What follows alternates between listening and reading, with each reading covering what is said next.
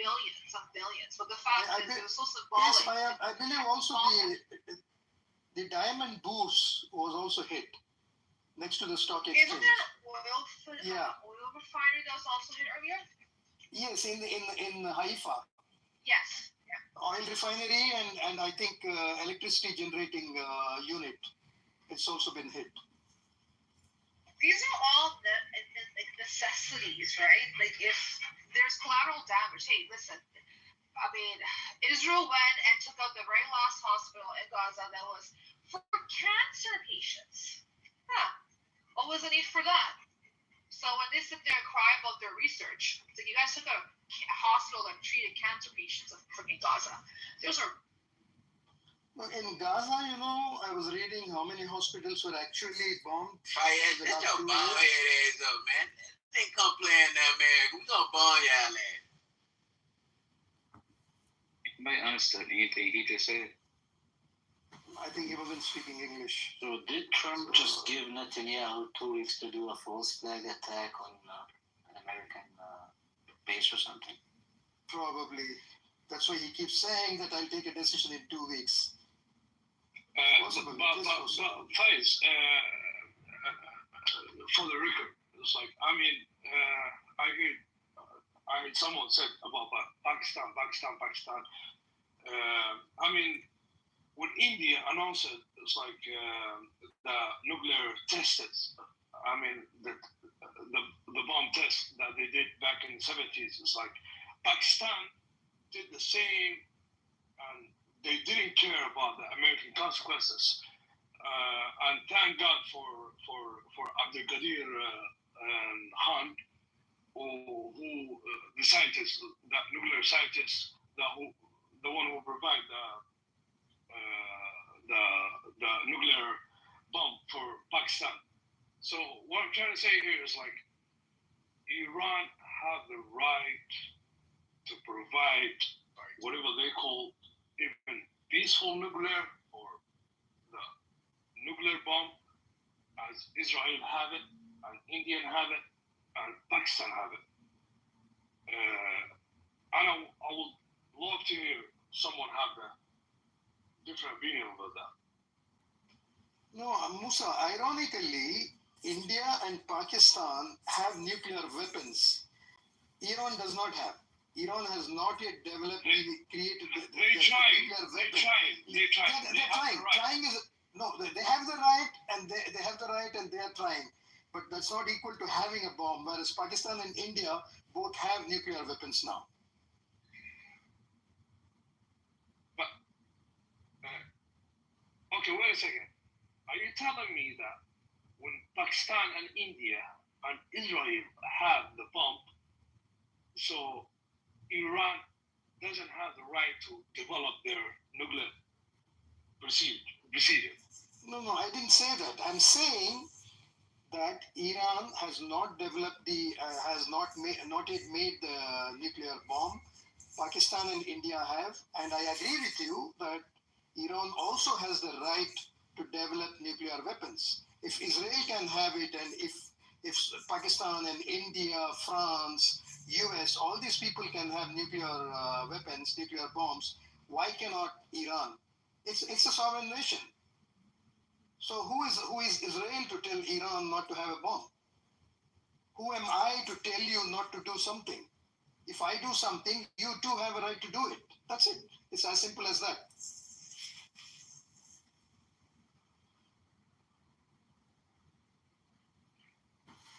But one thing India will be, I don't know how, but in the short term, India has a lot of interest with Iran right now.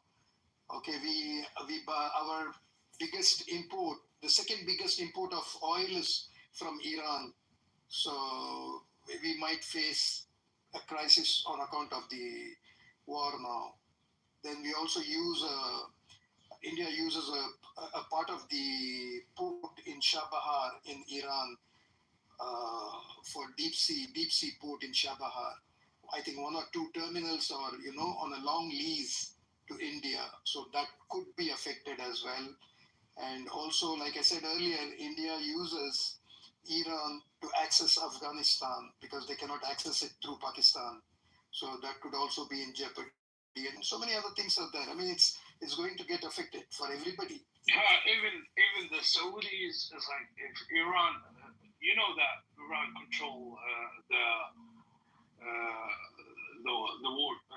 the Gulf areas like that Saudi Arabia and Kuwait and Emirates like providing oil to US or to Europe or all over the world. It's like if they close that area, everyone's going to be affected as well.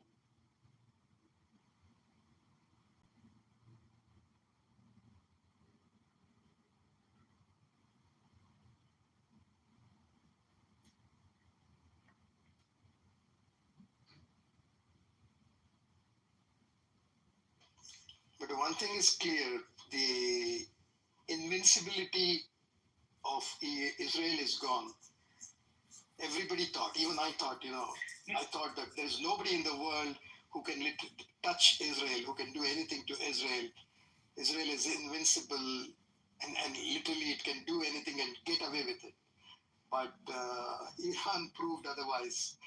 To be honest, forget about me, even experts have not expected that Iran will be so successful in attacking Israel so precisely. The precision part is the most important part. Nobody expected. I was reading I was looking up, experts' opinions on this. They all said, we know they have long-range missiles, ballistic missiles, hypersonic missiles, but they were never tested. Those missiles have never been tested. I think they did in 2024 a little bit, some of them, but not the hypersonic Fatah and other ones. So people were skeptical whether it will work or not. But it has not only worked, it has worked with absolute precision, Yeah, but we're talking about numbers. It's like, okay, let's be realistic here, Fayaz. Israel will never be gone, but Netanyahu will be gone. Because this motherfucker, excuse my language, he gotta keep going wars after wars. Netanyahu is gonna be in jail. He's a No, Musa, do you really think that if Netanyahu is gone, issues will be resolved, everything will be hunky-dory? No. The next person who is going to take over from Netanyahu could be even worse. Because if you look at the politics of Israel right now, it's more and more right-wing. So it's a right-wing parties, political parties that dominate. No. Okay. They're going down with him, Ben Gvir and Smotrich.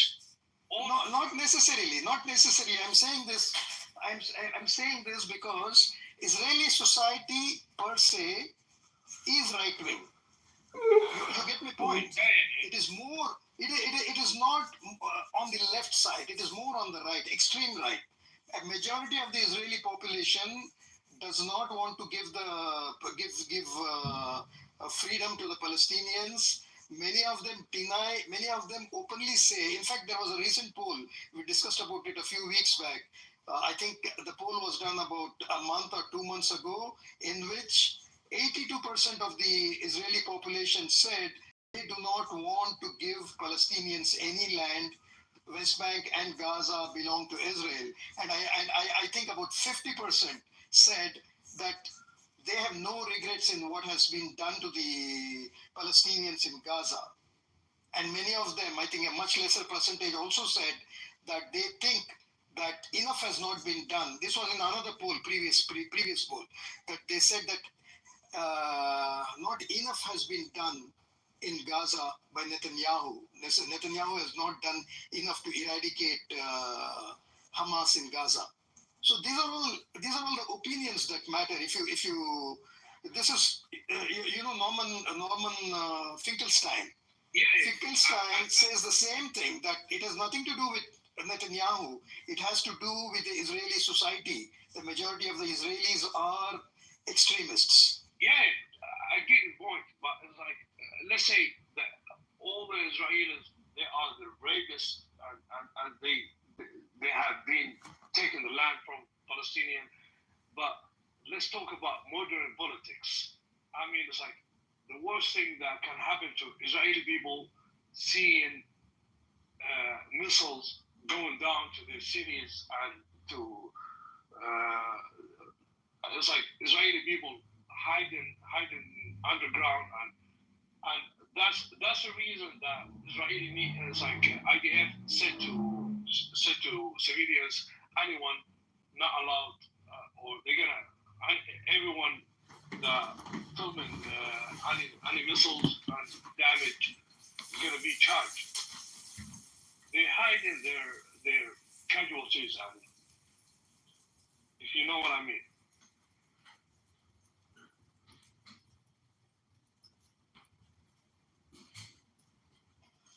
Anyway, if anybody else wants to chime in, please do so. Mother, Teddy, Step, Eze, you haven't spoken. If you wish to go ahead, you can do so. So, I don't want to come and set off the room, but everyone knows I view Israel. So here's the thing, right? I'm Dominican. I'm not heavily emotionally invested in the Middle East, but my perspective on the situation, right, is that Israel is just doing what the Western powers want to do and are too scared to do on their own, right? Because America directly attacking Iran at this moment is highly unpopular with the domestic population.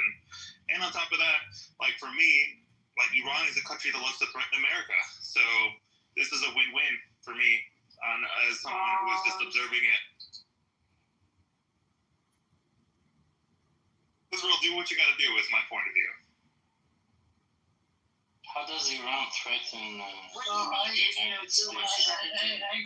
actually want to ask this question, right? So, Dominicans, one second. Mother, by the way, my question to you is: if you go into their country and you try to oppress and suppress these people, or you kill their soldiers, you kill their army chief, do they have the right to opinion? Does it fall under the freedom of speech according to the Constitution of the U.S.? Wait, I'm confused by this question.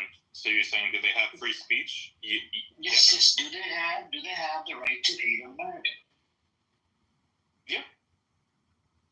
So what's wrong with it? As an American, I find that to be problematic.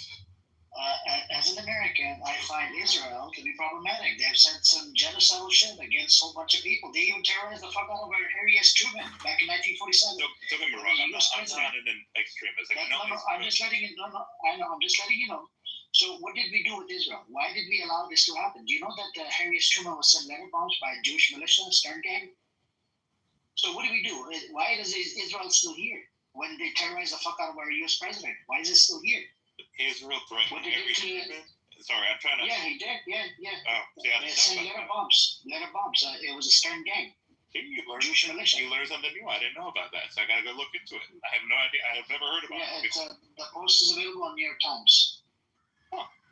Thank you for teaching me something new today. I didn't know about that. Yeah, no. Can I just add? Hello, guys. I just referred to. Yeah. Can I just add, we've seen this playbook already, right? We went to Iraq because we got intel from Israel that Iraq had weapons of mass destruction. Mind you, Israel didn't join us in Iraq.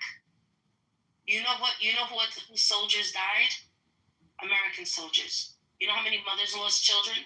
How many fathers lost children? For war? For going in there for what? For nothing. There was no weapons of mass destruction. We've heard this. This is Iraq 2.0 all over again. So, I think the slight difference is that you have the international... Something I want to add just quickly. Sorry, you go right ahead. When you said that Iran threatens America, it says, certain choice words. You know the biggest defense that we have? Do you know the landmass area, the water, how far we are? This is something that protects us. That's something Israel doesn't have. Number two, we actually have more issues with domestic terrorism, with American-born violent school shooters. That is more of a threat to us than Iran has ever been. Iran, just because someone says something, they may have said XYZ, that does not equate to let's bomb the shit out of them. Do you think that, yes, of course, U.S. is a superpower. Of course, in XYZ. But you need to understand something. Israel has far more to gain / lose with what happens or doesn't happen within the Middle East. Let's just be real. If this is about safety thing and protecting us, then I think we would be taking more precaution with domestic terrorism. They have to be Caucasians. No one gives a fuck. The Middle East is not a threat to us. Period. Even China, they do send a lot of spies. They do certain things that's probably not great for us. But Iran, when was Iran ever a threat to us? What has Iran done ever in history? Like Amir just said, the letter bombs. The U.S. has our Liberty getting attacked in 1967, and nothing happened. Could you imagine a military vessel getting attacked by a foreign country and there's no response? So I just want you to understand, I'm not sure why you would ever sit on the side of just pure and utter colonialism, imperialism, pure evil what Israel is doing. I don't understand why you think it's a good thing. Can you get into that? Like, how is it something you want to support? I'd rather have See what's happening in Gaza. Mother, there's an old saying. It's called "Fool me once, shame on you. Fool me twice, shame on me." Americans, they're not going. Hello? Sorry, maybe I'm in the Matrix. I'm sorry. Yeah, and it's not the person speaking to earlier, the one who said she was Dominican. I'm not looking at my phone if you want to respond, if you want to. Another person who wants to get in, who thinks they're the Matrix, get in. Daniel, Israel is not the light upon anything. Get out of here. No, Israel let us into Iraq. Israel keeps on begging for money. No, not free to engage with us. But what I'm trying to say here is like there is an old set. They used to say, "Fool me once, shame on me. Fool me twice, shame on you." American soldiers, they're not going to this war because they went in Iraq and they being fooled. I mean, I agree with. Oh shit! Sorry. So I agree with that statement, right? But the second thing I was gonna say is like, I think we also have the International Atomic Energy Commission saying that Israel that let him complete. right? Let him say. No, that Iran is not in compliance and that they are progressing towards increase in uranium enrichment What levels. about Israel? So that's What about from the commission. What That is about not from Israel? Israel. Let him complete, and then I would like to respond to him, please. So I'm almost done, I promise. I'm not. This was what they came out with last week, right? They were essentially saying they're not in compliance and that they're not. That it's a problem. And you had 19 countries vote on that in agreement with that. So this is not coming from Israel. This is coming from the specific group that's set up to monitor the Iranian program. So I don't think ignoring the full threat is realistic for the rest. Okay, can I respond to him? Wednesday, you want to say something? Oh no, go. Can I? Yeah, okay, thank you. Mother, first of all, let me tell you, Israel already has nuclear weapons, and Israel has not signed the non-proliferation treaty, which makes countries obliged to make their nuclear sites subject to the inspection. So Israel has not signed the nuclear proliferation treaty.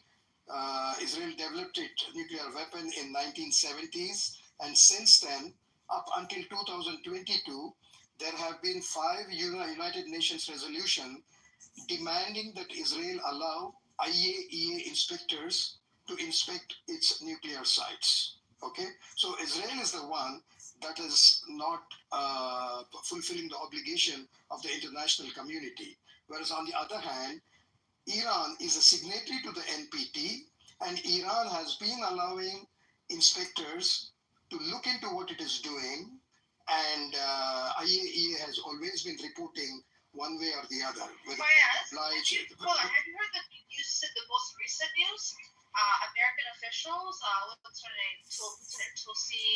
Tulsi Gabbard. I'm coming to that. Yes, oh, perfect. Yeah, I'm going to mention that too.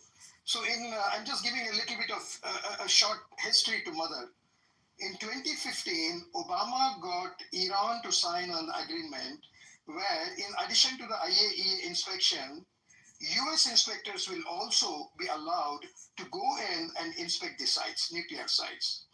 When Trump came to power, he threw this agreement out. It's called the JCPOA agreement. You can Google it. JCPOA agreement. So when it happened in 2015, Iran agreed to suspend all the nuclear weaponization of the nuclear program. Okay, let's put it that way. They said we will only do it for peaceful purposes, but we will not weaponize the nuclear technology that we have. Okay, in return for that, Iran was some of the sanctions on Iran were lifted. But in 2018, when Trump came into power in his first tenure, he cancelled that agreement. He threw that agreement out, and he went back to the sanctions regime. Okay, this is what happened. And once you throw away an agreement, the country is not obliged to follow what is in that agreement. So naturally, Iran was under no obligation to restrict its weaponization program. So they started working towards it. And why shouldn't they? They're a sovereign nation. Israel may not like it, Mother may not like it, but they're a sovereign nation of 90 million people. So they have a right to do what they want to do if there is no agreement that makes them not do it.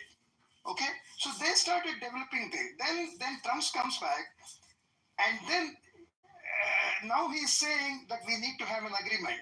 So he started negotiating with the Iranians. 5 rounds of negotiations have taken place in the last 2 months. I don't know if Mother is aware of this or not. 5 rounds of negotiations have taken place between Iran and US directly. Okay, And the last one was in Oman. Yeah, which was not liked by Netanyahu. Okay, and the last one was supposed to be on the 16th of June in Oman. That was the final round that was going to take place, in which there could have been a deal, or maybe there wouldn't have been a deal. But Netanyahu never wanted a deal between the US and Iran. So he bombed Iran on the 13th of June. He could have waited for 72 hours. There could have been a deal on the table. Nobody would have had to die, neither Iranians nor the Israelis. The world could have been living peacefully, and Mother and us need not have been discussing this issue. But no, Israel has to do what it wants to do, so it went to war. It attacked Iran without waiting for 3 days. Okay, now here is a main kicker here. Okay, in March 2025, the director of the National Intelligence of the United States, Tulsi Gabbard, she submitted a report to President Trump saying that Iran has been sticking to the conditions that were imposed upon them. Oh, the peaceful. They are not in the process of developing any weapons, and right now there is no fear. They are not developing any weapons, and there is no fear that they are in a position to develop the weapon in the near future. Okay, this is what she said in her report. But the one that you are referring to, IAEA inspection, IAEA inspections, the inspectors did inspect and did submit a report to the agency, but they did not say that Iran is developing nuclear weapons. They said Iran has not fulfilled some of the conditions imposed on them. They are in breach of some of the conditions imposed on them. Now, when you and I have a tenant agreement, and when you look back after 2 years, 3 years, there will be a few things that you will find, that I have not fulfilled as a tenant. So you can take it up with me and say, look, condition number 3, 4, and 9 have not been fulfilled by you as a tenant. I want you to fulfill them. This is what happens between 2 groups when they have an agreement. You don't come and bomb my house because I did not fulfill my agreement. I hope I've clarified everything to you, Mother. Fayez, Thank you for explaining your point of view. Yeah. Can I add some other aspects to it, Fayez? Sure, go ahead, Vefan. So see, Mother, for the longest time, it has, like under NPT, there is no restriction on the amount you can enrich. You just should not build a weapon. And Iran, for the longest, has claimed we don't want to build weapons. We're just enriching for many other reasons. And the world is like telling Iran, we do not trust you with this claim. So in 2015, there was an agreement signed by United States and 5 other major powers in the world that there is a 10-year period that will lift sanctions slowly and you build trust. And after that 10 years period, all the restriction will be lifted. That was the original agreement. So Trump, and there was something called... sorry to interrupt you. You mean Obama? Wait. You mean Obama agreement? Yeah. Obama and made an agreement with Iran. And that was the idea. For 10 years, you will hold restrictions on enrichment. In these 10 years, we will build trust that after 10 years, there is no restrictions and we trust you. And the point was this is a key point because sanctions, they were like United Nations sanctions, United Nations Security Council sanctions on Iran. And those sanctions were lifted because of this agreement. And the idea was that if Iran doesn't build trust, those sanctions will automatically build back, like put back on Iran. So Trump came out of this agreement. So there is no way for those sanctions to go automatically back. And Iran found the opportunity and started enriching. They didn't care about the trust anymore.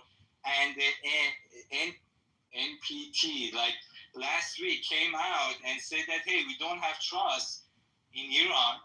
And the sanctions, all the restrictions will be lifted in 25, which is now.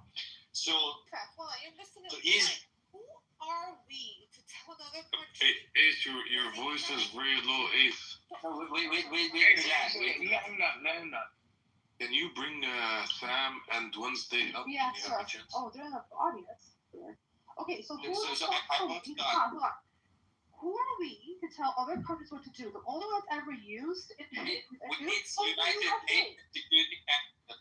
Otherwise, we will go kill each other. What do you mean? So United Nations Security ever used to do is the United Nations. Hey, Shalom down in the water.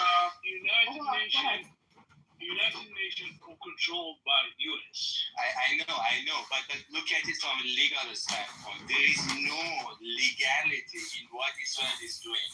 There was an agreement and Trump broke it and Iran is like, you are sanctioning us economically. Why should we build trust with you? So, mother, Iran doesn't want nuclear weapon, never wanted it. It's the West who doesn't trust Iran.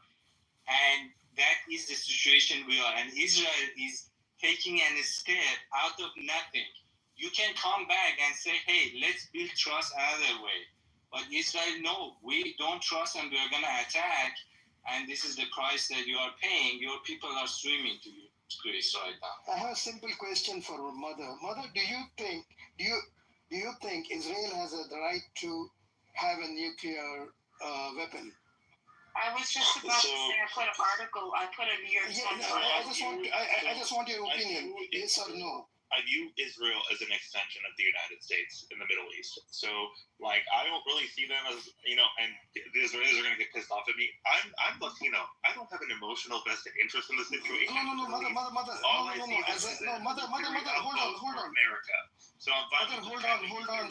My friend, hold on. Sorry. No, all I'm asking is, as a sovereign nation, does Israel have a right to develop and have nuclear weapons as a sovereign nation? Because Israel, you may say it's an outpost of the US, but it is still a sovereign nation. Does that sovereign nation has a right to develop nuclear weapons? So, yes, but I also don't fault Iran for wanting it. But as an American, I view it as a threat, Can I just... view Israel as a threat. Wait. Okay, go ahead, Vincent. Can I just say something? I'm Latina too. I'm Puerto Rican, right? Oh, I'm not Puerto Rican. Hey. What are you doing? Bro? What are you doing? What's going on? I have Dominican. No, I'm asking you what you're doing. Okay, why do we Latinos care about this? We don't care, right? We just want Yes, protection. I do. 100% do. You know why? You know why I know? Because my people, half of your people, they resisted the United States when they went after the Spanish-American War. Yes, that's true. But this is okay. How is this relevant to Iran? It's relevant because we understand colonization. We understand that. But okay, but do you not view this as a threat to American interests? No. Wait, Musa, please. Why do you think Iran is a threat to America? Honestly, I'm gonna tell you, brother, Israel was a threat to America. Israel brought us into the Iraqi war. It was their intel that made us go into that war. That made Americans die. On top of Iraqis that died, that created ISIS. That was their intel. But let me tell you something. No IDF soldier has fought alongside an American soldier at all. Go check it out. Go Google it. Go to ChatGPT. No IDF soldier has ever fought alongside of American soldier. And you want to call them our ally?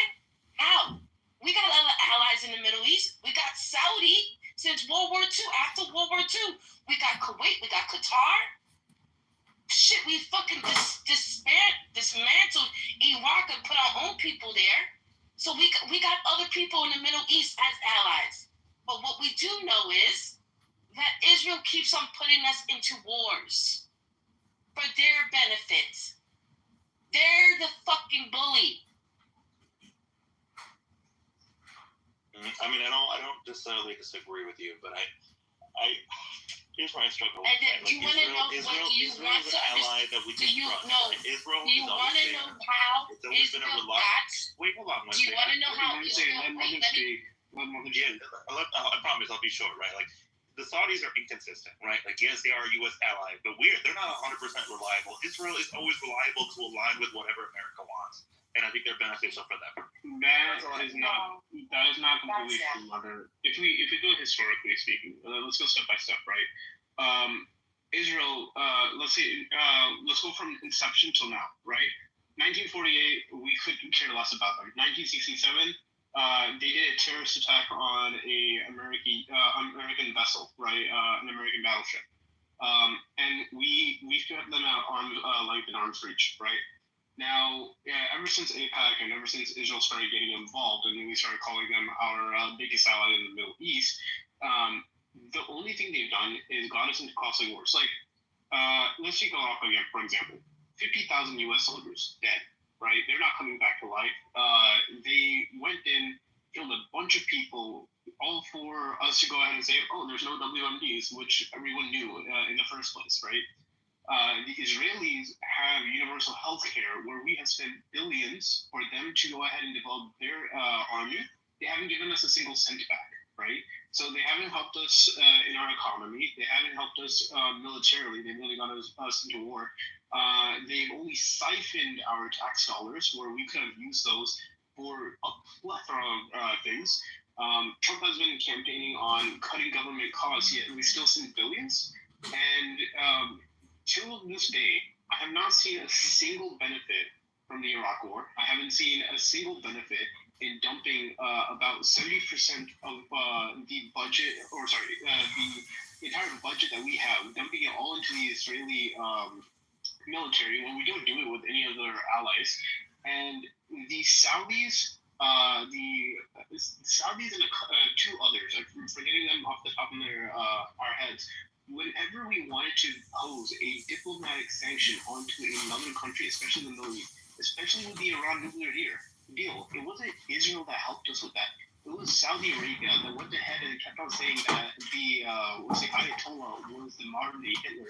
He made sure to run campaigns for that, and the other two, Middle Eastern states also made sure to even plead and put case point statements to make sure that Iran got sanctions, in which Obama went ahead and used that leverage point to get the nuclear deal in the first place. So from what I've been seeing, from the time Israel has been an ally till now, what have they done to pay us off? Because I don't see it in any way, shape, or form.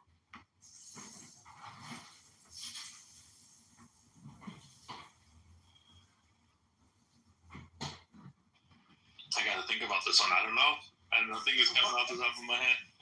No, Mother, I'll give you. I'm not normal, guys. Like, I'm not like I understand Israel has done problematic shit and is always has made some questionable decisions. So like, I'm not like a Zionist shill, but I just see them as a useful tool right now for us. No, I understand. I understand. Do you feel like the way you see Israel as a ally for other countries that have been listed here, do you connect it because you feel like they have Western quote unquote values? Yes. See, there you go. I knew it. Wait, hold on. I want to. If you don't mind, brother. Okay, go ahead. It's Juneteenth and we still did not get our reparations. And the black people get reparations right now. The rep will be down. Mother, I have a simple question here. Does Israel have the right to interrupt a different rounds of negotiation between American and Iran? So do they have the right to disrupt negotiations? Is it the question? Yeah. So here's the thing, right? There are reports that America signed off or knew about this attack before Israel did it, right? So I don't know if like the whole notion that Israel was interrupting the attacks is fair because America knew about this way before Israel. If I may, sorry. Yeah, if I may, actually, Mother, I kind of get your sentiment because I used to be a Zionist. I'll be very blunt, right? I stopped being a Zionist a couple of years ago. But like you said that they're the greatest democracy in the Middle East. Am I correct in saying that? Yes, more or less. Okay. So let's play this game, right? I'm gonna say like what some Middle Eastern countries have done, and then you tell me if it's acceptable. So there's a Middle Eastern country that goes ahead and asks women to go ahead and stand in petition and provide credible proof that they have been raped before their rapist goes ahead and gets charged. Do you think that's allowed in a democracy? Is that something that they do in Israel? I didn't know that. No, that's something they do in Saudi Arabia. Oh. Right? Yeah, no, I don't think that's cool. Yeah, so, but they're our ally, okay? Now, there's another country in the Middle East that goes ahead and sees other women as lesser beings, right? But they also understand to educate those masses. Do we agree with that as a democracy? No.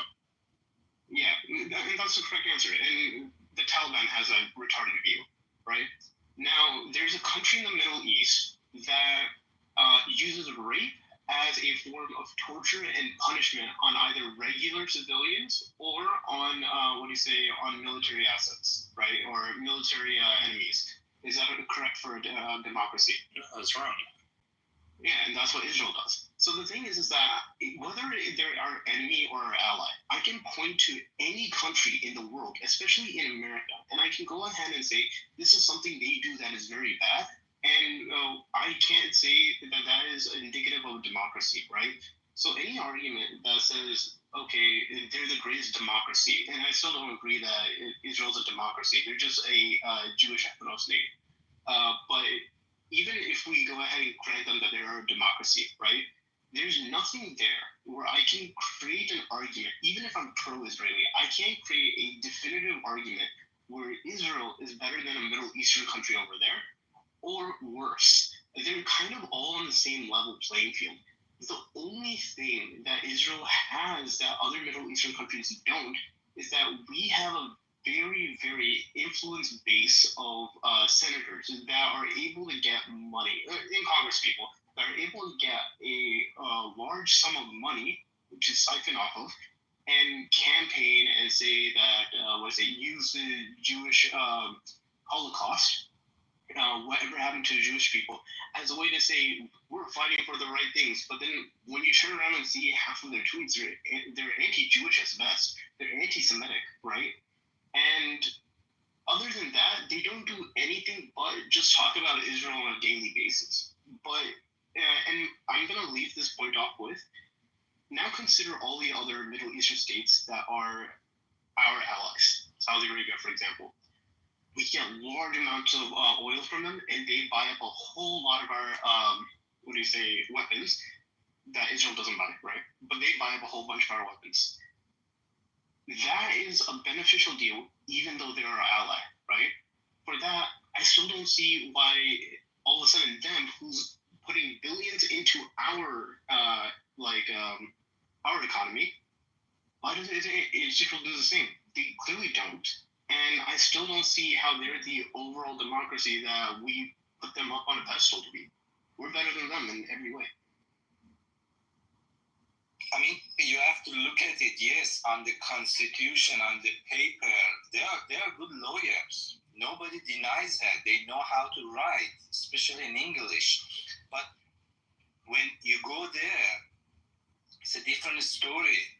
And they all blame it. Oh, this is one idea soldier, but it's systematic. I was on a plane in the United States.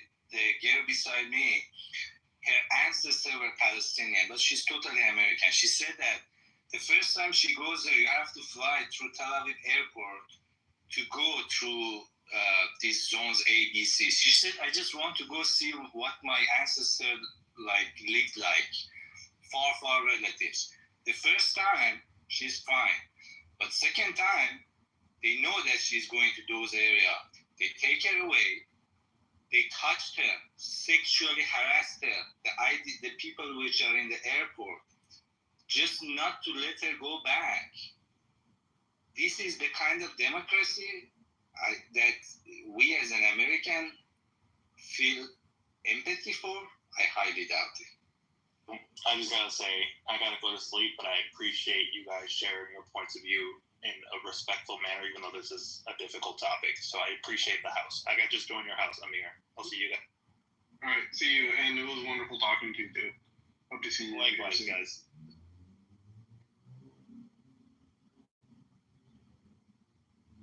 I sent you an invite. Stop crying in the chat. Hey, what's up, Andrew? How's everybody doing? Salam alaikum. Salam alaikum.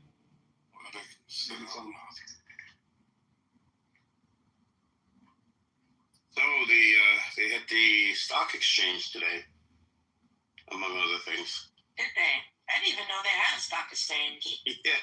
No, it's really. They have videos on it being hit, and I was in the room earlier. Daniel emphatically denies it. You know, not possible, not true. It didn't happen. The Mossad building never was hit. You know, I'm like, it's all over the internet. Like all the. I mean, they hiding everything. They hiding everything. It's like. Yeah, but I mean, this is something they have video. There's videos on. You can't hide it. So why not just tell the truth and say, okay, yeah, they did hit, instead of looking foolish and saying, no, that's not true. That never happened.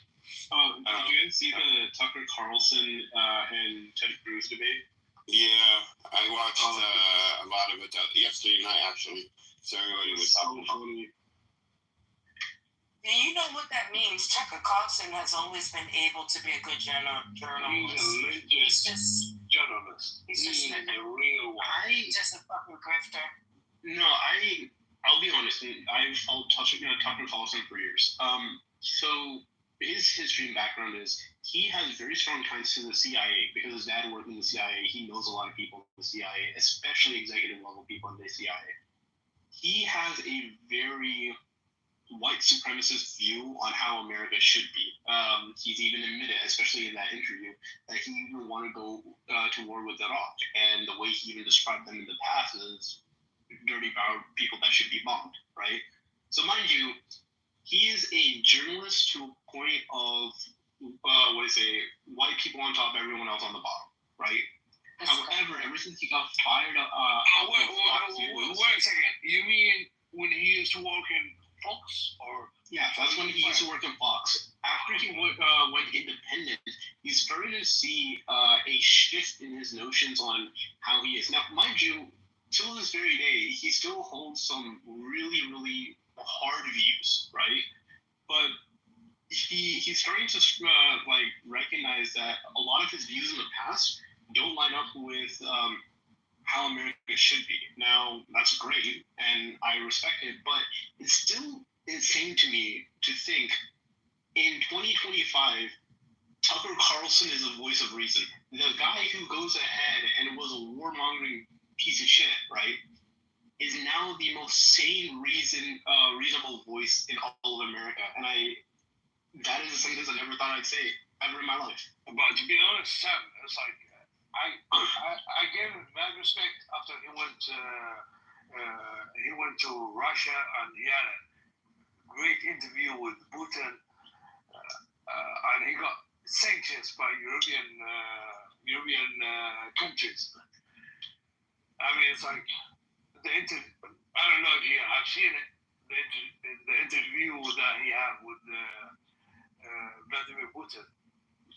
No, I've seen it. He's very pro-Russian. I mean, he's always made that a point to mention. He was a pro-Russian man. Come on. I mean, it's like he was a journalist. That's what journalists do. No, I understand that. I'm not criticizing his pro-Russian point of view. I understand he's pro-Russian, and I respect his need now to be a honest journalist, right?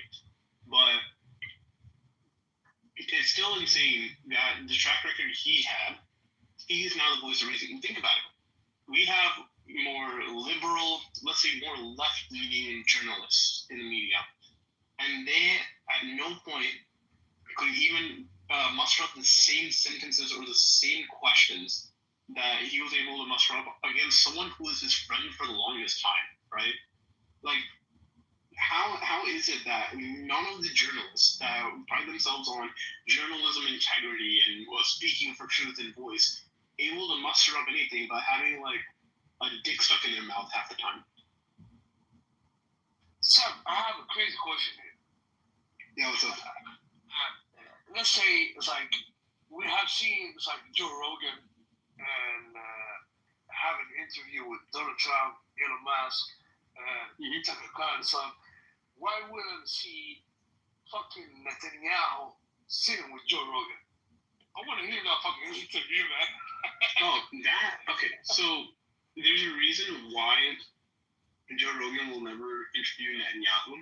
It comes down to three things. So Joe Rogan was a staunch liberal back before he started putting his hat in for Trump. And Joe Rogan's very focused on the optics of his show, right? He knows that if he brings Netanyahu into the show, he can't ask the hard-hitting questions he's known for. So Joe Rogan will always dance around like other political figures where he can show that he's in support of and show in a reasonable way why and ask them questions and be a little tougher on them, but they still can take it. But if he does that, if he brings in Netanyahu, he would be putting his UFC deal into chaos. He would put his relationship into Donald Trump with chaos, the entire Republican Party, and most of his audience would start to question his views and ties and everything. It would ruin his entire thing. We'll never see that interview happen. But are you looking forward to that? No, because I think it's just going to be a dick sucking session.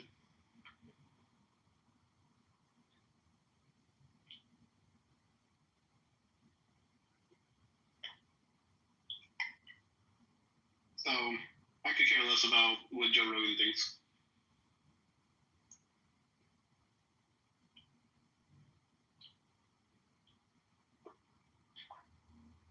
Oh, Almost 2.0 is here. Oh, you need Devin. Oh. Yo, what's up? What was it, Charlie? No, my name is Amos Ali Shabazz. All right.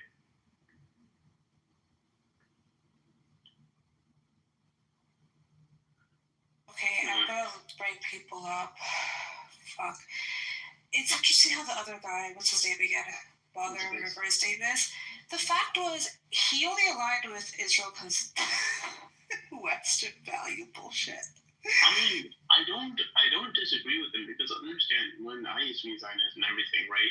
I had the same viewpoints. I thought Israel was the forefront of American democracy in the Middle East. I thought they were the most advanced civilizations that could benefit the United States. And as more facts started coming to me, then I realized, hey, everything when it came to them was bullshit. It's very short-sighted, I feel, Yeah. to keep that, even after you learn the facts. Yeah, It looks kind of delusional. I wouldn't say delusional. I just think he's a little misinformed. Yeah, that's great. You got a pretty proud. Hello, Sister Isaiah. This is on mute. Is she there? Oh, yeah, I thought she was off mute. Salam, brother. I'm sorry, I was laying down. Hi, Essie. That's okay. How are you? Hey, Salam, Isaiah. I took your advice, Sister Isaiah. Hello? Yeah, who is that? No, Sister Isaiah. You know, I took your advice, man, and I've been tapping in with the ancestors lately. Okay. I've been listening to the music of my country, you know? It's beautiful. And the ancestors made you home. Yes, ma'am. Every day, all day. Yes, ma'am. How you doing today, Wednesday?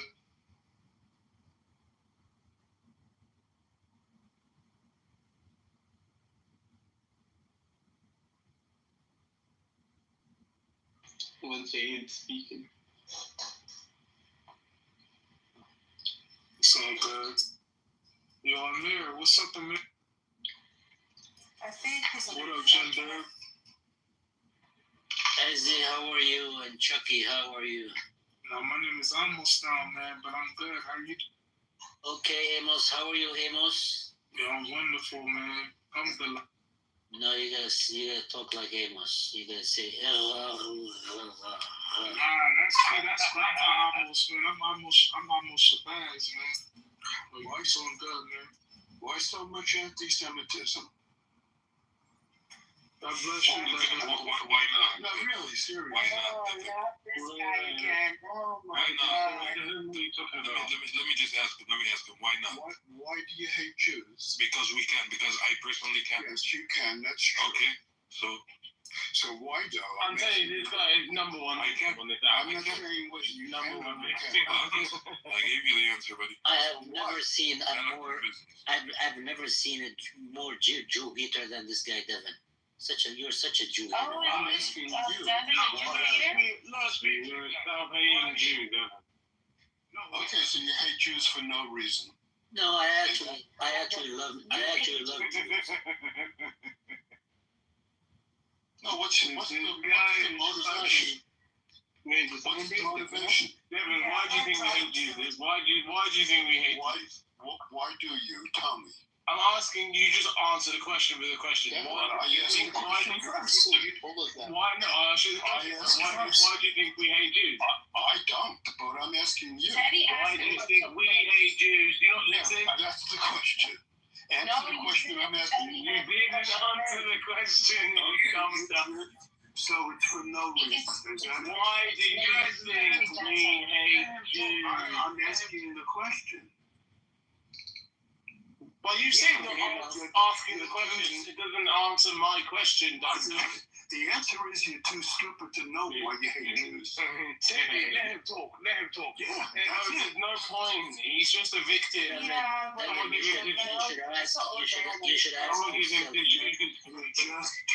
should ask yourself why you are such a dumbass. Because you can't even say why you hate Jews. No, guys. Because we don't hate Jews. No, guys. Well, of course you obviously do. You're here every day. So if you're saying we hate Jews, I'm asking you why you think that. Why do you think that? I'm listening to you. That's why. Why is it that you hate Jews? Okay, well, let me break it right down. I'm done question started for you, yeah? What is it that we say specifically that makes you think we hate Jews, dum-dum? Is that dum-dum for you? You're the dum-dum. Well, Ezzy, what are you up to? What have you been up to? How's New York? You're not in New York anymore. Ezzy, tell us.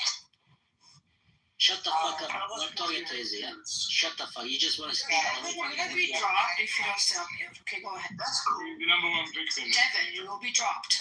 Ezzy, tell us why you hate Jews. Okay, you're being dropped. She's a Jew, you dumb. That's weird. That made me laugh. He literally, like, committed suicide. Like, if you ever just take a look, and I look at these things, if you look in the audience every single night, it's always the same individuals. And it's almost like it's entertainment for them. In the event that you don't want to talk politics, you don't want to talk Palestine, you don't want to talk Palestinians or people, turn the channel, find something else to do. But to come in and harass people every night, it just says so much about how psycho these people are. Ew. Just ew. They're living in a bubble. I want to speak to Ron. Get this Ron guy out. There you go. You know, I just want to point one thing out. I love how these people come up and say they're accusing us of being anti-Jewish when we're the most pro-Jewish voices. When we're talking about religious freedom for the Jews, making sure that they have a safe place. We even went ahead and had an issue with the fact that Israel was using its own population as a hostage, and they're not allowing them to evacuate to their respective countries. So again, what's anti-Jewish about any of that? That is true, actually. Yeah, I feel like Israel should free the hostages. They're keeping their own people hostages. So come on, let them. Israel's using them as human shields.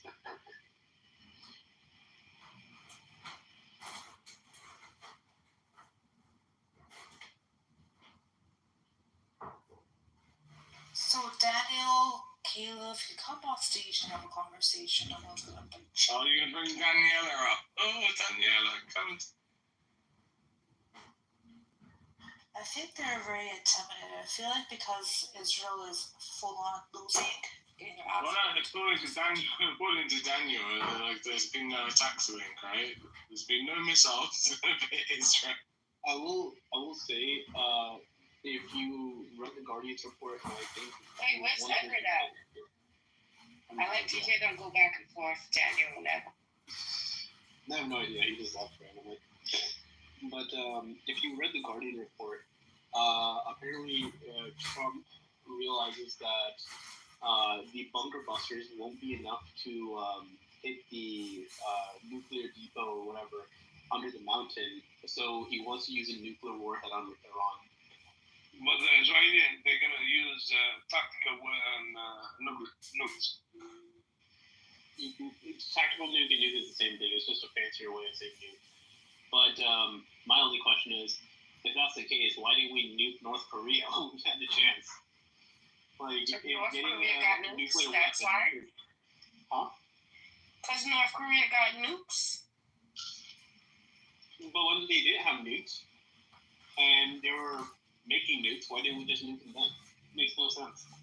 Yeah, I mean, they don't know the point. Like, do they go through the same process Iran's going through, or do they just make them? Like, well, they just made them. But they just made them. Yeah, they just said, fuck you, US, we're going to make them. Yeah, that's a bad, yeah. But guys, let's be realistic here, okay? I mean, it's like, do you guys think Israel is going to lose this war? If America backs out, 100%. If America involves itself, it's going to be dicey. But what about the news? But what about the news that Israel had? I mean, it's like, let's compare it to the person. It's like, if you're going down, I'm going down, not everyone going down. You know what I'm saying? What about I don't think America will get involved in this conflict. No, Chucky, Trump came out saying that he's considering using quote-unquote tactical nukes on Iran.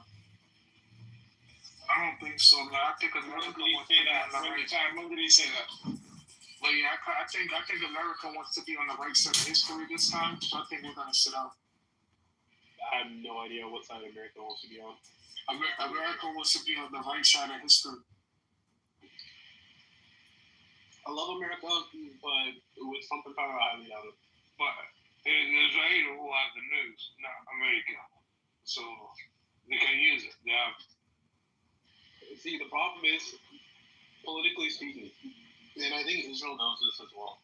If they use one of those nukes tomorrow, then every single support they had from the West would be shredded instantly. Every single Western nation would go ahead and put sanctions on them for saying, "How dare you?" And every single enemy of the West will go ahead and say, "Okay, if they're going to use the nukes, we're going to use nukes." They keep on using Israel as an excuse of why they're using nukes. And then I guess Russia has the right to use the nukes. I guess. Exactly. Great. That's the first thing that's going to be said. I think at this point, exactly.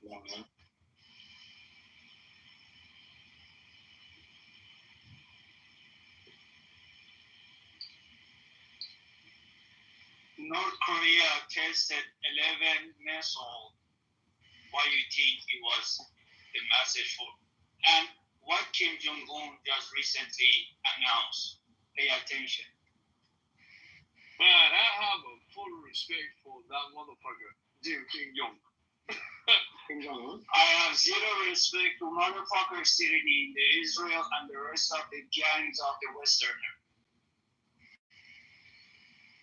See, I don't like Kim Jong-un. I'll be very honest. There's a lot of nations I do not like, right?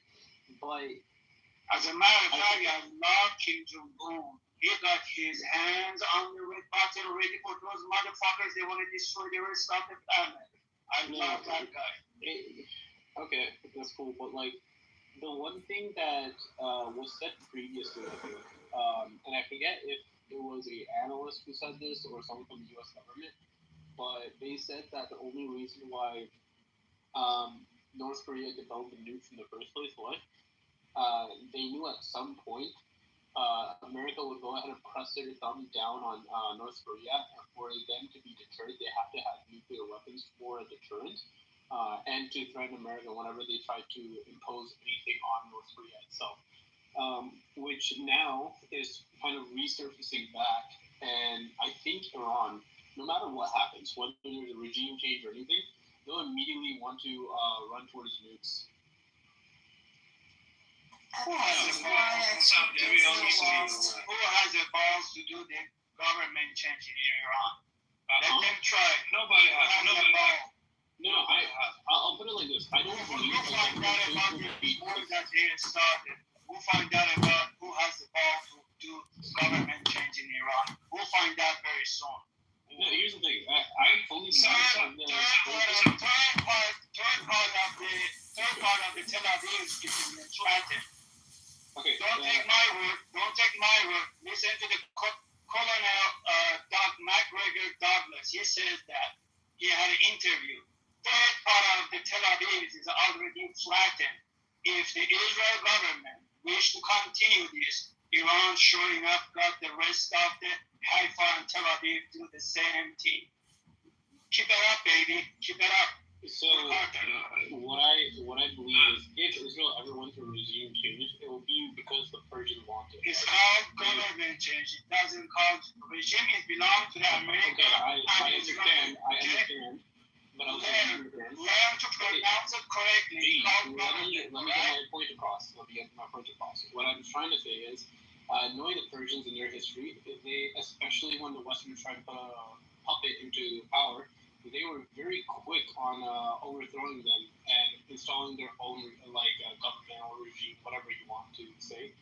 And even if they don't like Khomeini, they will go ahead and sit right next to him until they decide sovereignly that they want a different leader in place. They'll have their own civil war, whatever they want, right? If anyone else installs it, they will never accept that leader, no matter how good or bad they are for that region. The only issue is that knowing the Iranians and knowing the Persians throughout history, if, let's say, Iran fell tomorrow and there was no more Iranian government, right? You would have a massive country full of people that have the bloodlust of 7,000 generations built within them, and they will make nukes. They will go ahead and launch it, and they will attack the people that went ahead and put them in that position in the first place. And that's why you never mess with Iranians. It's not just that, Seth. Anytime that there's been a power vacuum left behind, and there's no real, next leader, the turmoil, who comes up next is significantly worse. So, and just to say this, guys, Israel already lost. Israel already fucking lost. The narrative of how untouchable we are, done. It's a safe space for Jewish people. Oh, that's done. No, people are trying to get the fuck out, and they force them to stay in. The things that they prided themselves on, they lost permanently. That is a narrative is huge for Israel. They lost it. They have literally lost in so many ways, and they may lose further. So, abnormal. So, wait a second. Guys, do you really understand what Sam said? He said, if the regime goes down, do you know how many generations or different ideologies yes, that we have in Iran? I do understand what he's saying. Do you understand how many ideologies that we have in Iran that want to take the power and it's like, fucking roll? You know what I'm saying? Yeah, I know the history of Iran, Persian Empire. I mean, it's very strong. It's not some little country that's ever gone down without a fight. This is exactly. It's gonna be a chaos that you never hear before or you never seen in the news. It's gonna be triple. But Musa, when you attack someone's country, regardless of whether or not you agree with their government or not, you're gonna stand together to fight back whoever the hell is attacking you. You actually brought Israel together. Can you bring up Normal? I think he has some military insight on the road. Normal's military insight is to go ahead and say that he condones terrorism and he aligns with terrorists. He literally made it up as he goes along. Well, there's the last time I talked to him, he went ahead and said he was in full support of ISIS. He volunteers for the IDF. Maybe he might have some. No, he's too pussy to do that. Bring him up, bitch. You guys, you know what's funny about this war? I mean, it's like there's an old set in Arabic, which means the rule of the strong over the weak. I mean, Russia, when Russia attacking Ukraine, it was like the West or United States, they never had such an act against Russia. But when it's come to, I'm not going to call Iran as a weak, but when it's come to this war, Iran and Israel, it's like they thought that Iran is a fucking weak. They go into attacking Iran because they didn't.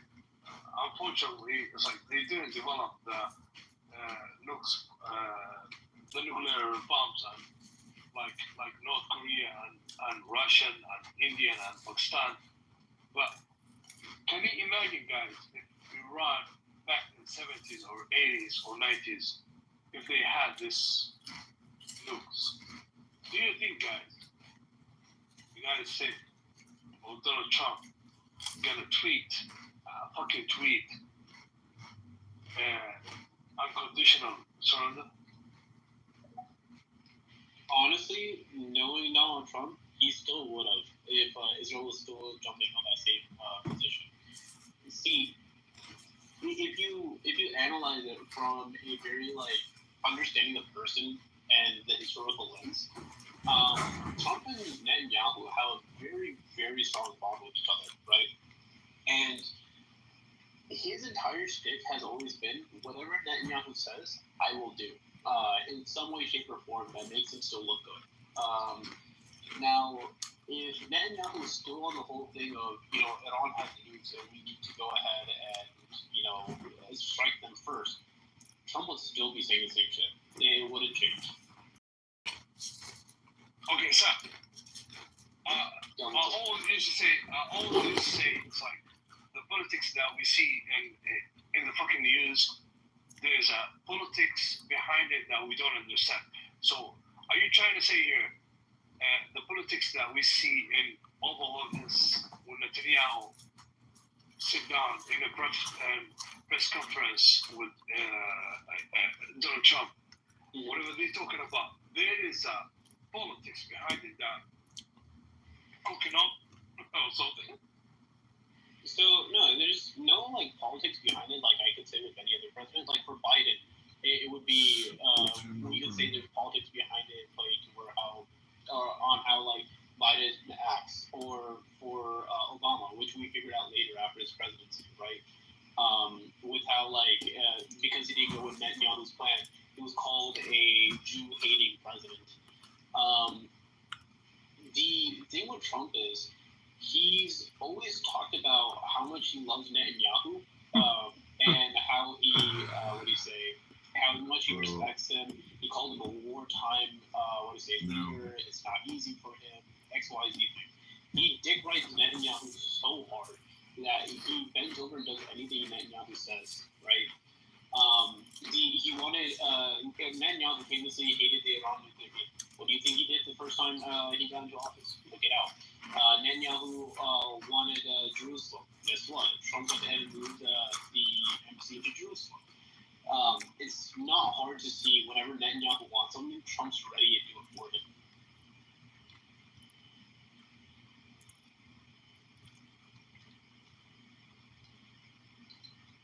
Okay, welcome to the stage. I think we have we got Point. Jump in, guys. I'm still in a bunker. Hey, can you bring out the I want an upgrade. I need an upgrade.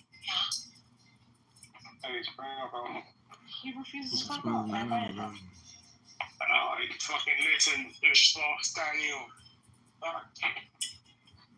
Emma, shut up. We know that Daniel is Al Norma's boss now, because Daniel gave Al Norma the order and he listened.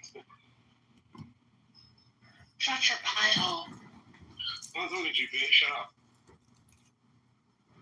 So I'm still in the bunker in Tel Aviv, and it's getting rougher and rougher. There's no food, and people are trying to bump people in the butt in the bunker now. The bunkers are. We heard about that. We heard about the sexual assault happening. There's a lot of sexual assault in the bunkers going on, so I don't know if you want to hear about it or not. Yes, please. Okay, IDF soldiers know the location of most of the bunkers in Tel Aviv, and then when they're off duty, they're visiting the bunkers and bonking people in the butt and then leaving. Yeah, the soldiers are, whenever you're in captivity, IDF seems to think bonking you in the butt is part of it. So, because they did it to many Palestinian prisoners. So now that people are in the bunkers, IDF soldiers are going from bunker to bunker and bonking people in the butt. And I don't think the press is talking about this issue. And more light needs to be shed on it. Yeah. Thank you. Got bonked in the butt in a bunker. They got bonked in a butt in. We get it, Point. We get it.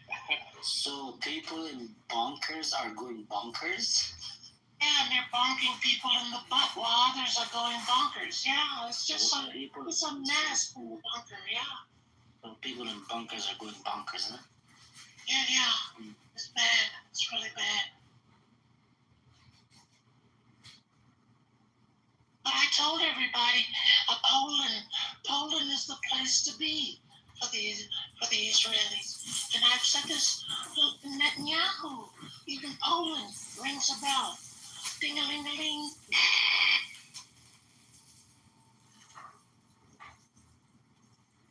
So we need to evacuate. We are trying to evacuate everyone to Poland. They're not ready. Have you seen them? They have to go by ship. Yeah, we're working on it. Give us some time. Bombs bursting in air. Wait, they're gonna abandon the Jewish homeland? It was the night that our flag was still there. Bombs bursting in air. next line.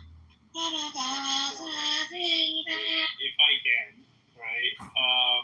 It's the Israeli government doesn't want Israelis to leave because they know the moment a lot of Jewish people don't find Israel safe, or the people that are living in Israel, like not Jewish, if they don't find Israel to be safe, then their population dwindles, and then the remaining people, which would definitely be the Palestinians, would kind of, in a way, overpopulate them. So they would be the ones that have the majority population.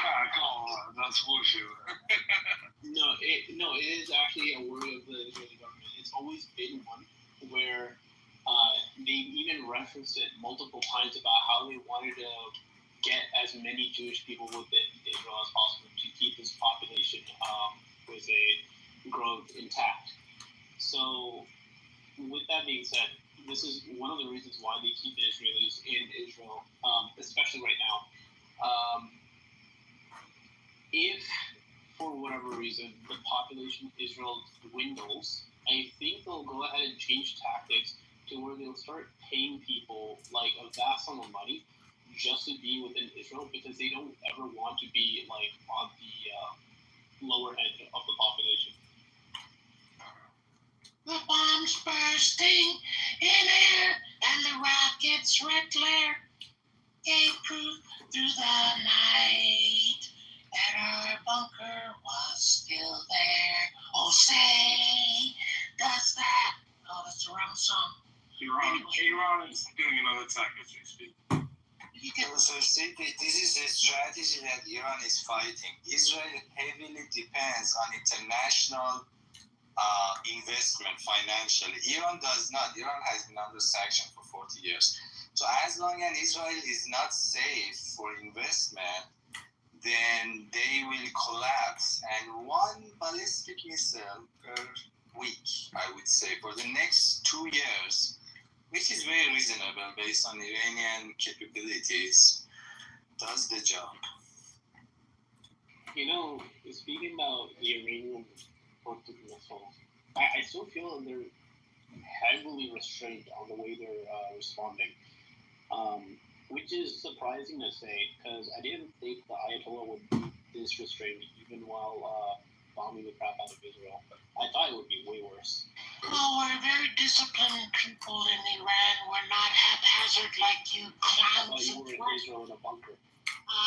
So is Tehran, and Iran has a very deep, deep culture. We're not savages. However, you better protect your children's hospitals, because the children were sacrificed in Gaza. So the children in Tel Aviv, I'm not sure where they are, but let's look for them. How are the children doing in Tel Aviv? Does anyone care? Does anyone want to come to the mic and tell me an update on the children in Tel Aviv? Because I can give you an update on the children in Gaza, if you'd like. Well, the Tel Aviv children are being homeschooled. That's about it. Oh. They're being bunker in schooled. Gaza, one of the bloodiest days in Gaza just happened yesterday, where they shot at a bunch of people getting aid from there's a U.S.-Israeli aid center or whatever the shit they have there, which the UN's getting pissed off with now as well. He's Indian. Guys, sorry, wait. I mean, we gotta be more realistic here. It's like we cannot call it's like Iranian response to Israel as a genocide. Oh, I'm not calling it a genocide. I'm just going ahead and saying it's really restrained. Yeah. But I mean, it's like when she said, do you guys have an idea about the children of Tel Aviv, because they have the... You do realize the point is trolling at the time, right? Yeah. I mean, it's like, Iran have the full right to respond. No, I get they have a full right to respond. Look, I'll put it like this, right? I don't care who is on either side or whatever. For me, the red line is the hospitals in children. Yes, Israel has been bombing the crap out of hospitals in Gaza, in Iran, all this stuff. I'll condemn them for that every day of the week, right? But I still also don't accept if Iran also somehow killed children and have bombed hospitals or whatever, right? Okay. And I'm not going to immediately believe that. Iran did not hit the hospital. There was military mix. It was a blast of it hit the window. Some windows shattered to the ground. Iran did not hit the hospital. Okay? I understand what Iran has said. I can barely see the footage of what happened with that hospital. If the hospital let me respond. And I know what a blown up hospital looks like, especially when it comes to the Gaza Strip or whatever, right? But I am just saying, like, full blown. It doesn't, like, if Iran decides to target a hospital tomorrow, I will condemn Iran 100%, unequivocally, for even targeting a hospital, right? Even if they use the Israeli mindset, right?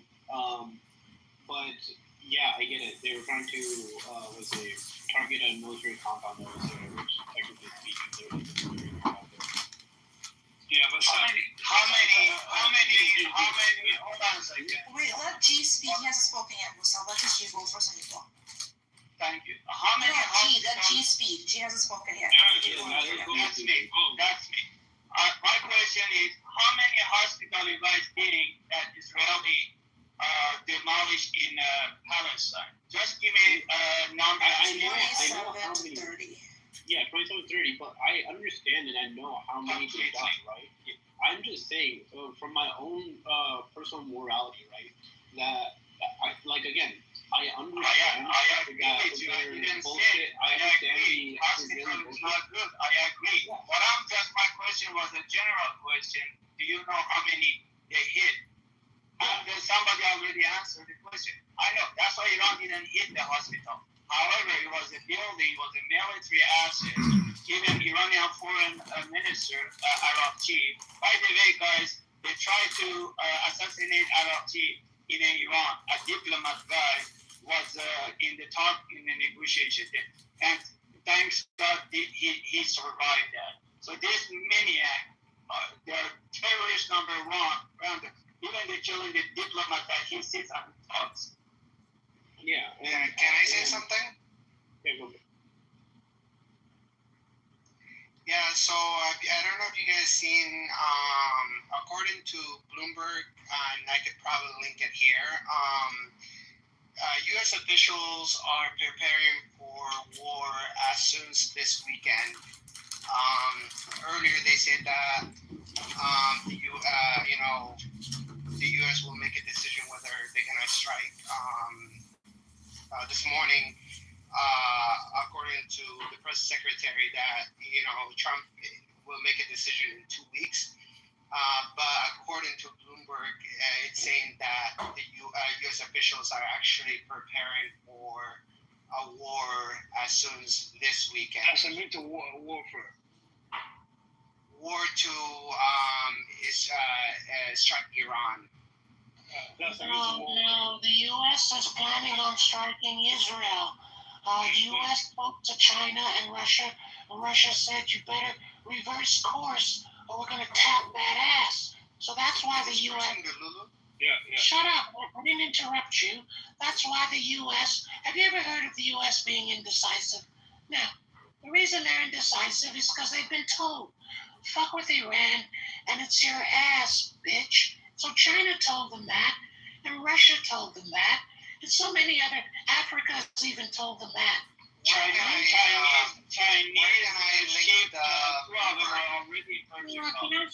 Can I finish? So basically, Trump is a taco. He always chickens out, and you're going to see that next week. And then the hospitals in Tel Aviv should be flattened in the next 48 hours. So stand by and shut your pie hole. Yeah. Back to G and Sam argument. Sam, we gotta understand that. Yeah, we gotta understand that. It's like just because Israelis like evacuating the hospital, it doesn't mean that. No, I understand. No. Wait a second, man. Let me like. It doesn't mean that Iranian had attacked the hospitals. That's a fucking Israeli propaganda. You know what I'm saying? Yes, I mean, it's like, no, I'm saying I fully understand that. The thing is that right now, when it comes to that whole hospital incident, I don't readily believe either side because it benefits Iran to go ahead and bomb a hospital. Hold on, let me fully answer. Yeah, but do you believe that Israeli attacked Palestinian hospitals? Yeah, of course I do. That's the main question, man. Yeah, of course I do. I seen the wrecked hospital. I know what a wrecked hospital looks like. But what I'm trying to say is, I can't go ahead and defend right now either side, either Iran or Israel, on their statements right now. What's wrong with bombing hospitals? What's wrong with bombing hospitals? Point. One second. Just bomb a few hospitals. Nothing wrong with that. The reason why is that knowing the Ayatollah, knowing Iran as well, right? They're probably just doing what Israel has done to them back, which again, I don't like the idea of what do you say? Just because Israel bombed our hospitals, we're going to bomb their hospitals. Yeah, bomb them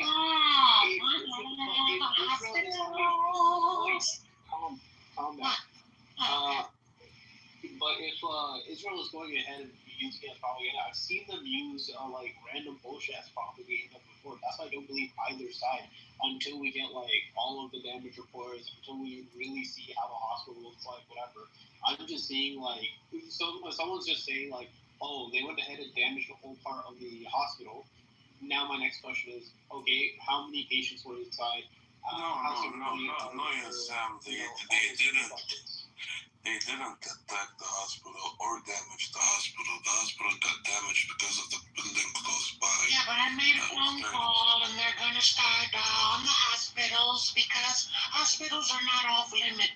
They put two military buildings. Hospitals are not off the table. Hospitals are not off the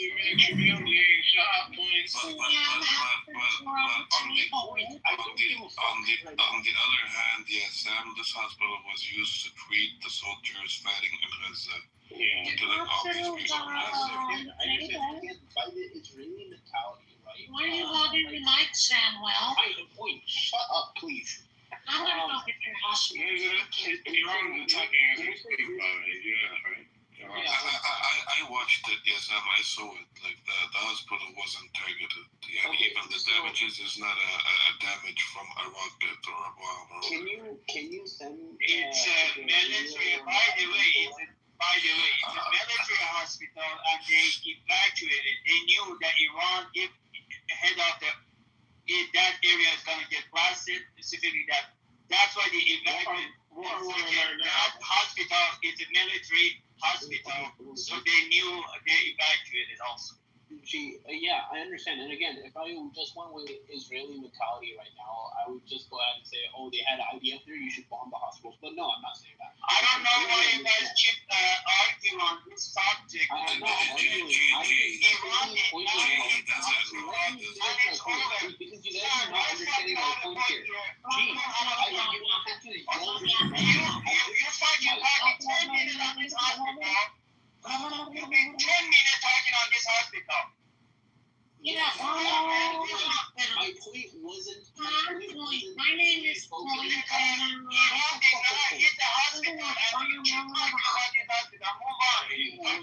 Shut up, G. Shut up, please. It's okay, brother G. It's okay. Yeah, Sam, if you look up the name of the hospital online and you look at the damages, you know that it wasn't targeted.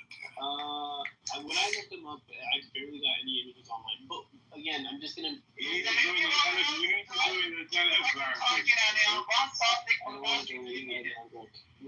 But shut your mic, man, Sam. Shut your mic. Let the other people that speak, man. Iran is just a Microsoft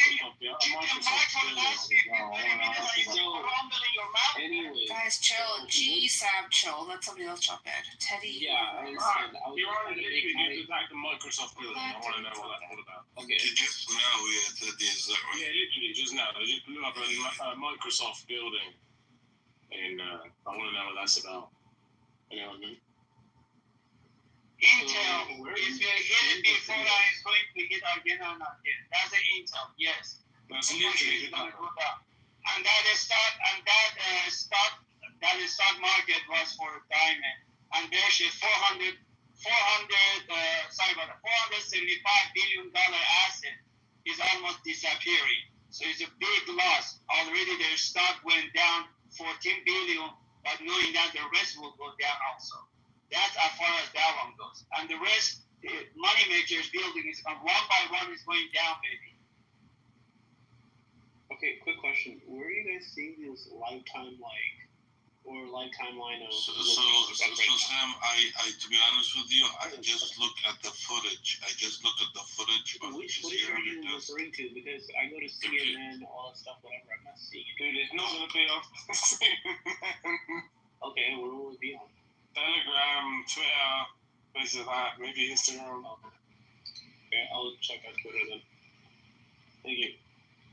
You can go on Telegram, Sam, if you want. He doesn't want Telegram apparently, so yeah. Yeah, I don't have Telegram. That's the reason why. Yeah, bro. It's like you get updated immediately. Yeah, and you see everything. Like there's no restrictions. All the video. Yeah. I'll think about it. Who did you trust more, the Russians or the Americans?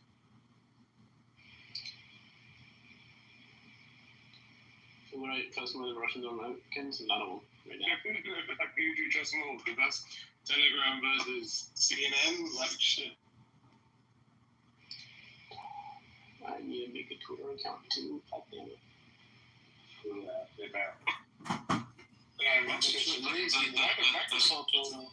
Well, the truth is that Israel right now is bleeding slowly. They can sit here and deny it and say nothing is happening. Even a little earlier, he said like their missiles are less than before.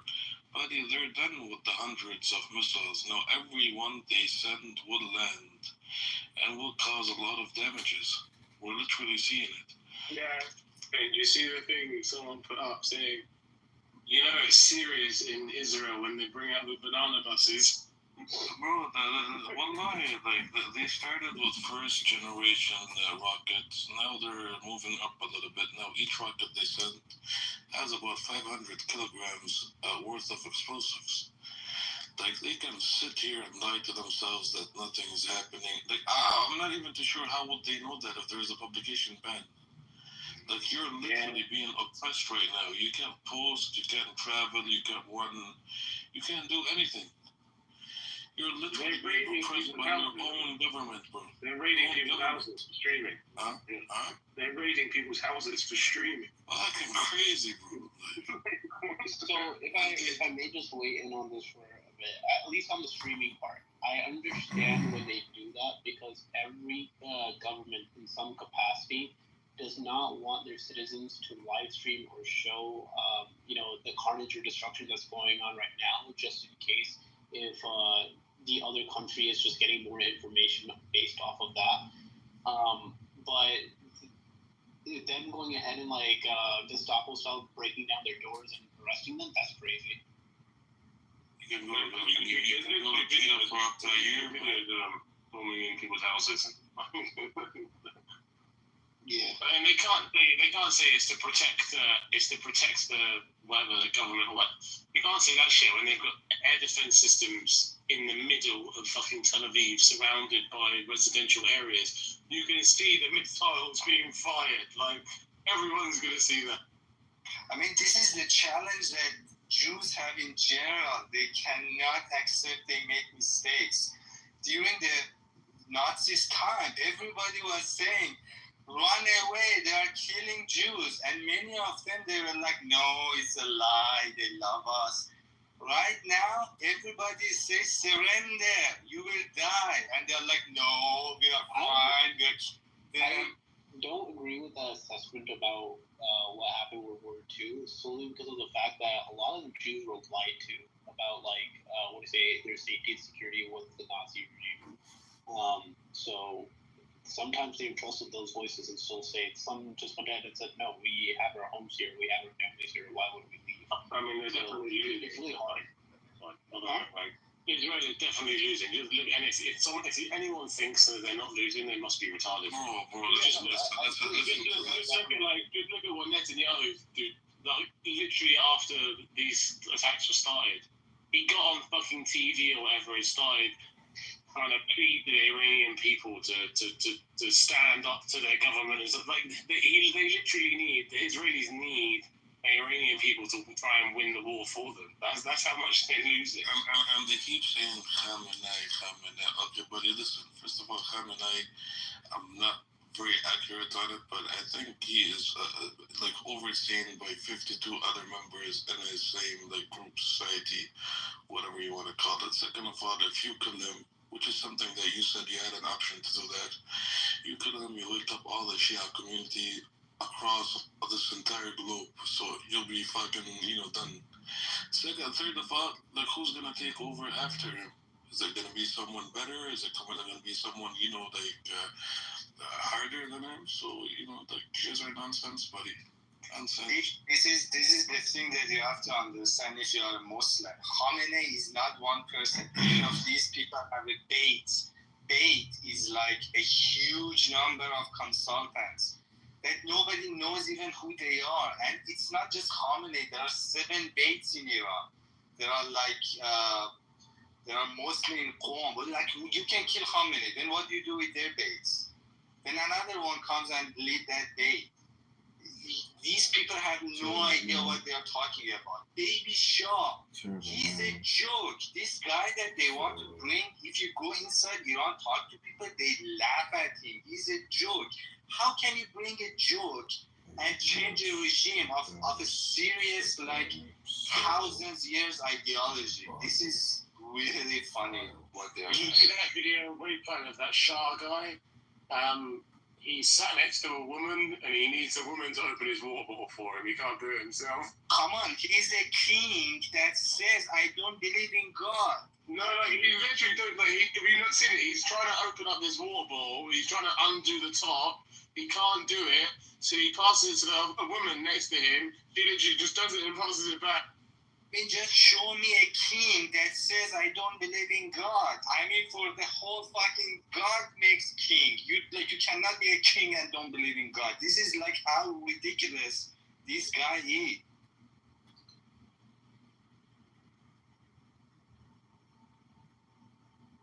It's okay, they're all triggered. We don't give a fuck, you fucking Zaya. Everything, you watching the videos, bro? You watching the videos? I've been watching them for the last week, man.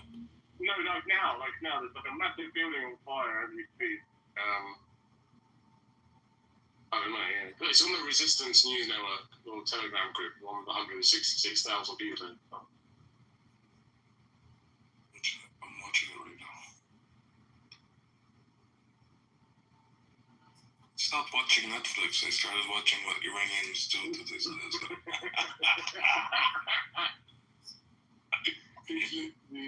Constant entertainment. I'm not even joking about this. Serious. What's up, buddy? Yo, can I join the Telegram? I'm not going to use it.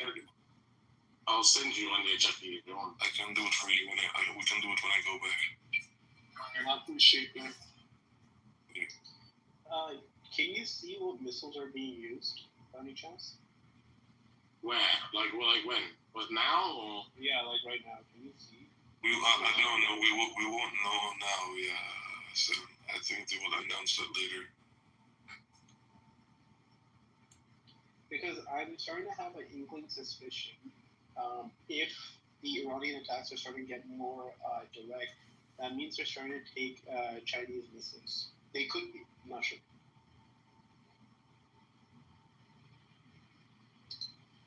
So they definitely did move from the ones that they were using the first 3 days. They definitely did move from that one.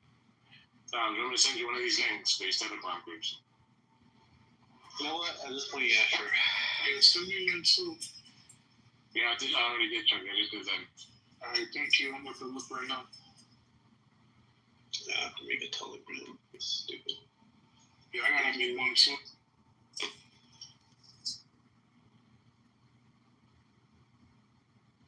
Yeah, no, their missiles have decreased, definitely. They're using more upgraded ones. They don't need them anymore. They don't need to send hundreds to your bum asses anymore. They have access to your entire airspace now. They're not running out. You're delusional. You only have 9 more days, bro, with your defensive nonsense. We'll see what happens after. I want to know what Zionists are actually in Israel on here. Like, I want to hear this just so we know when they go radio silence, we know what's happening.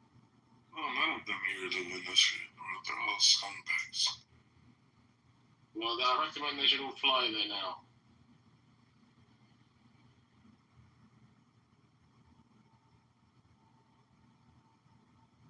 The Iranians told you, leave, bro. Pay that 20,000 shekels and take a boat to fucking wherever. Just leave.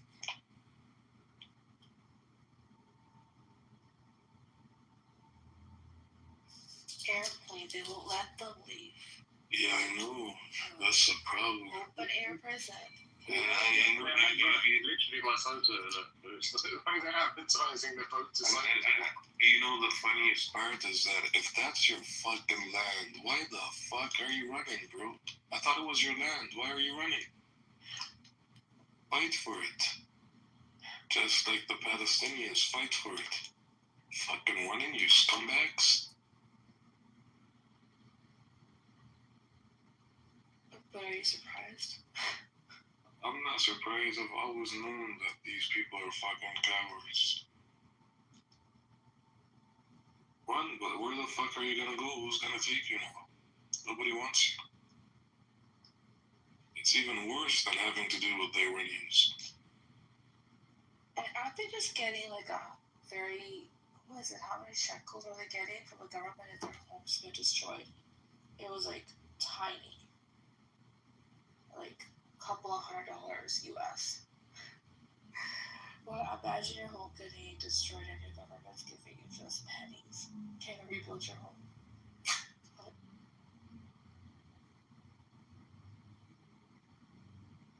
These people are pathetic and they think that they can come here, sit and tell us who to love, who to not love, how to speak to them, how to not speak to them. You guys are garbage, scumbags, filthy pigs, and there is nothing you can do about it. You know, and the whole world views you the exact same way. Some people will tell you that, some people won't. You're still garbage. You fucking scumbags. Garbage. Nothing you can do about it, you fucking scumbags. Nothing.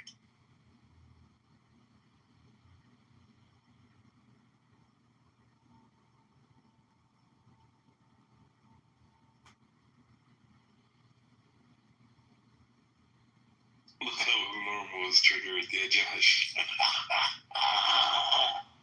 Normal, I know I trigger you, man. I know. So, like, I don't know how he comes up with all this fucking shit. I trigger him. He has, like, I don't know what he's got wrong with him. You can do nothing about it, bro. Finish. Typed, yeah.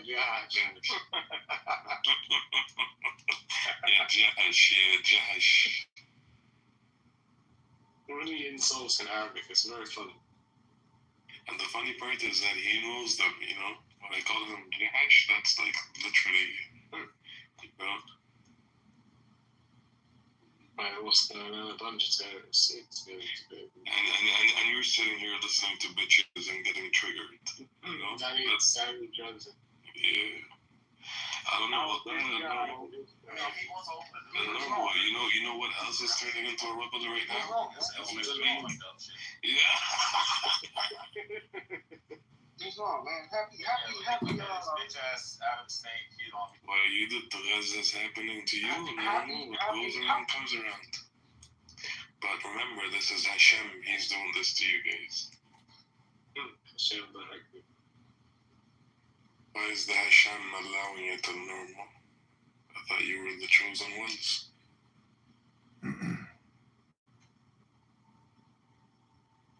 Yeah, I guess so, if you say that. Yeah. In this Telegram group, why you guys have Tucker Carlson linked? What you see here is by far the largest rat in the world, and it is not a pest. It is the bamboo rat, a species native to southern China that can grow to be up to 50 centimeters long and weigh more than 4 kilograms. But what is really surprising is not its size, but the place it occupies in the alternative agriculture of the Asian country. Yes, in China this rat is not feared, it is bred. In specially conditioned rural farms, hundreds of farmers have found in the bamboo rat a stable and sustainable source of income. The key is its diet and natural behavior. This species feeds almost exclusively on bamboo. In the wild, it digs tunnels and underground galleries to live and gnaw on the tender roots of the bamboo. On farms, this behavior is reproduced in controlled environments, artificial caves, regulated temperature, and, of course, abundant chopped bamboo that is provided daily as their main food. The process is simple but fascinating. Farmers collect fresh bamboo, cut it into strips, and place it in artificial burrows. Some farms even place hollow sections of whole bamboo in it, which the rats gradually wear down with their powerful incisors. This system not only guarantees a natural diet, but also reduces costs and makes handling more efficient. And although bamboo rat meat is considered a delicacy in some regions of the country, the focus of many farms is shifting towards a system of breeding for educational. Are you guys afraid of admitting you're losing? They don't come up. It's the first time I've heard cowards. They're hiding.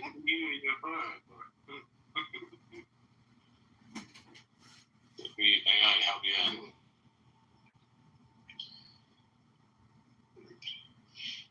You know what's crazy? A lot of these people, these Zionist people or whatever, they're all talk but no show. They don't do anything. I can confidently say I've done more for the Jewish community than they ever have done in their entire lives. Ooh, I'm gonna take it. I'm gonna take that. BB says that's a joke. BB, can you just come up and express yourself? I'm already worried. I'm getting the most religious Jew up here. Let's speak to him. And which one would that be? BB.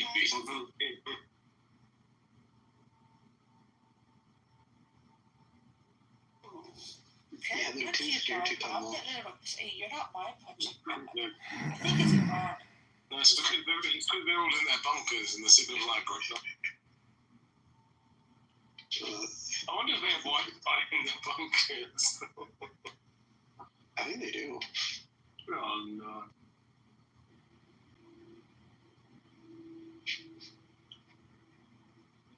I'm just surprised how before nobody had an issue coming up and discussing.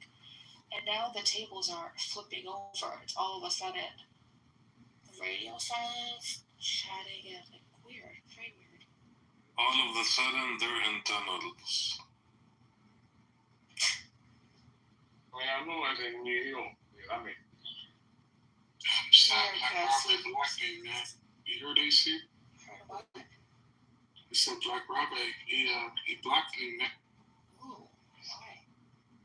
The way Black Rabbi actually did something for once? Yeah, I can't find him no more on my friends list, but we were in a room and I told him to say the Pledge of Allegiance. And he said he'll say it when I say the Shema. And I told him, no, you gotta say it first.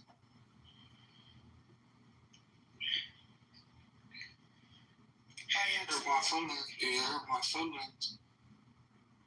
Then I'm gonna cry about it now. Why do you believe anything Black Rabbi has to say? He literally just sat in a room, I think a week ago, telling us that he's running California or some shit like that. I mean, he's a rabbi. Like, I gotta take his word. Sure. Yeah. He can't lie, right?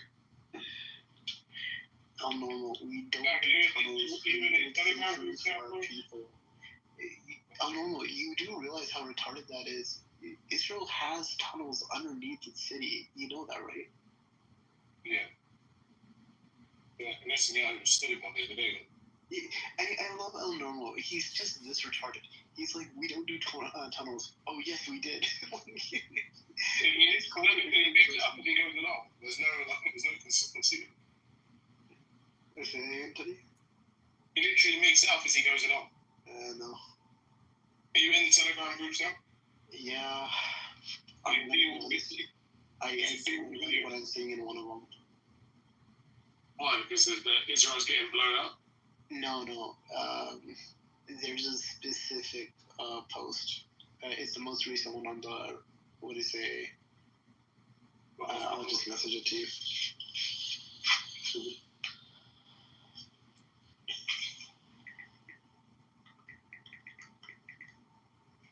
I'm almost setting up my account. Am I gonna have nightmares? Huh? Before I join, am I gonna have nightmares? No, you won't have nightmares. It's just personal opinions from me that I just don't like. Because you know I'm a little on the sensitive side. Yeah. No, you'll be fine. It's not like they're showing dead bodies or whatever. They're at least kind of respectful here. Well, kind of. I was talking to myself underneath when I was on mute. The thing is, we're never gonna know the full side of the story. Iran could have intel and we'll never know. Yeah, Cristal is here. You can bring up Cristal. Yeah.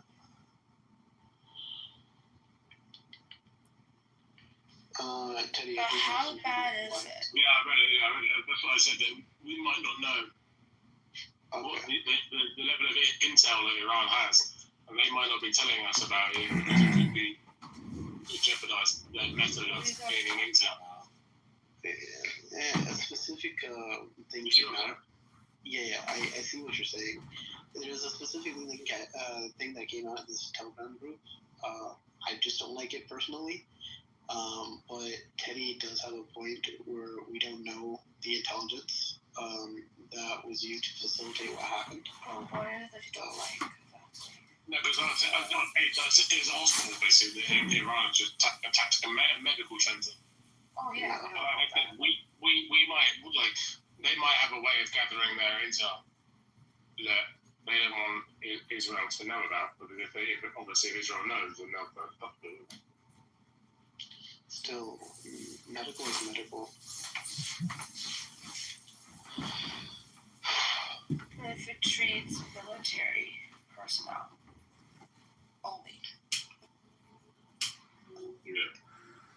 I'm pretty sure that's still illegal, and any military combatant that is hospitalized, they're off limits, technically speaking. It's funny that you say that. When you're dead, I get it. Morality is important. There's no work for Israel and Palestine, do they? No, I understand, and I know saying this to Israel, like, they're the people who do this kind of deplorable shit, but, like, look, I have more of a heart than any of these Zionist assholes. Like, at least I can sit here and say, like, even when they get struck, my heart can hurt for them in some way, shape, or form.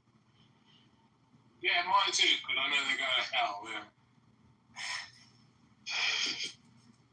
Well, when they're in Jahannam, that's when I'm going to laugh at them, but that's for... No, it's just I'm saying, they're going there, and they have no salvation. Yeah.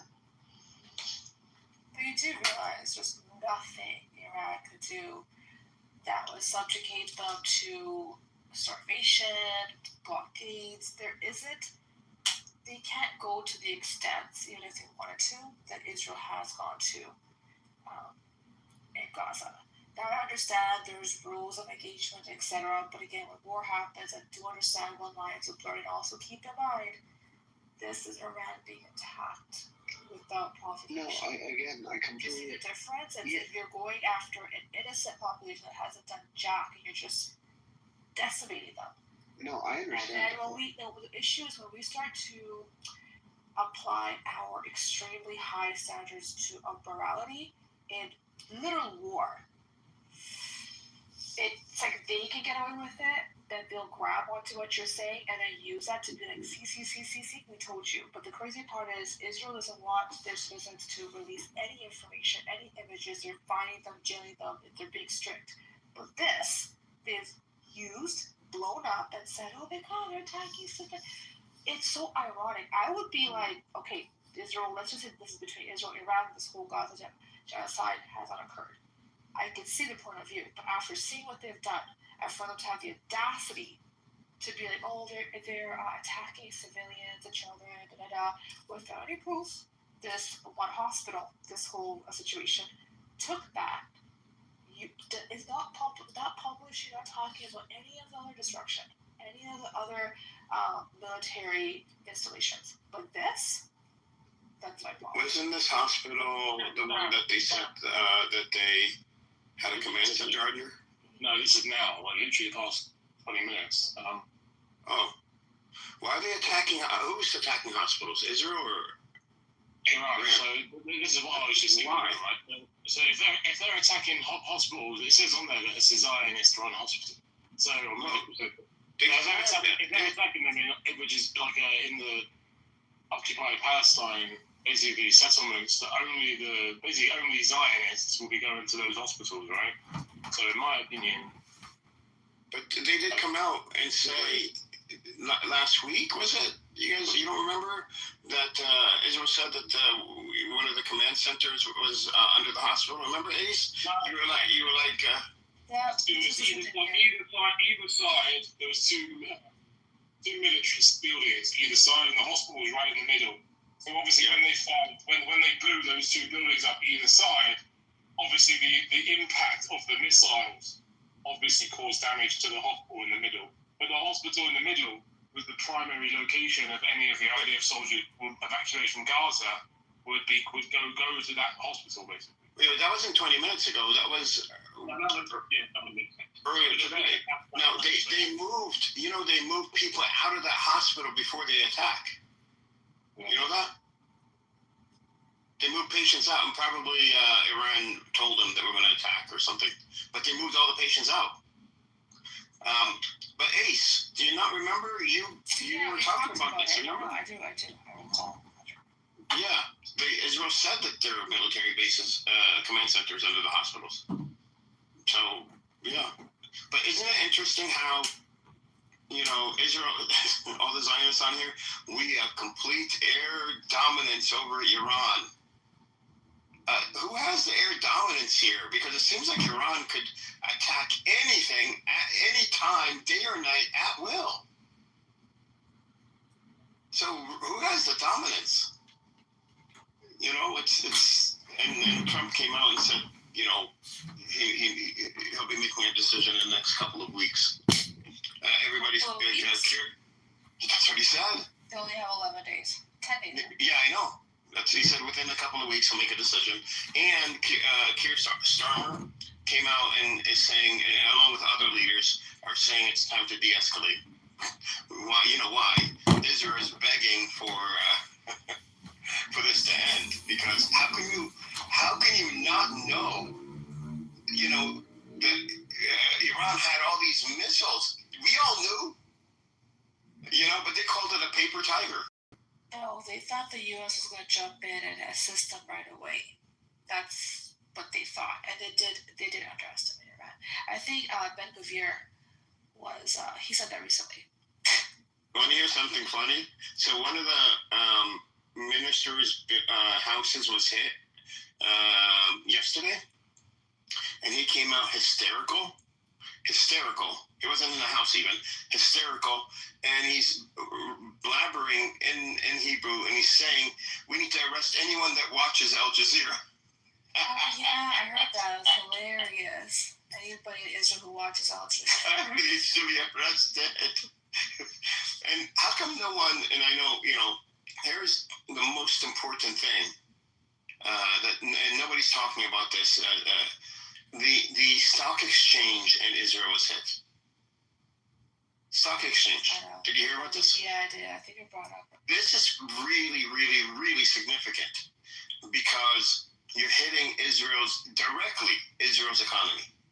directly. It hurts them where it matters most.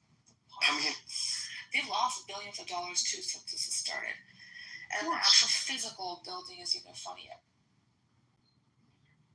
and it's so look at all the targets. We're not, Iran isn't just sending in missiles and hoping they hit.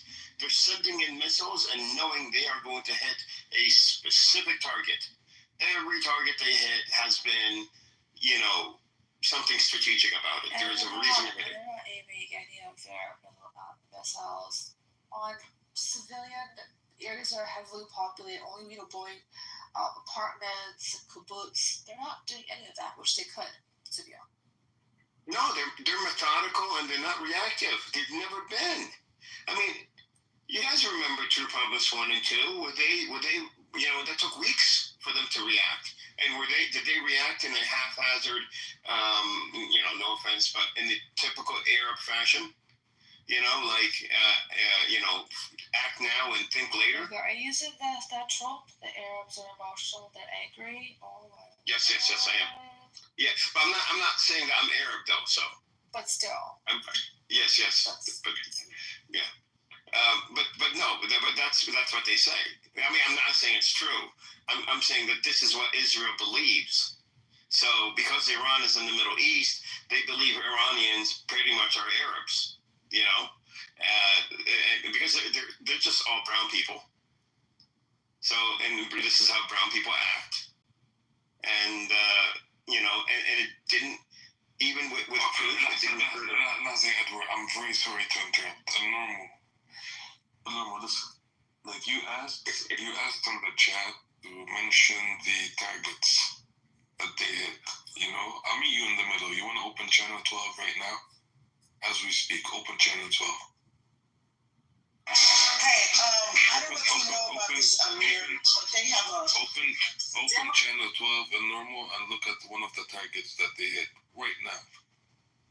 Amir, there's a room right now that says you're a terrorist out in the hallway. Yeah, we know that. That's it. Well, thanks for I didn't know you knew about that. Is that you, Amir? Oh, you got two. You have two. One is his tablet. Oh, okay. Yeah. Yeah, Amir. What has happened with the Ayatollah? They said he committed suicide. What? No.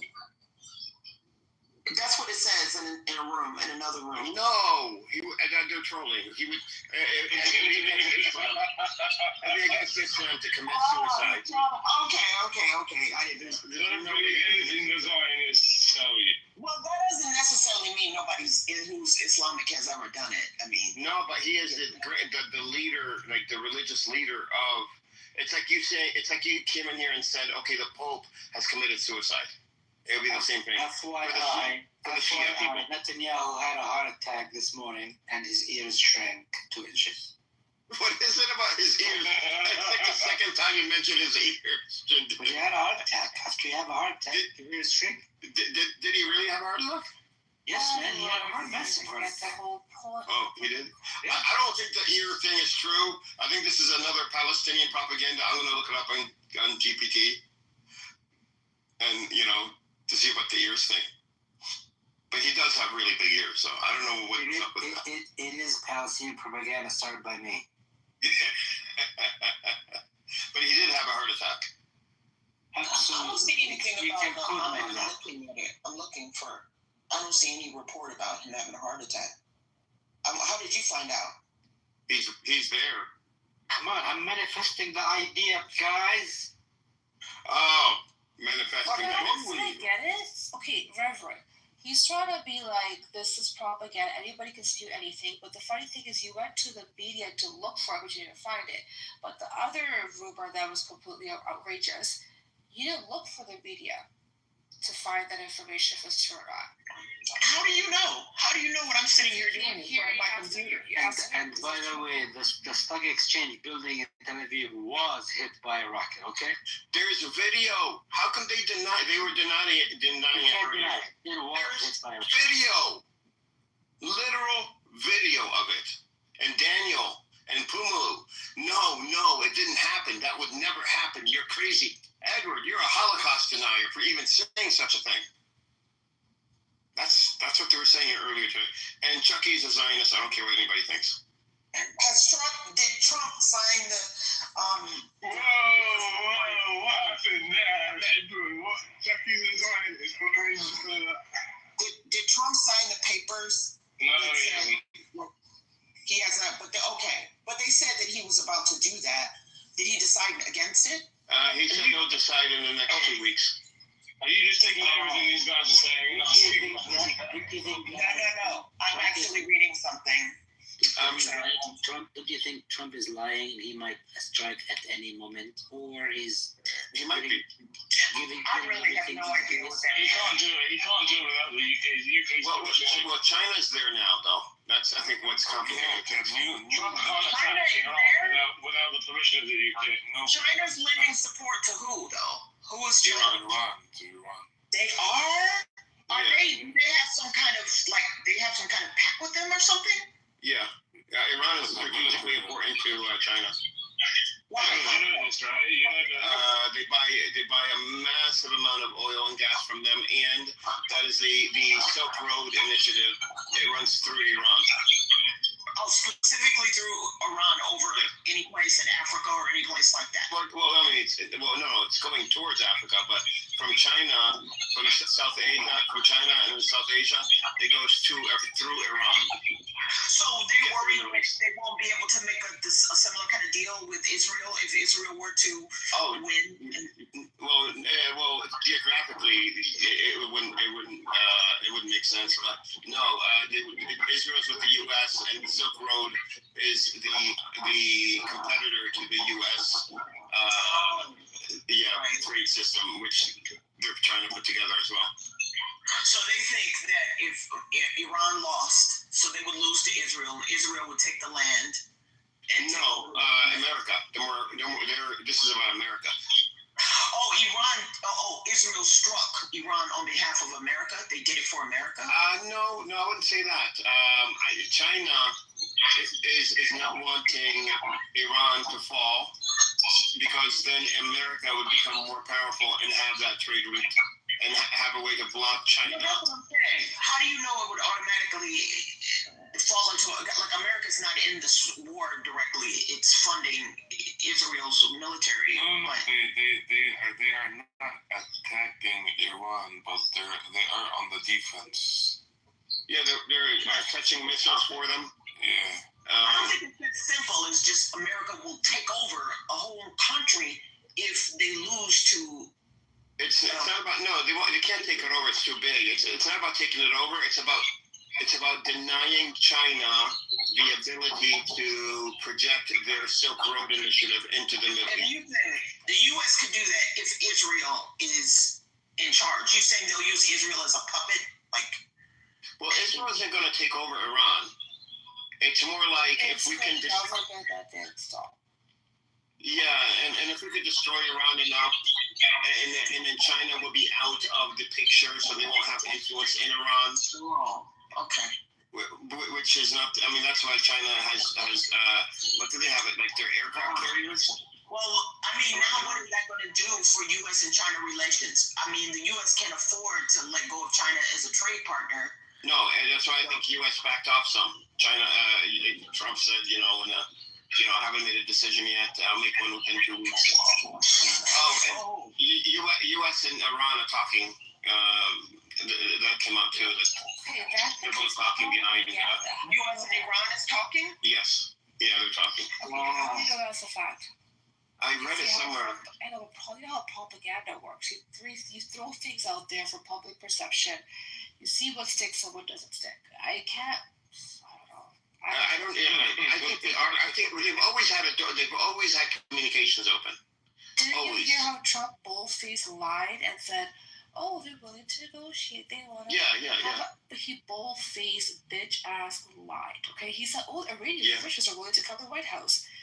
Okay, first and foremost, Iran came out and said, "Oh, hell fucking no." He did the same thing with India and Pakistan. He made he brokered this so-called peace deal when he had nothing to do with it. He got air of it, And then he ran to Truth Social and he tweeted it. He just wants to get credit for things. And he also likes to make himself look like the stronger counterpart. So he just throws things out there like, oh, look, Iran is coming down to their knees. They're coming to negotiate. Iran? Yeah, no, but that's not what I was referring to. That's what I'm saying is that's been put out there. That's complete utter bullshit. Yeah. This next story is a... No, it's with Iran. They didn't make any claims about what those communications are. No boastful claims or anything like this. It was just that both sides are talking to each other. That's all they said. So it was the same publication that came out and said they somehow were able to hack emails and found something where Iran might be trying to assassinate Trump. Did you remember that? No, but I mean, I'm going by the article just says that they are talking, which I mean, I don't feel like that's out of the realm possibility of them just talking behind closed doors, because they've always had a line of communication open anyways.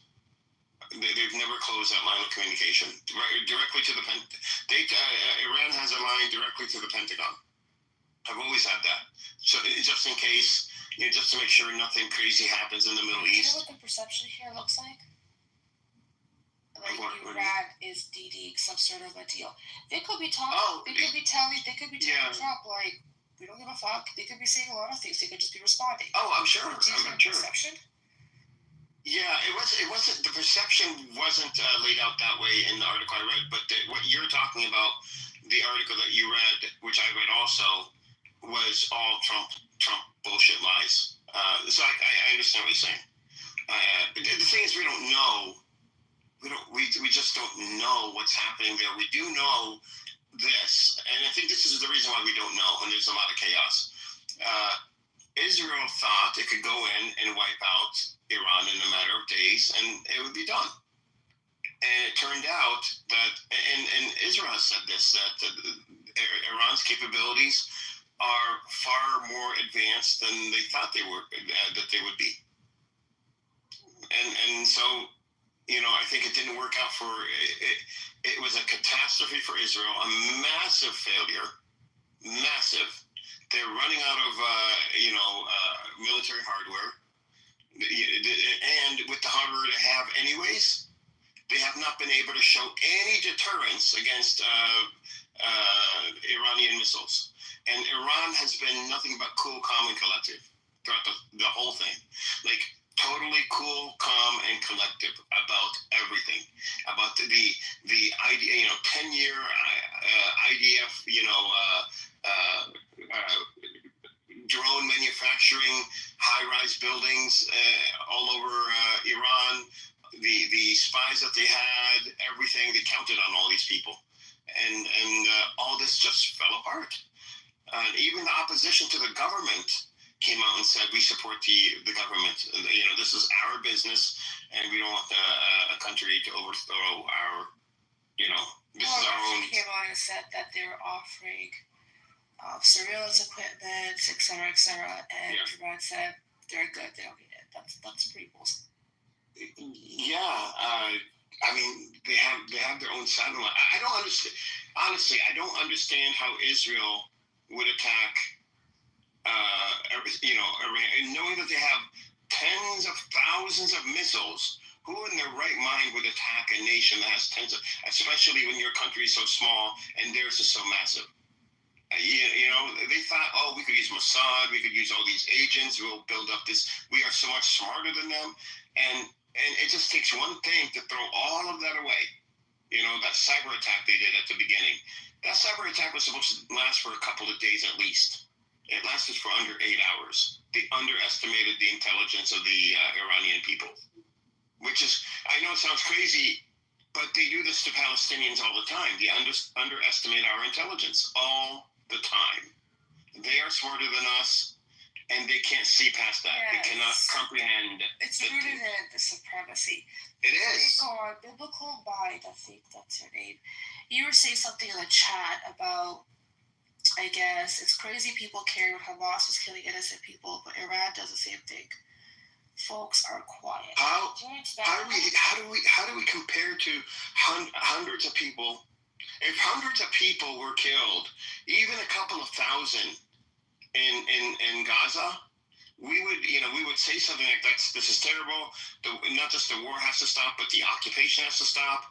But we wouldn't be calling it a genocide. You cannot compare 50 or 60,000 people in a 140 square kilometer area when you have complete control over the bombs. Now, Iran is throwing missiles that the further away the missile gets, the more error has in its when it lands, it's not going to land exactly on target. Very, very close. But you are coming in with your F-16s, F-15s, F-35s. You're flying low and drop a bomb. You're doing it literally on purpose and dropping it on a civilian building. Thousands of civilian buildings, tens of thousands of homes, tens of hospitals, tens of universities. You can't compare the two. How dare anybody compare the two? We're talking about, 100 people, 200 people lost their lives in Israel compared to 50 or 60,000 people. And we're talking about the whole country of Israel. We're not talking about the whole territories of Palestine. We're talking about a small part of Palestine. More than 50 to 60. There's so many bodies under rubble. Yeah, of course. And it's also desecrated the entire land, so you can't live on it. So there's 75% of the plant life. Yeah. Well, there's so many things that we could say, but I don't know if Biblical wants to come off mic and share their perspectives. Unless it's not going to be misconstrued. Anyone that wants to come up and challenge any of this, come on up. The Zionists are very quiet tonight. I think they're having a hard time coping. It's okay, guys. Just listen to Ace's very warm and inviting voice. It's not like you at all. Hey, guys, Hashem's got you. You're the chosen people. It's your God-given right. It's blessed. It's holy. Why do you think Chucky's a Zionist? Sorry. Yeah, can you? Chucky. Okay, first off, so he's pretending to be Amos, a Zionist. He came in the room the day before yesterday in Amos's room, started questioning me about, do I feel oppressed as a white man? I said, why would you ask me that? That's a dumb question. I'm not going to answer it. And he says, well, how about black people and brown people? Do you think they're oppressed in America? I said, that's for them to decide, Chucky. Well, they keep saying that they're oppressed. I'm not oppressed. I said, well, you don't speak for them. And that was that conversation. And then I left because I was like, this is, he was asking dumb questions, and so I just left. The next day, Daniel, Pumulu, they were saying like terrible things about me, me being a Holocaust denier. So the Zionists have started a preemptive war against me on here, which is fine, trying to discredit me, which is not working because I don't engage with them when they start doing this. But Chucky was there. He was modding with Amos, which is fine because Amos makes me a mod without asking. So, but Chucky had Amos's name and started talking out of nowhere. So, Edward, you're booty clapping for Iran. You think Iran could be America? I said, Chucky, that's a dumb question. I'm not going to indulge you in these dumbass questions. I've told you this before. And then he started talking to the Zionists and talking shit about me. Puma was talking shit about me, and Chucky was agreeing about me being a Holocaust denier, me being I forgot what he said, but the typical tropes about Palestinians. That guy's he wants to be white so bad. He wants to be a Zionist. He wants to be accepted by them. What race is he? He's Dominican. Oh, well, that figures. So he came in, he comes in here, hello, peace and blessings to all my brothers and sisters. Well, that was fine. I was cool with that. Up to a couple of days ago, until I, start noticing these things, and then when he's siding with Pumalu and Daniel,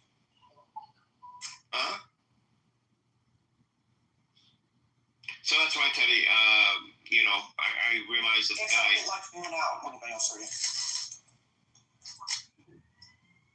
I don't know. I mean, I don't know if I'm cutting it or not. Teddy, can you hear me? Yeah, you're fine. Yeah. Airplane. He always has the news, and he's always, wanting to share. Airplane, are you there? Bro, the latest that I'm reading here from Hearts, not any other source, is that Iran launched one rocket and Israel failed to stop it. One rocket, one missile. Just one rocket, and they failed to stop it. Hearts. Iran failed to stop their rocket, or Israel did. Israel failed to stop it. How damaging was it? How bad was the damage? Here, wait. Channel 12 is saying that the train station has been shut down, so I'm assuming it's Edward, I want to know what is your opinion? Yeah, go ahead, sorry. What is your honest opinion about what you think that, if anything, you're in the Matrix. Is this any better? You're back. Shit. Yeah, you're back. You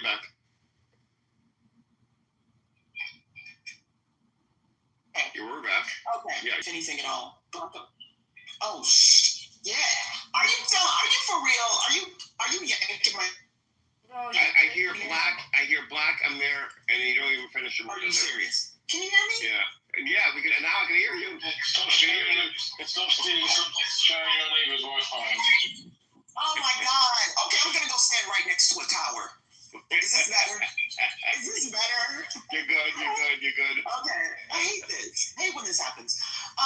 What do you think, if anything, Black Americans could do to partner with China to help us in our situation here as Black Americans, if it meant that we had to find some land somewhere in the Western Hemisphere? Some of us had to find like an Israel of our own. What would you advise would be the first thing, if anything, that we could go to China? That's way over my head, honestly. But I would start with African nations. If I would start with China. Which any African nations in particular? No, I mean Nigeria is South Africa and Nigeria are the two main. That's my suggestion. Take a DNA test. Well, why not China? Why not? No, forget the DNA test. We will all share DNA. No, because let me finish what I'm saying. So then you want to go back to African country? It's irrelevant. We're talking about power. Am I going to talk or not? I asked Edward. No, because I asked Edward. I was talking to Edward. So I'm talking about power. And then Teddy could give his opinion. My opinion is South Africa. DNA tests don't have anything to do with power. So that's why I didn't want to hear anybody going down that road. If you listen, if you still got listening for 5 seconds, then you might actually hear the whole side of what I was going to say. DNA test to find out where you come from. Oh my fucking. Listen, I'm 11 generations in America. I know where I come from. This is not what the question is about. The question you asked is about fucking off out of America to some random island or something in your own territory. No, I didn't say random island. And that's what I'm saying. I wasn't speaking to you, so you don't even have it correctly. I didn't say you talking about where it come from and DNA tests. I didn't talk about nothing about that. Nothing about that. Edward, what did she say? He's talking about as a black. Go back to checking your email. It wasn't for you. As a black American, which is different than an African, a black African. Yes, it is. It is a different culture. So, and I would start not with China, but I would start with the two biggest or most influential nations in. So I want to ask, why not China? Since the question is about power, and Iranians are not Asian, they're not Chinese in any way. So, like, I don't know why everybody goes to the race card or every single time. The reason I would go instead of China to for example Nigeria and South Africa is because they're the most influential black nations in Africa. That you have to build a movement around. Okay, we're black and we're American. China and Iran, China and Iranians, not in any way. Right. So keep that in mind. Iran is already a nation. You're saying to start something for black Americans, right? Maybe this is a better question. Why not China? If Iran can do the same thing, why not China? Iran is a nation. Iran isn't doing anything. They are using them. They are.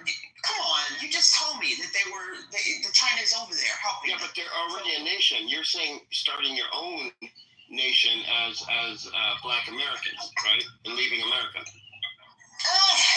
Not exactly, but I'm talking about like let's say 10% of Black America went to find some land in the Western Hemisphere, in the West, and needed. I don't know if anybody would give you anything in the West. Well, there's black people all over the West, right? Already, Brazil is full, and there's a Greenland. Caribbean is full of black people. I mean, but they're Caribbeans and you're Black American, so I'm assuming you want Black American culture, but you want it separated from America. I think there's a movement. There's an argument to be made, a strong argument, that as those that came over as originally as slaves should be able to return to Africa. However, they cannot return back to their African, the nations that they came from, because they after hundreds of years, your culture has changed. So culturally, thank you, Edward. Now you understood my point. Not just culturally, but we're also genetically too. We are. Genetically too. We are just a distinct population. That happens after isolation for all races and all people. Right? Yes. That happens, and so that's why I say in somewhere in the Western Hemisphere, that would I think the adaptation would be a little bit easier. Why are you against Africa? I'm not against it. Against the idea. For the reason you just gave. The reasons you just gave. Okay, well, give me cultural and genetic differences. Right, I think that's the strongest argument. That's the strongest argument. We have cultural, and most importantly, power. I said most importantly, power. So, like, China is much more powerful than any of those nations you named. But you're not Chinese. And Iranians are not either. Right, Iran is a nation. Yeah, it's a nation that's strategically important. Right. China relies on, if you're important to China, then you're China's friend. If you're not important to China... That's what I'm saying. A black person working 30 years in the State Department is going to be important, maybe, to China. Maybe. Yeah, then you're talking about defecting to China. That's a different story. Well, they're not moving to the nation of China. And you want your own territory, and my opinion is the place that would be more open to having Black Americans have their own nation state would be nations in Africa. And they would recognize that Black Americans would be culturally different and should, because they came from this area, they have a right to settle back in this area. And I think there's a strong argument to be made that, I specifically mentioned the Western Hemisphere because that isn't desired in my scenario. That isn't desired. And so, in order for that to happen, you have to want that. It is desired. And it's what's going to happen. It's what's going to happen. Not from us.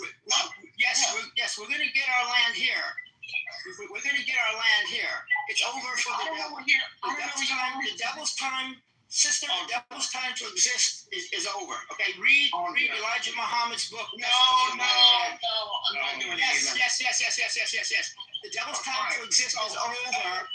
It's over, and the black people here in America, they're going to get there. In America, we're going to get ours. In America, we're not running. We're not running anywhere. These Arabs you're talking to. Yeah, but ma'am, these Arabs you're talking to, they don't understand. And I don't expect them to. I don't expect them to understand. I don't have your mindset. That's all. Bless you. I just don't have your mindset. Yeah. I understand your argument for Africa, but you're saying that the Iranians can work out something with the Chinese, even though they're not the same race. Well, because they're only a nation. You're saying we want to build our own. It always has to be. Okay. So Lee is from North Africa, so. I'm not obsessed with Africa. They don't believe anywhere in the world that Iblis is gonna be destroyed. They don't believe it. They don't believe that Iblis is gonna be destroyed. They don't believe it. It's all in the Quran, but they won't believe it. Iblis, the white race is gonna rule forever, and that's it. And you're never gonna get anything. You're never gonna have your place in the world if you're not white. One jinn. It's not one person. Read your Quran. Iblis is a family of people. It's a bunch of. Read your Quran. Iblis is one person. Read your. I'm gonna post right now. I'm gonna post the ayah. I'm gonna post an ayah right now that tells you Iblis is not one person. We read it before you. Iblis. Okay, so you know Iblis is not one man. Iblis is a people. Reverend, have you ever that's why I ran away from it. Joining the Gula Nation? The Gula Nation is its own president. Have you heard of that? That's why I ran away from it. He just needs to get. If he's Muslim, he needs to sort his life out. My life is sorted, friend. My life is sorted. You people need to get your life sorted out. Teddy, you get your life sorted out. Don't tell me what the fuck to do. Teddy, don't tell me what to do, man. Teddy, don't tell me what to do. Let me ask you a question. Dude, you don't know shit. You don't even read the Quran. Wait, but you're talking about you're Farrakhan follower, right? No, I'm not. Well, Elijah Muhammad. Yes, exactly. Yeah, Elijah Muhammad, and I can also mention Malcolm X, and I can mention Martin Luther King Jr. Okay, you mentioned him in the secular way. You're not saying Elijah Muhammad was a prophet? No. Okay. Why would I say that? Because that's what the That's what you think. Because you guys are fucked up in the head. Because you're fucked up in the head. That's what you think. They call him Elijah Muhammad. I don't care what somebody called him. Dude, I don't care what they call him. I don't care what they call Martin Luther King Jr. I don't care what they call. Listen, I don't care what they call Noble Drew Ali. Listen to me. As a black person, I don't care what they call Noble Drew. Listen to me. I don't care what they call Noble Drew Ali. I don't care what you understand that? I don't care what they call. Listen, I don't care what they call Malcolm X or Noble Drew Ali or Martin Luther King. All had something religion. Exactly. It's a mirror. Exactly. It's nothing like this. Thank you. Thank you. Exactly. It's not about religion. You said I was fucked up in the head. This is what you said.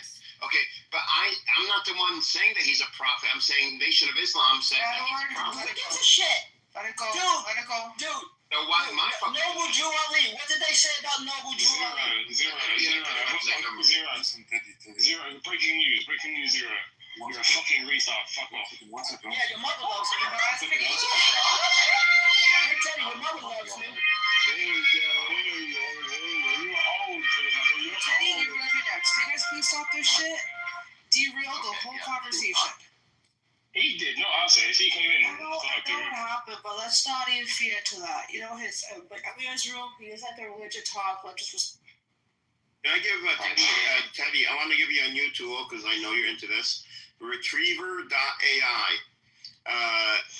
It's free, and it allows you to scrape the internet. It allows you to do various tasks, whatever you want it to do, and it does it with your web browser. And if you hook it up to your Gemini account, which I know you have, you don't have to pay them anything because you have your Gemini account, and they'll use your Gemini AI. Sweet. So, Robert, Retriever.ai. Check it out. Yeah, I just picked it up now. You there, Rob? Yes, I'm here. Yeah. So, have you ever been over to China? No, I've not been to China yet. I mean, I'm not a China expert. I don't pretend to be, but they're fairly racist. I saw what you typed in the chat there. I'm not sure I want to hear this. Well, okay. I won't say it then, but it's something you need to consider. Okay. That's actually true. That's actually true. Dragons reminds me. There's literally adverts in Chinese, like commercial adverts, that are so racist. They're like your jaw literally drops. Well, I don't think that after 400 years of American history, I don't think my jaw would drop. They want a homogeneous society. I mean, these people used to lynch black people because they were born and it was a Tuesday. It's like, what's the commercial? It's like washing the black algae or something like that. They put something in there, wash it out, and it comes out white or something like that. That's There is no way I would approach the average Chinese on the street. We're talking about governments. We're talking about, You're talking about the people that allow those kinds of commercials to come on the TV. Yeah, we're talking about people who you have something we need. You have something.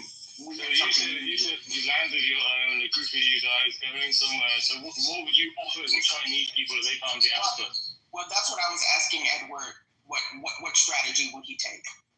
No, I'm asking you, what would you offer the Chinese that they can't get elsewhere? I was trying to get that answer. Because Edward's not black.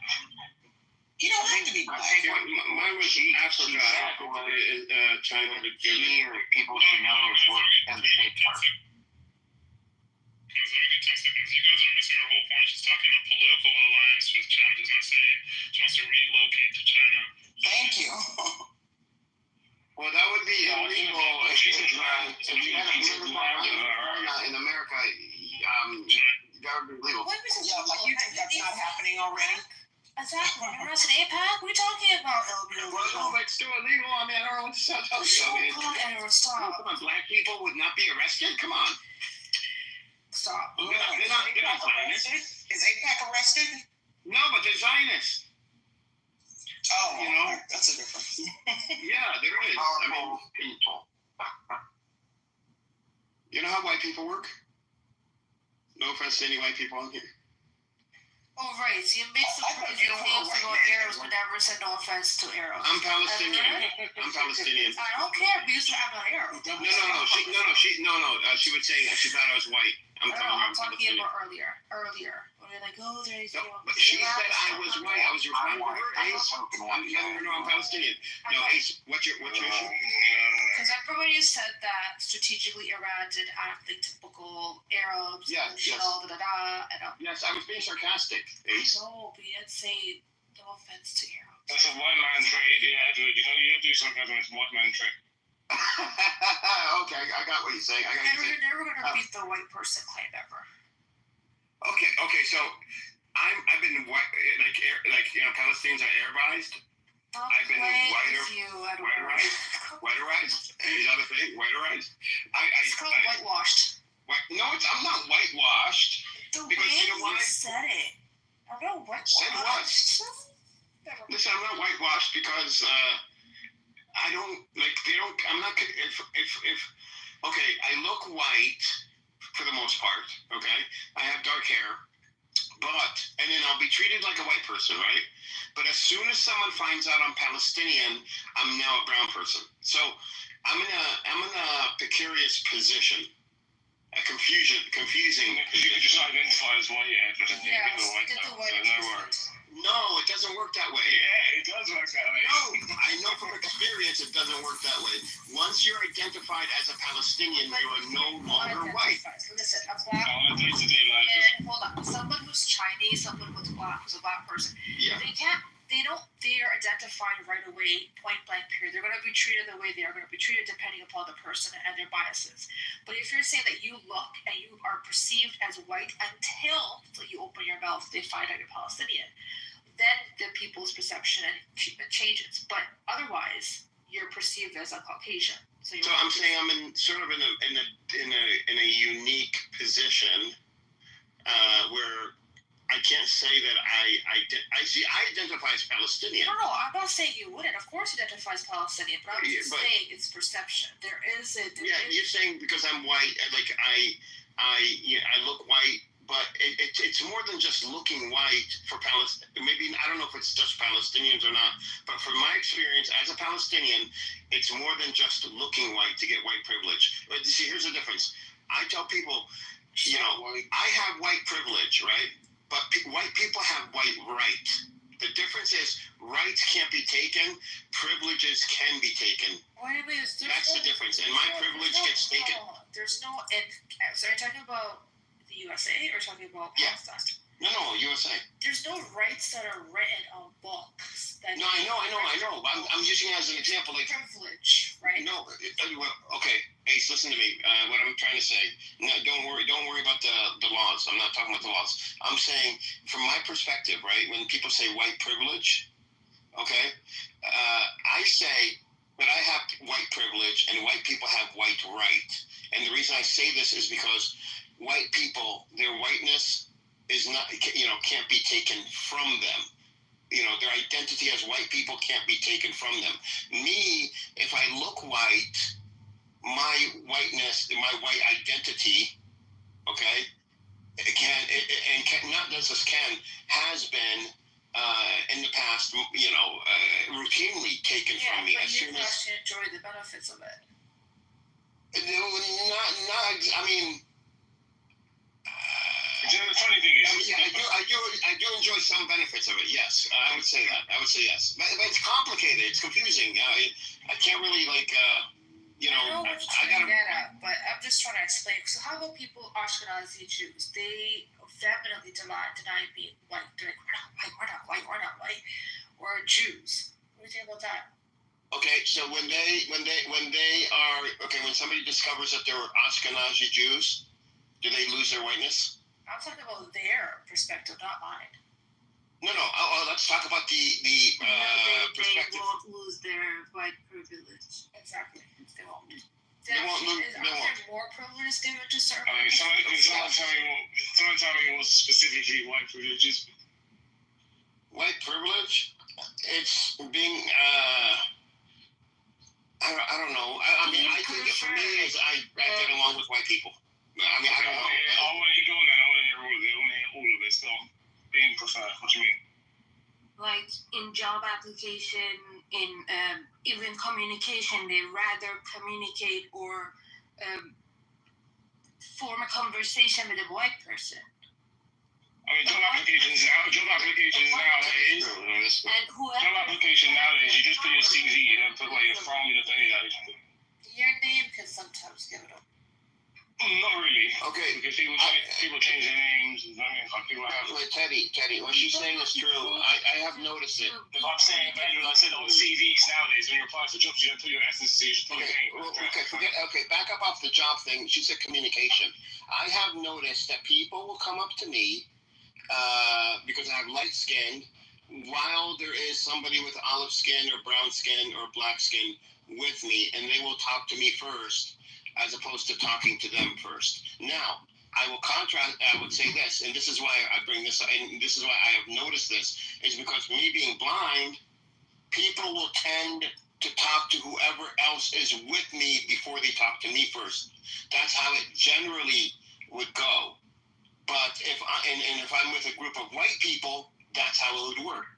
But if I'm with a group of non-white people, they'll talk to me first. So I have noticed this. Communication, they would prefer to talk to a white person or the lighter your skin color, the more that they would prefer to lot of it is white propaganda. For centuries, they were advertising as white people being the master race, and the standard of beauty was defined by white race. They denied every other race. Keep in mind, colorism exists. Outside his house. He's a shopper. But I think it was imposed on them by their colonists. You have nothing to fear. How many people have you killed? 63. You think about it? You know the answer to that yourself. I don't know what this is, but I don't want to happen to you. It's 5,500 years old. It was civilization. It's the oldest religion, I would say. 5,500 years, and Hindus have stayed on that land for pretty much that long, or even longer than that. So do you want me to point back? Yeah, if you want to, but let me just add this quickly. In scripture, way before the Brits invaded, there's when they would describe someone who's bad or evil, they would describe their skin tone as being dark, and if they would describe somebody who's like angelic, they would describe their skin tone as being fair. So there is some. There is colors. No, my idea is intelligence. You know, if you're white, you're more intelligent than someone that's non-white. Yes. And you're more articulate. Over. It went from Reverend asking a question. Yeah. And we went it. That was a good question, though. Brennan. So are Iranians white? Some. We have a black population as well. It's interesting. It is the caucus. It is the. Do you have an Asian population? Any Native I wouldn't Americans? call them Asian. All of us live on the East Asian continent. But if you mean by their facial feature, yes, we do. You have Native Americans there? I don't know. I don't know how you define Native American. Like by their skin color, by their nose. I don't know what you mean. I grew up with several African American or Black Muslims who moved to Iran, so I know that they live there. I want to ask Lee, what do you think, if anything, that Black Americans would be able to negotiate with China for something like what I described earlier? A parcel of land that we can develop as our own administrative territory. Are you serious right now? Yeah. I was talking to Lee about this earlier. What do you, Like China, it doesn't. This is a serious conversation. Make it seem like China goes off of race or whatever, but they don't. They go off of interest. So that's what as an individual or a company or a group of people. No, not me. I'm speaking about it. So if you bring a benefit to China, even if you're buying supplies or buying, anything from them, they're gonna do business with you. So it's not based on race at all. I understand what you're saying. Why do you think they went to Africa and your DNA? And why did he? Some of them thought you were talking about relocating to Africa or something like that. Well, let me say this. I specifically said the Western Hemisphere, and they went straight to Africa. Like they just, totally. Let me say this. Worldwide, I only went to Africa is because I thought that's your best shot of getting a land. Worldwide, everybody invested in Africa currently, so that'd be your best shot. Worldwide, people can't stand Americans. If we were in, at the end of the day, you're a Black American. You're still American. The world can't stand you. Us, because I'm American also. It is the truth. Yeah, well, I know that, but that's why but this is why I find it odd that people would go straight to Africa. Because you're Black. What you like afterwards? You guys have I'm confused. Why not? If you have something That's so funny. When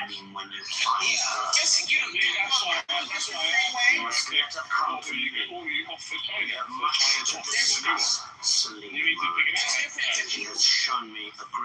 There's more than just Brazil is Black, Caribbean is Black. You know what I mean? There's more than just Black people all over this world. So that's why I was just a little bit confused. I don't know what you're talking about. Someone else in charge of my affairs. What you will do is summon monks. I appreciate your. I mean, also you didn't see my heart. Amelia. Let me guess, she's ADOS, FBA, or a black You didn't say anything specific. You just said basket. Did you say?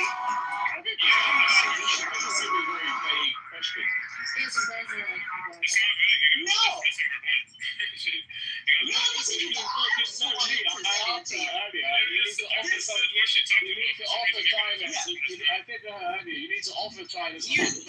You said you were offering. You understood what I was talking about.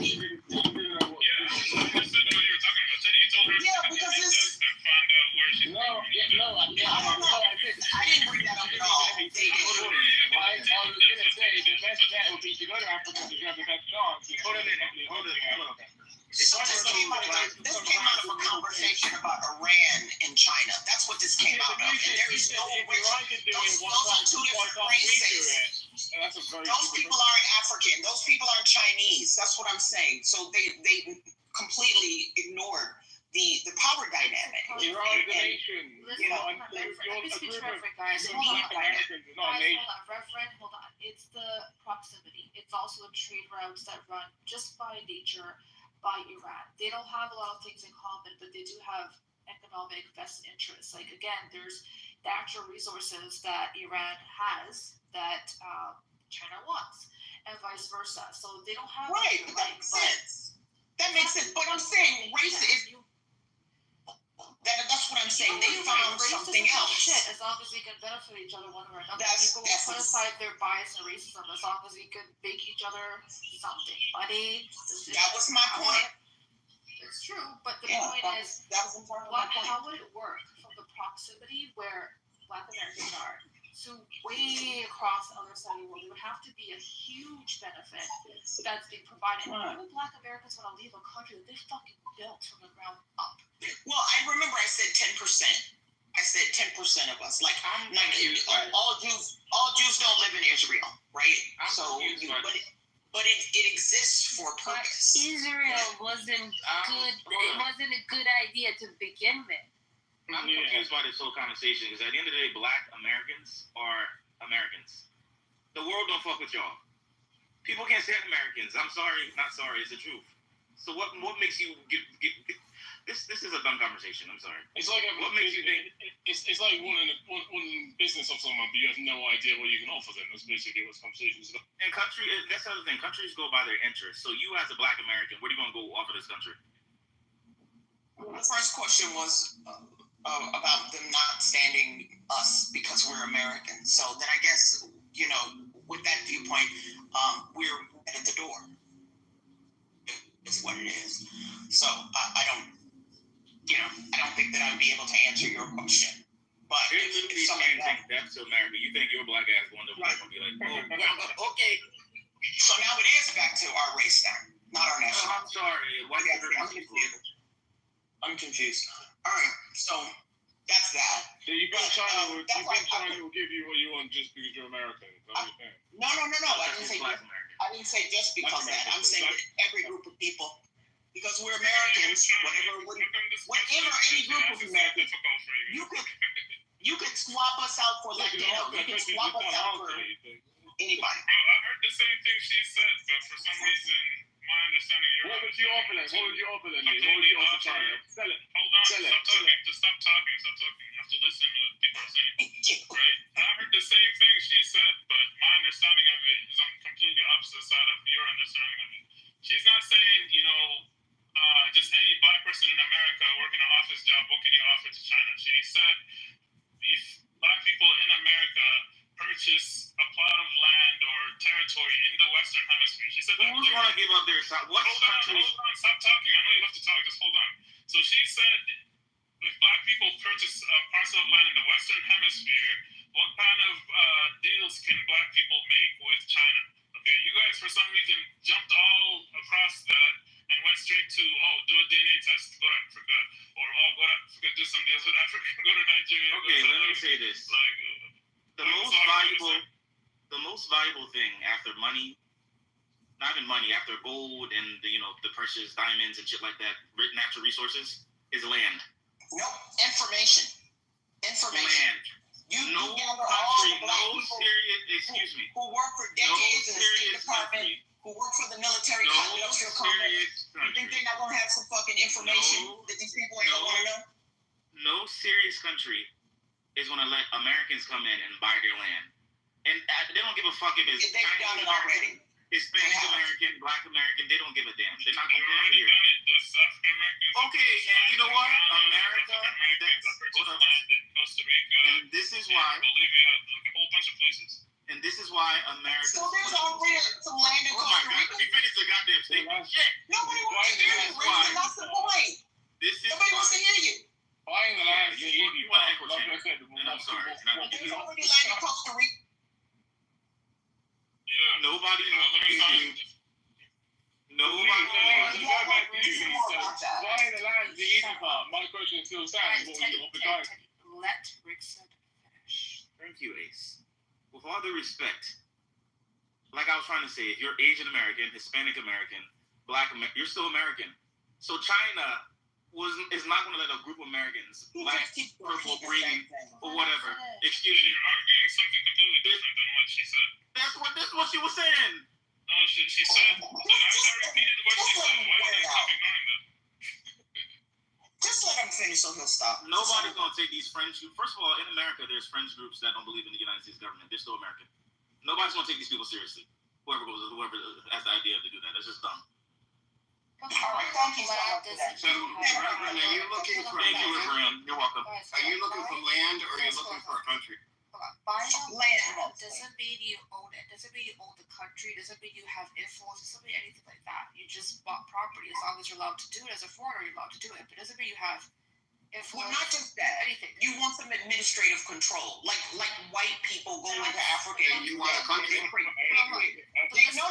They create administrative areas. Yeah, but that's cool. That makes no sense. No, So it's you not.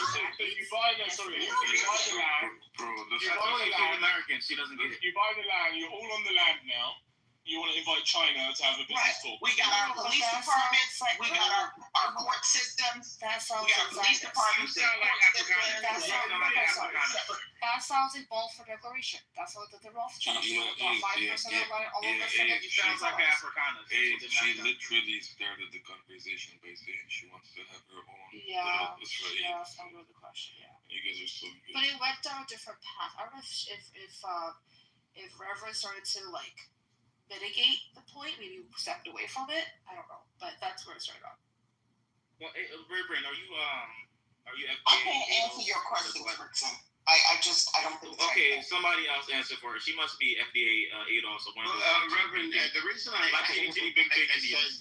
This doesn't make no goddamn sense. Reverend, the reason I said, based on what you're looking for, and the reason I say Africa, you don't have to be in the Western Hemisphere to have relationships with certain nations. That's the desired place. Because we're already in the Western Hemisphere. Problem is, That's why. It's like she's going. Hold on. It's like she's going to. How come you can only understand what you're saying? Guys, hold on. Just hold on. Are you the whisperer? That's why you guys. Let me finish. Come on, guys. Finish. I can barely hear it. She's going to a Mercedes dealership and she's saying she wants a G-Class Mercedes. You guys are like, there's a Chevy dealership right across the street. Cadillac dealership right over here. She already set up the question where she wants territory in the Western Hemisphere and she wants to have relations with China.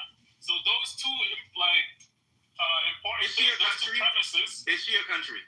She is a country. She said land. What this shit ain't making no sense. How are you You missed it. She said that 10. Hold on. You missed it. She said. Our own mini No, Israeli. she said that 10% of Black Americans do want to leave America and kind of establish something kind of like their own homeland. Sounds very Zionist. I don't know if you missed. She did bring that up. She sounds like Afrikaners. That's what she sounds like. Yeah. Yes, that's fine. What's wrong with that? She did say that. And what do you mean? What's wrong with that? So you leave. Wait a minute, leave.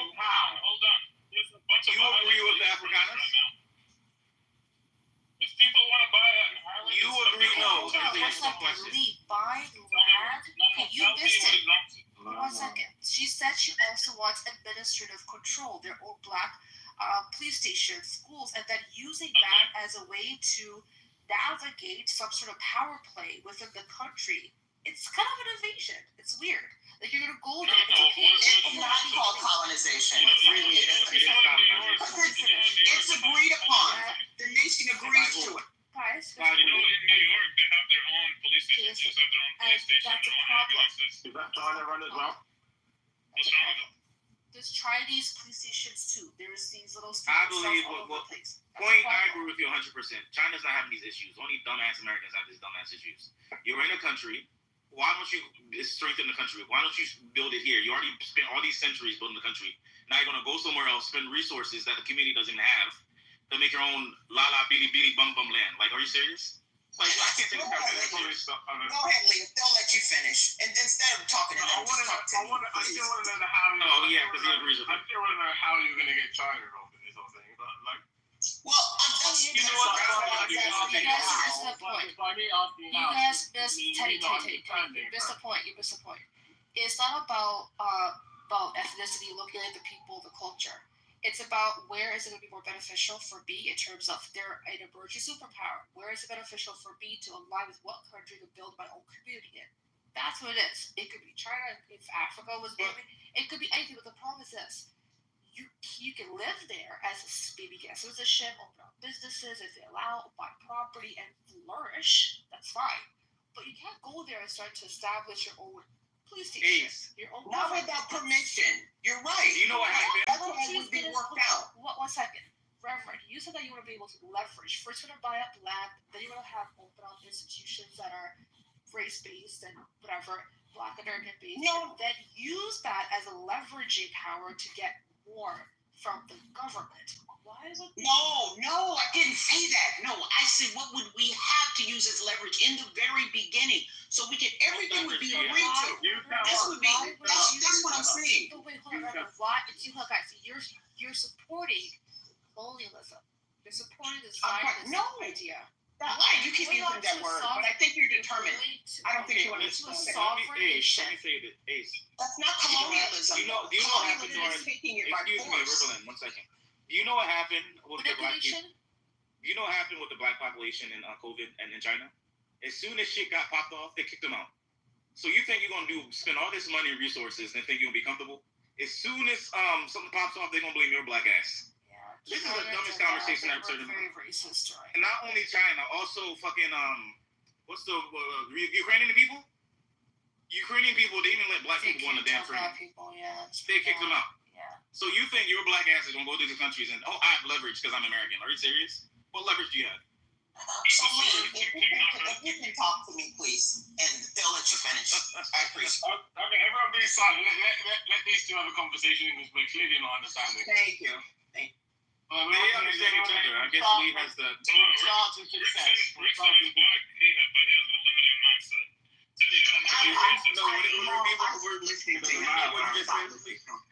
Lee, repeat what you just said. I didn't hear you.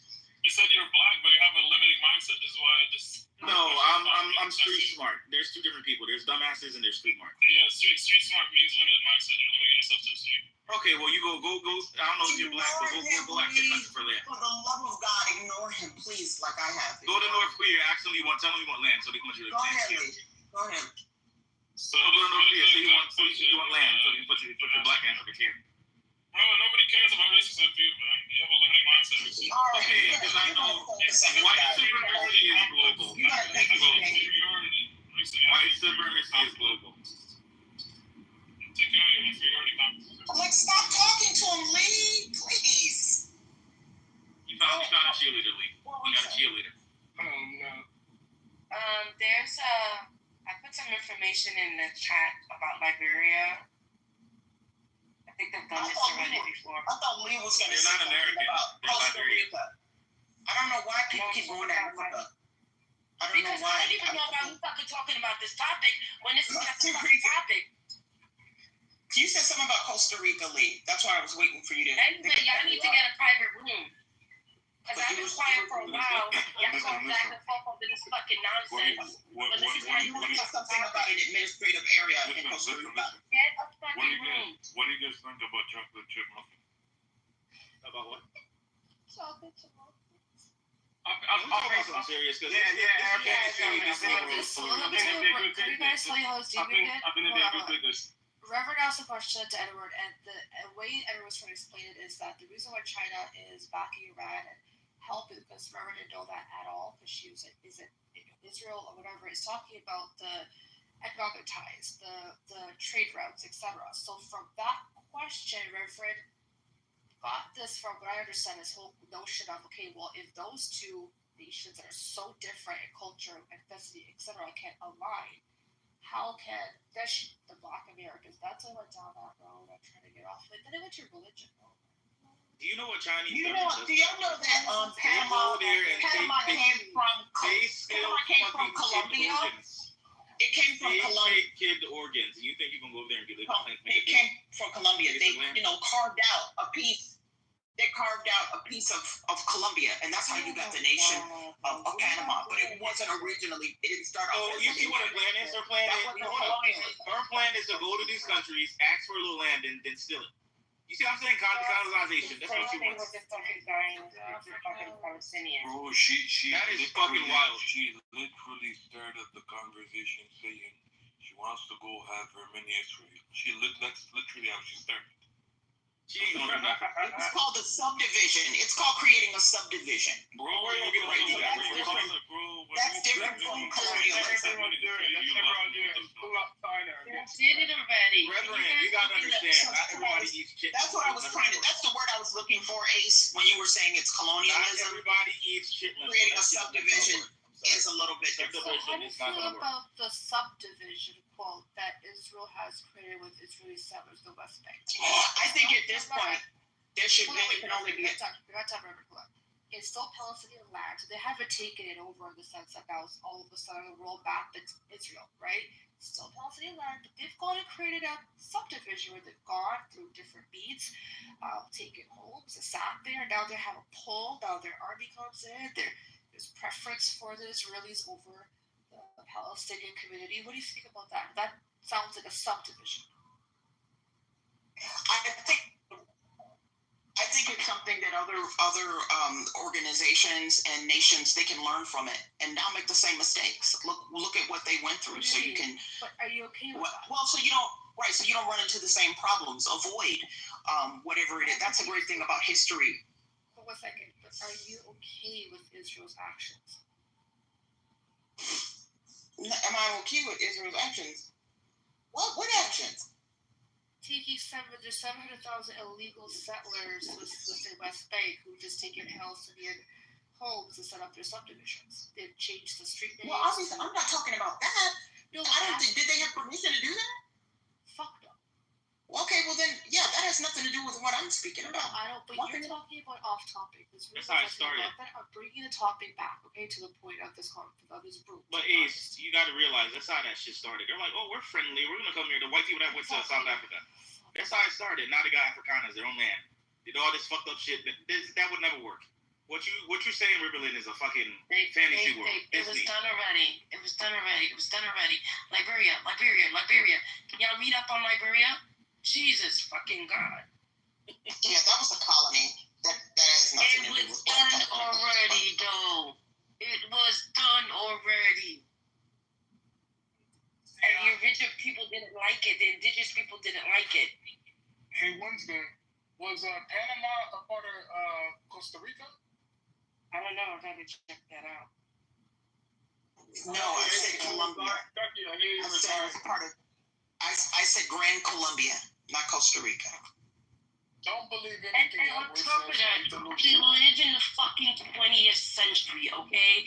Because of the way just everything is now, we're so more closer connected. Who the fuck is taking 14% of the population and going to another fucking continent? Who the fuck is doing that? I don't know why you brought that up.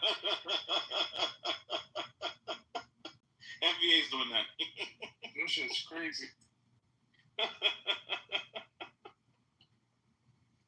You can't make this shit up, man. This is a joke. I actually agree with you, Rickson. For the first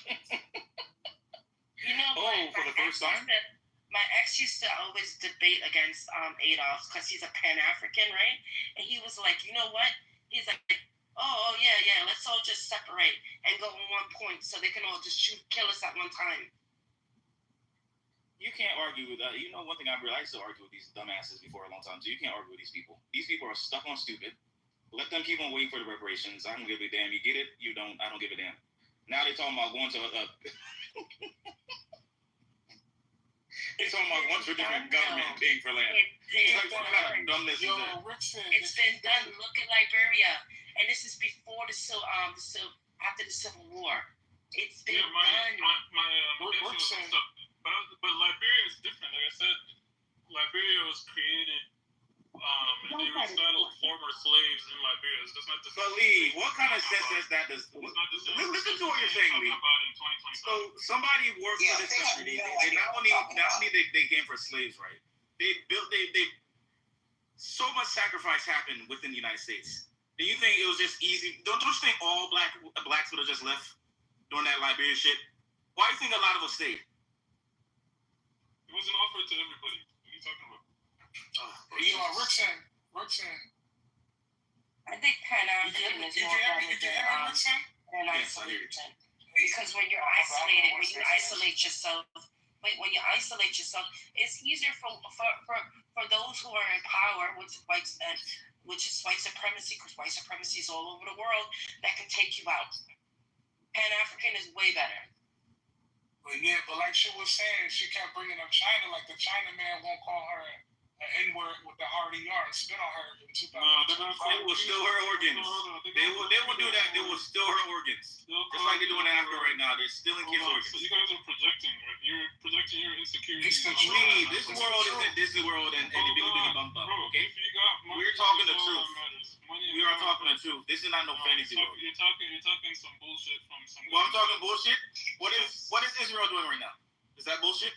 Yes, because they have money and power. If you have money and power, people respect you. Wouldn't it be easier? Wouldn't it be easier for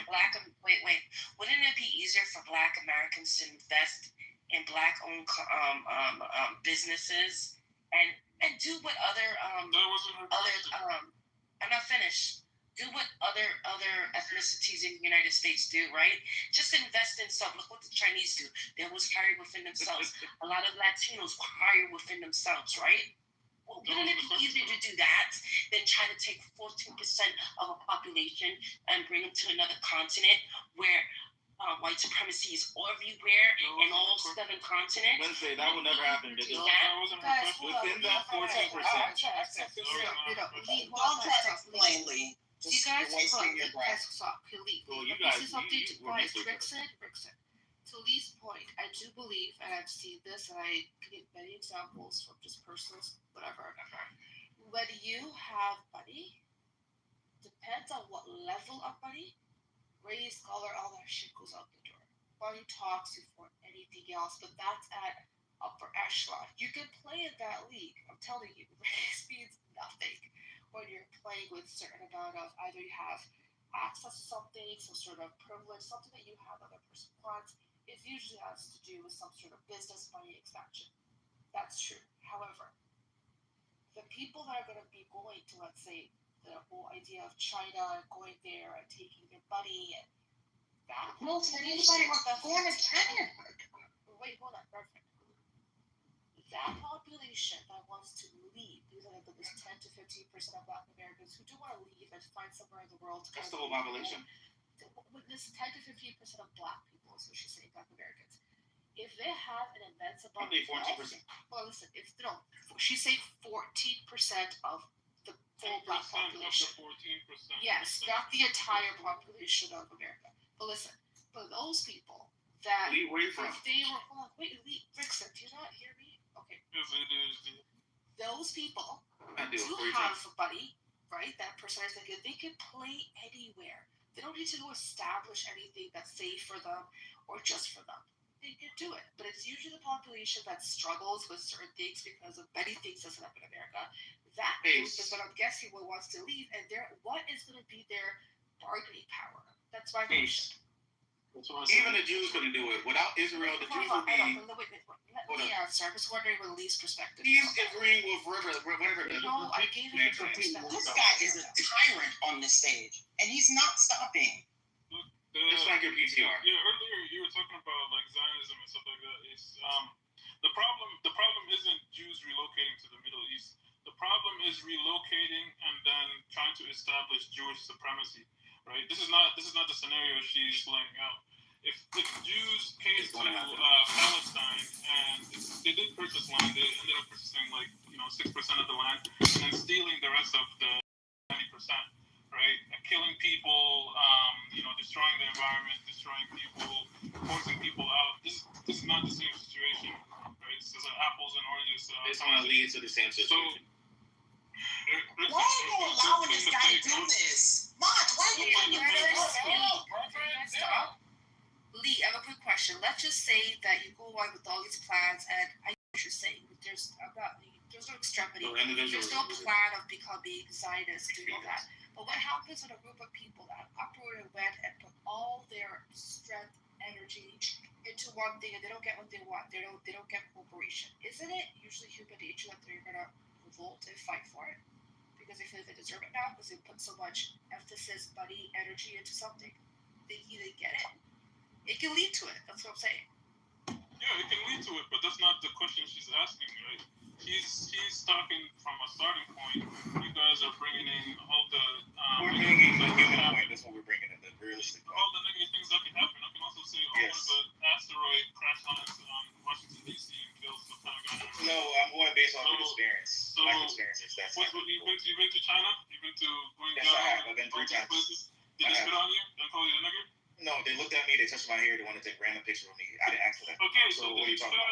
They didn't spit on you and call you a nigger, so your argument is... First of all, you're saying the nigger, where are you, Lee? Where are you from? Your argument is null and void. Where are you from? Let's get back to the original topic. Let's get back to the original topic. No, you're saying the hard ER. I know you want to distract me. There's nothing about distract you. You have ADHD, go take your Vicodin and all that stupid shit. Shut the fuck up. I ain't taking Vicodin with you. What are you talking about? Go take your ADHD medication. Like, this is not conversation. Hey, some of us have ADHD. Vicodin is he's black. Okay. Vicodin is a pain prescription anyway. It's not even for ADHD. But the point is, you say these little comments around this. Let me give you an example of a group of people that does this. The Mennonites. They're like the Amish. They have German descent. They're like the Amish. What's wrong with the government? Wait, just listen. They go into Central America, South America, and some even in Central America, and they buy lands in South America and Central America. But what they do is they follow the law of the land. If that's what's going to happen, if you're going to follow the law of the land, and like the way the Mennonites do, and they have their own little community there, by all means. Well, if you look, we have examples of all this shit, and it all leads to BS. Because like A said, you give them a little, you give them an inch, they don't want a mile. It's human nature. So this little Billy bum Disney World, we're going to go there and then be nice and we're not going to have any, that's all bullshit. Because humans are full of shit. We say one thing and we're going to do another. So it's going to be, I already see it coming. Look at the examples we have. South Africa. That's a huge one. The black people said, oh, come in. They said, oh, we're just going to be nice. Just want a little plot of land. Black people said, come in. What did they do? They wanted the whole thing. Completely changed the structure of the country. Made part-time. Yeah, but they already had white supremacy mindset from the get-go. These are the Dutch people. But they didn't come in like that. They didn't come in like that. Yes, they did come in like that. No, they didn't. It was Dutch colonizers. They came in to negotiate. Okay? They didn't come in with the states. Dutch colonizers. You know what year they had apartheid? In the 90s. I was born in the 90s. Yeah. There's a crazy example here. You can look at Zimbabwe. The blacks came back into Zimbabwe to take all their land back, and then now the blacks are inviting the white people back because they need help. Oh my God, taste off this shit. It's true. Look it up. It's literally that. The whole economy. Zimbabwe is one of the lowest employment rate in the world. Yeah, look at the inflation. Did that happen all by So itself? now the niggas are doing the bad job. Oh, Right? she Is left. that what you're saying? Niggas getting shit. I don't know how you guys got that hurt. She always does that. She does this in black spaces all the time. She's an FBA. I can't stand that lady. Talking nonsense. Like, what power do you have? What power does Black Americans have? You're at the bottom of the barrel of America. You think a country is actually going to take us seriously? And I'm not being listen, I love my black people, but seriously, like some conversation are just there's no point to have. You need to get your money up, Rick. My money, hey, bro, my money is up. I'm happy. Hold on. Lee, they can get their money up in their land. Black Americans are Americans.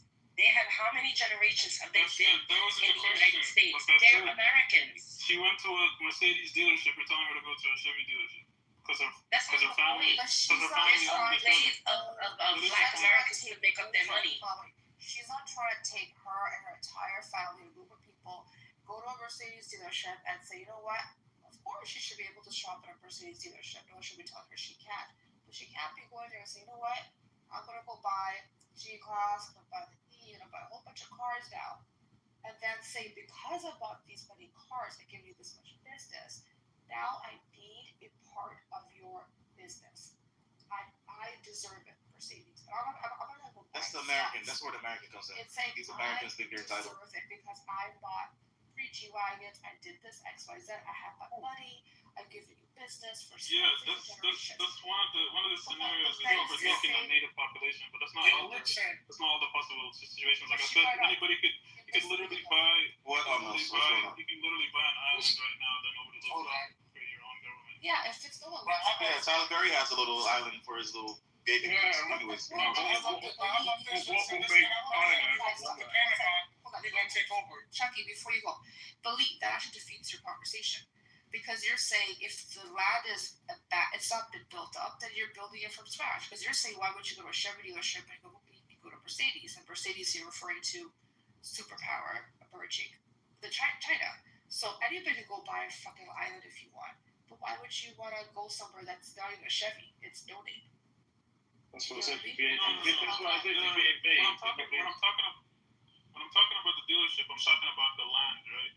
The power dynamics she's talking about with China is like saying, once you have once you buy the Mercedes, you want to do customization, whether you go to a different company or whatever it is.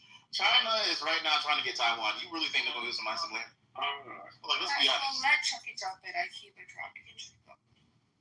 I was saying, Richard, what this. If you want to do with China, if you want to do business with China, you don't care about this law. They have to offer. What Amos? What you say? You have to offer them something, and that's why I asked. What? No one's asked that. They're gonna offer Popeyes. All in my head, I'm picturing it. A group of loads of these people, 10% of Americans, cornbread, go into land. And then one in the religion of China. My question is, how are you going to get a relationship with China? Well, we can build a relationship. Yeah, I'm surprised you're dying on this. If I'm not speaking English, try wine. Wine usually works. Wine, maybe a movie. What the fuck are you talking about? You want to get into a relationship, you use wine. It's a good social lubricant. Yeah, this is what you do. No. I mean, whiskey would be nice. You hear me fucking talking? No, really. I don't. I don't know. Chucky's been trying to talk, man, please. I don't really care. Chucky's a liar, man. Okay, listen, I don't want to start shit. I don't know what your guys' beef is. Let him speak and you. I was saying, with Rab or whatever that person's name was, Logic, me and you, let's go to Panama and buy some land, right? Putting your life in danger when you do this. There are expats, there are American expats all over the world, right? But they know they're on code. They're not going to go to a country and try to run shit because they already know what's the outcome. You're going to get fucking your fifth stroke, you're going to get fucking unalived, killed. So that lady talking that crap, I don't know, that lady, she's bonkers, okay? He said, I have ADHD. That lady has ADHD in her pussy. Excuse my language. Okay, Vixen. Okay, go ahead, Mariana. There's nothing wrong with ADHD. I don't know how you get ADHD. Some of Are you us British? have a different operating system. It's okay. Yeah, dyslexic people out there, you know? There's nothing wrong with that. Yeah, there's nothing wrong with that. There's also undiagnosed So people keep them out in the there. back, Rick right? said there's also No. undiagnosed people out there. What are you talking There's about? what? Albert Einstein was told by his teacher that he was unteachable. Well, you know, there's a saying out there. You're so smart, you're retarded. So I like you have to be a little balance of both, you know? Look at the smart people. Bill Gates, he's a weirdo. All those rich billionaires, they're all weird. Elon Musk, fucking weird. I like the way I am. I don't want to. I want to trade it for anything. Just give me a million. Nixon, you're not gonna have any children, are you? Oh, of course. I love kids.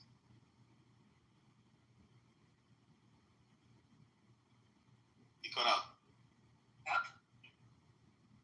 What you say? Hello? What was the point of asking me about my wife kids? I would say you shouldn't. Morning, everybody, guys. How are you? What up, Pixie? Hi, Emma. What's your beef with Chucky? Today seems like, Edward is out here, there's Chucky out here, there's you. Today I heard that he was a Zionist by third person. Chucky, what are you doing? Look, I was in a... Right? So she asked me the question, right? So with Edward, right? We were in Amos's room. No, Edward was Edward. I'm talking about, there's a bunch of people that called you. I heard 3 people. Look, so I was in a room. So I was in a room the other day with Mikael and some religious people. It was a religious room, right? And Chucky comes in. That's when he first changed his name to Amos. We thought he was actually Amos. Right? And then he said some random comment. He's like, sitting in on Amir's rooms, I'm actually, I don't remember exactly what the word he used for it was, but like, I'm more sympathetic to the Israeli position, basically. That's what he said.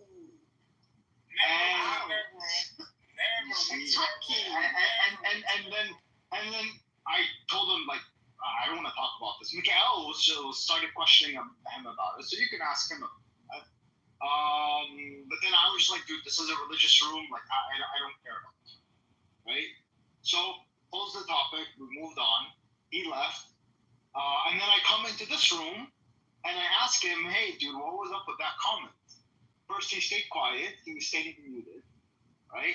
And then, at least, if you have a position, stick to it. Like, I will respect you more if you actually stood on your own position.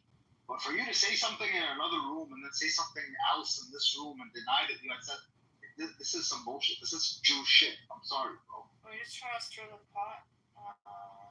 Yeah, I've never said that. So, what are you talking about? See, he's lying. You can ask Mikael yourself. Mikael was there. Any more questions? You can't beat the claim to you. Are you just going around trolling and then getting people all fucked up with their trolls? And people taking yours out? I feel like Chucky's I've never. Oh wait, Chucky, actually, Chucky, I heard you say that. I heard the other day. Well, isn't he Jewish? Never said that. I heard Chucky say, I'm gonna go and troll and pretend I'm a Zionist or something. Never did I go into that room and say that. That's what I'm saying. That's number one. And number two, the whole Edward. I'm joking. Oh my God, can I finish? I'm sarcastic. But yeah, I'm just saying, I've never said that. And then that whole Edward situation, Edward came in Amos's room, started his bullshit, and Pikachu damn near attacked him. And we were having a whole different conversation about America, and I agreed with Pikachu about America, and you can ask Pikachu himself. I've never said he was a Holocaust denier. It's weird. That's cool. But I mean, if that makes me a Zionist, then I guess I'm a Zionist. Shit. No. I would say that. I think Benny said that you were. Yeah, but I've never said I've never even been in that room that he's talking about. So Well, you're lying. how those people are. At least just be honest. Like, we'd respect you a little bit. To do this flip-flop bullshit, to deny that you said what you said, say you were trolling. It's fine. But, you're lying. Okay, you say I'm lying. I said I didn't say that. And I say I got witnesses. I got witnesses. Okay. What happens in a court of law, you bring witnesses. I don't think Benny's a known liar on this app. Like, I actually don't lie. Like, I'm sorry. Like, that is something I don't. I troll. I often troll. But I make it pretty clear that I'm trolling.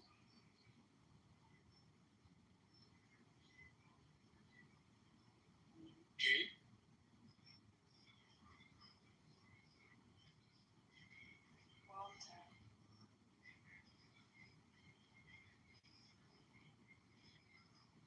I mean, he's a womanizer now. Benny's a womanizer. So. Guys, Proudly. this guy is a stop. I hate that. Wait, what? Proudly I am. That's like a compliment. How did you gain nuts? How did you gain nuts? What? That one day Fatima was trying to do something and he was saying, "Menage a trois? Yes, yes." I was like, Oh, he gets off with this one.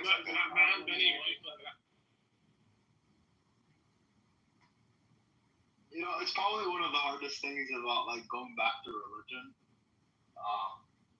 Adultery. Wait, hold on. But yeah, did you go from being Muslim to Christian? Right? I went from being atheist. But, like, yeah, I grew up. So where you said that it was just some of your lifestyle choices fit a different religion, so you went down that road?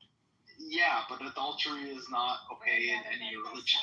That's what I'm saying. You got custom make a religion for you. Yeah, I listen. Promiscuity.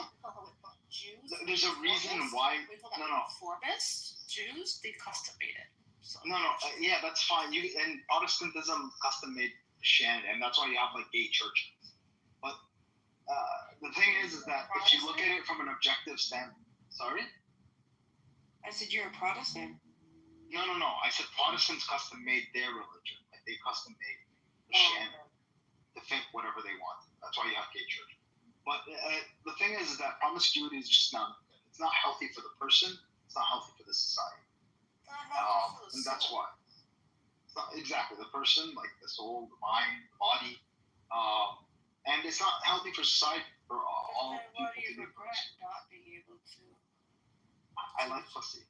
God, what I asked is so fucking But it's bad to do that stuff. Like, you shouldn't. Listen. You're part of your life soon. Inshallah, I really need to.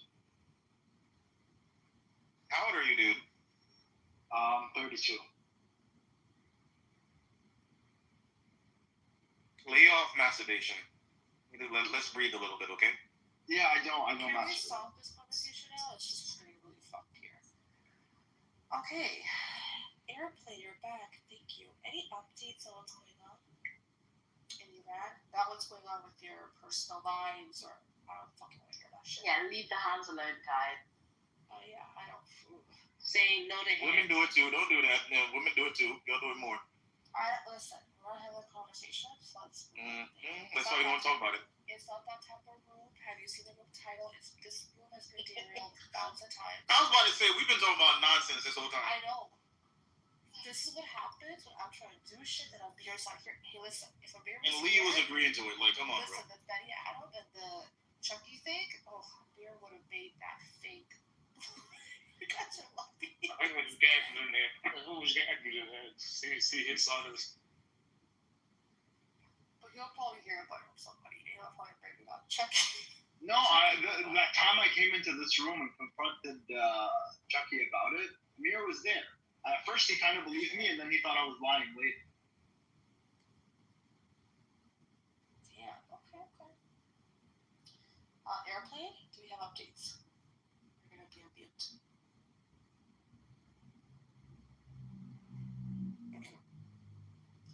Okay, I have a question. Chucky, I want to ask this question. How are you base center? I don't like America first, patriot, which is all fine. But let's just, people, someone's talking about allyship, but why they align with Israel because they feel like it's just better for America, whatever, that's the perception. Would you align with the country automatically because they are an ally, a strong ally of America? Would you disagree with their actions because America does? I'm afraid to answer that question because I might be called a Zionist.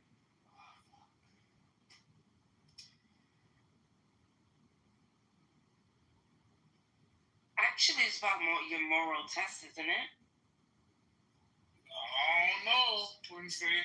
Every time I see them talk, they call me a Zionist. I'm cool. I'm refraining from answering any more questions at this stage. Because calling me a Zionist is worse than calling me a nigger, to be honest with you. It has become been called a racial. It is kind of like a racial slur these days. Like I wouldn't want to be called a Zionist. You would call me that, means I'm a baby killer. Call me anything else in the world but a fucking Zionist out of all things. The fuck is wrong with these people?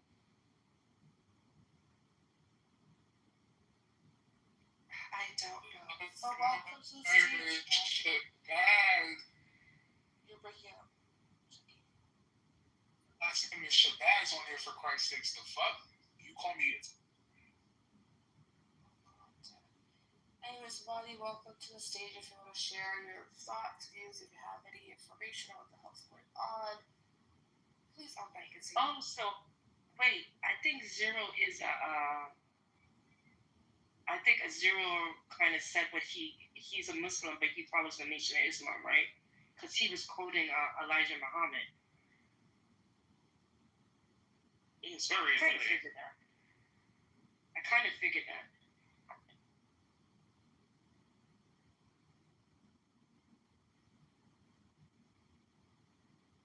Yeah, I don't know why. I have no idea why he's so goddamn triggered. I had to drop him. I think he's left the room. He's pissed off. It was. Well, yeah, for his age, he's an older man, so I would have thought he was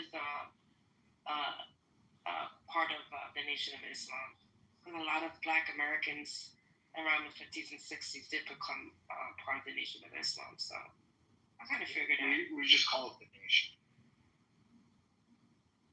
The what? The Nation. They call it the Nation of Islam. I mean, they call it the Nation of Islam.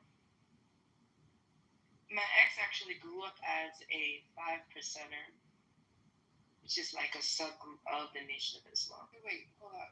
But yeah, why is it the Nation versus the Nation of Islam? I'm just trolling. Fuck, see, I can't even with you guys right now. You guys want to beef with each other, I can just tell. But why does that matter? Like, I don't know if that's supposed to be derogatory. I don't even know why that's being brought up.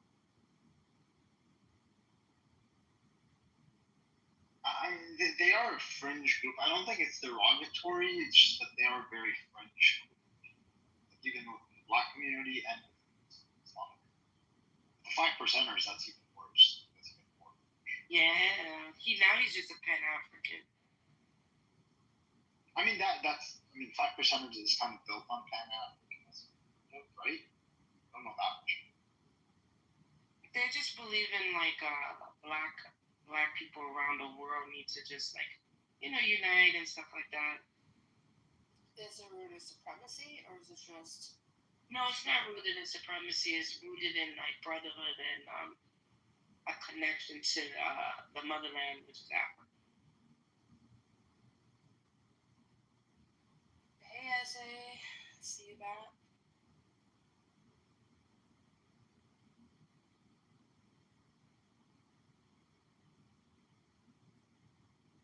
Members of the group call themselves Allah's 5%ers, which reflects the concept that 10% of the people in the world are elites and their agents who know the truth of existence and ought to keep 85% of the world in ignorance and under their control. It's not a supremacy. Yeah, it's kind of.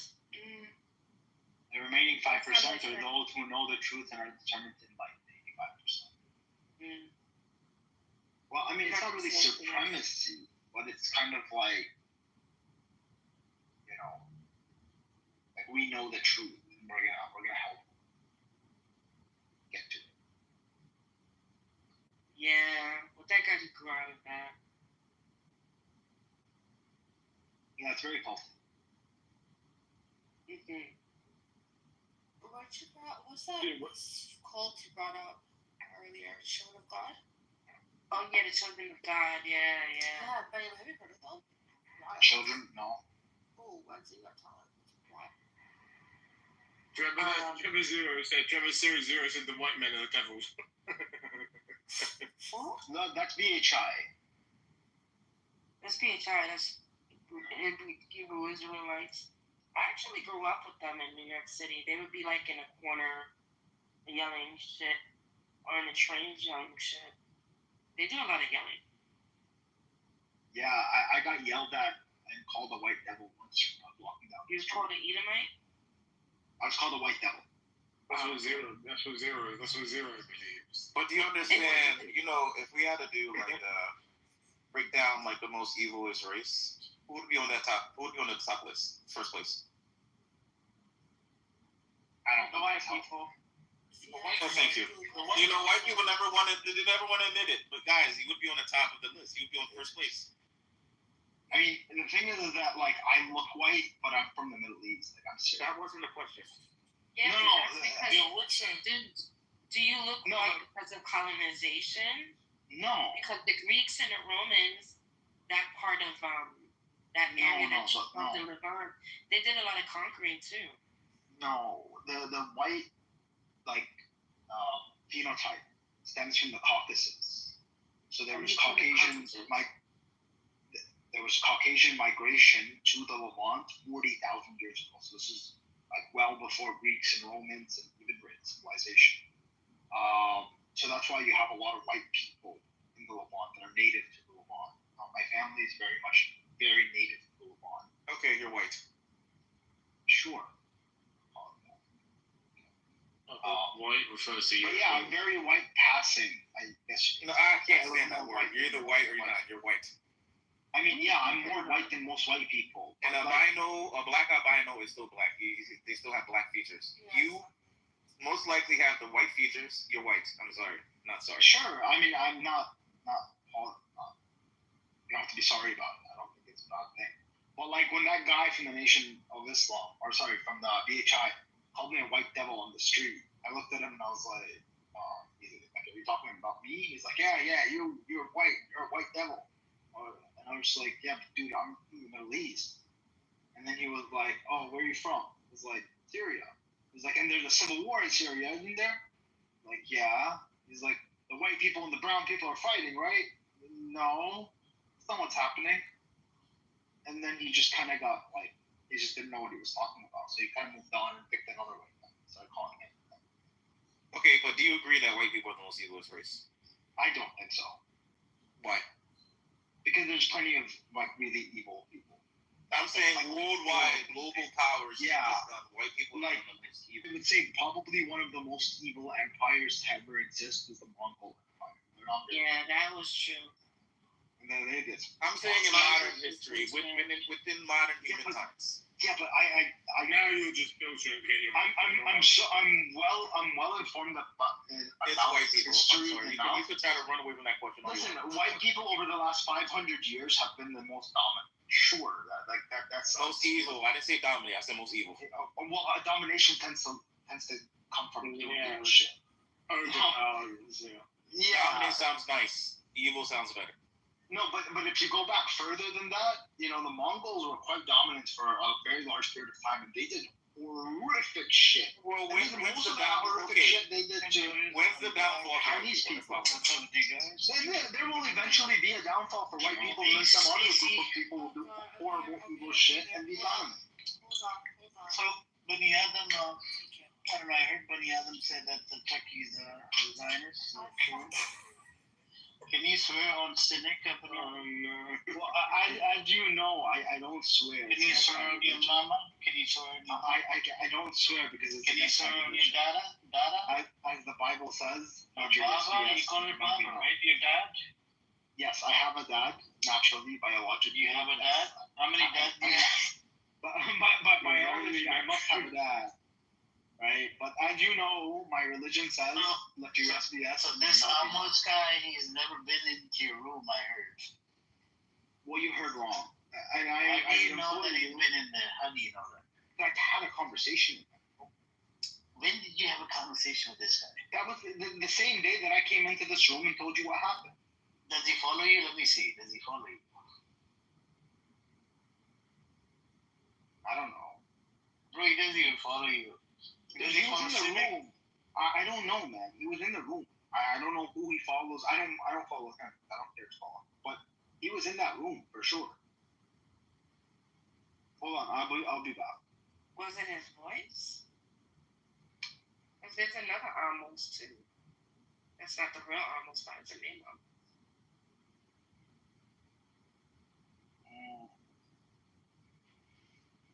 Where'd he go? Did he still here? Well, first still here? Chucky left, and then I think Benny said he's coming back. Maybe with proof.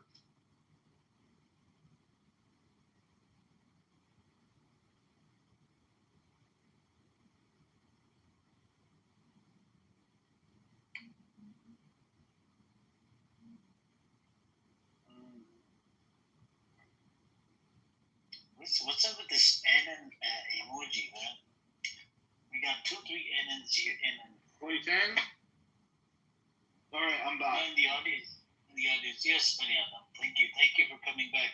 So you said you believe this person called Chucky, aka Amos, he actually said he's a Zionist. No, he didn't say he was a Zionist. He said because of Amir's rooms, I've been looking into it more. And I don't know exactly the word that he used, but he basically said, I'm more sympathetic to the Israeli position.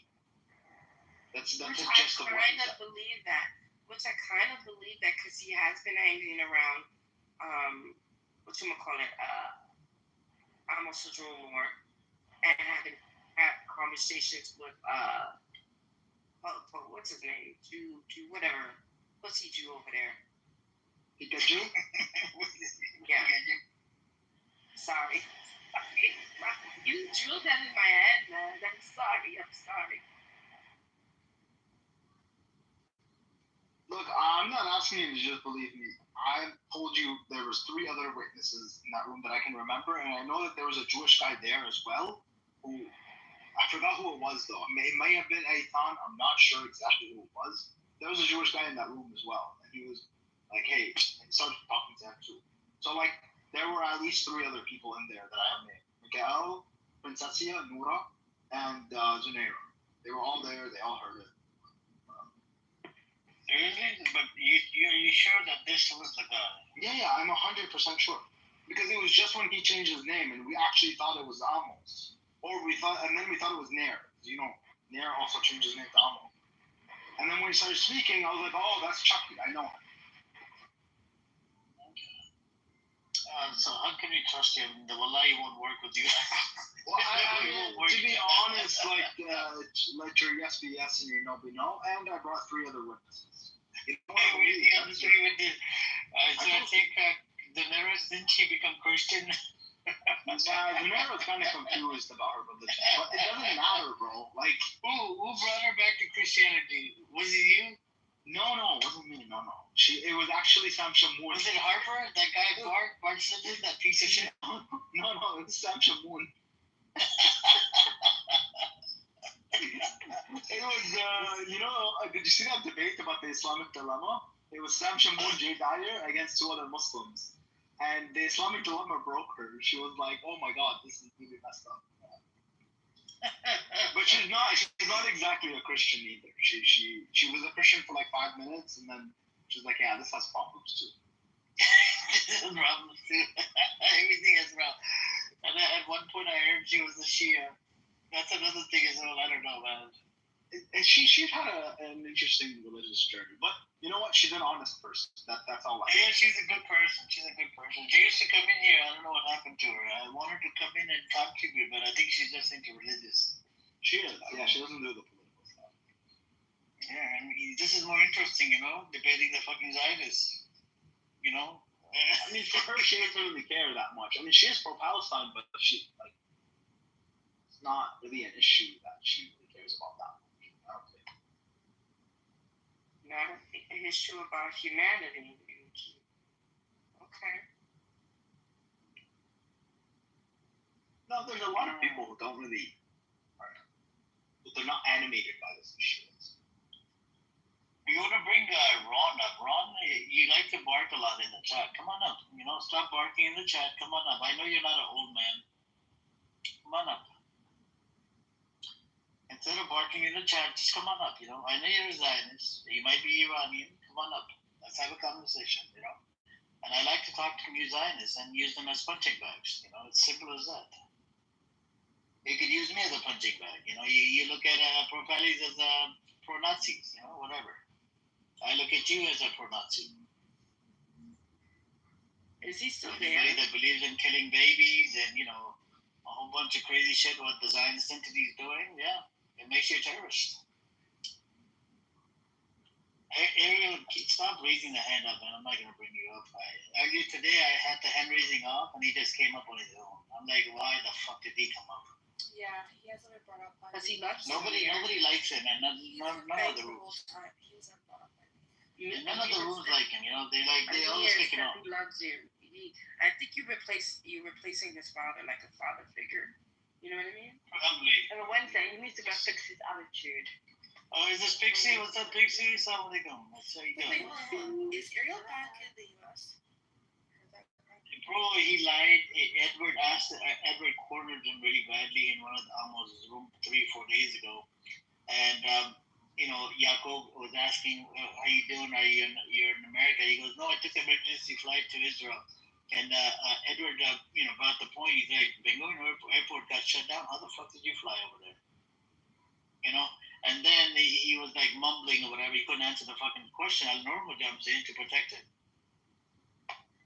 This idiot, he claimed to be in America. He was, I think, in Chicago or some shit. Yeah. This is a problem, man. Gary, you gotta stop lying, man. Stop lying to people. Stop bullshitting to a bullshitter, right? I'm the biggest bullshitter, I understand, right? But you cannot bullshit to a bullshitter, man. This is the problem with some of these. So we can only conclude two things. You didn't right? go on a charter plane, bro. They're not gonna fucking fly you back over there. You just idiot. Yeah, exactly. He's not that important. So we can only conclude two things. Is either he lied about going to America because he just needs some kind of fucking attention, or he's lying about the charter plane. Either way, he's lying. Ariel, by the way, 150,000 Israelis are stuck somewhere, and one of the ministers said. He said they should enjoy their time off. They've been trying to bring them back. Did you know this? For weeks, and then for a week and a half or so, or 2 weeks, and then they made it easy. Oh, Ariel's the most important person in the world. This American person that just became Jewish is a new reword or whatever. Bullshit. We're gonna pick him up, take him to Israel, and we're gonna let him live inside Israel. Just an idiot, bro.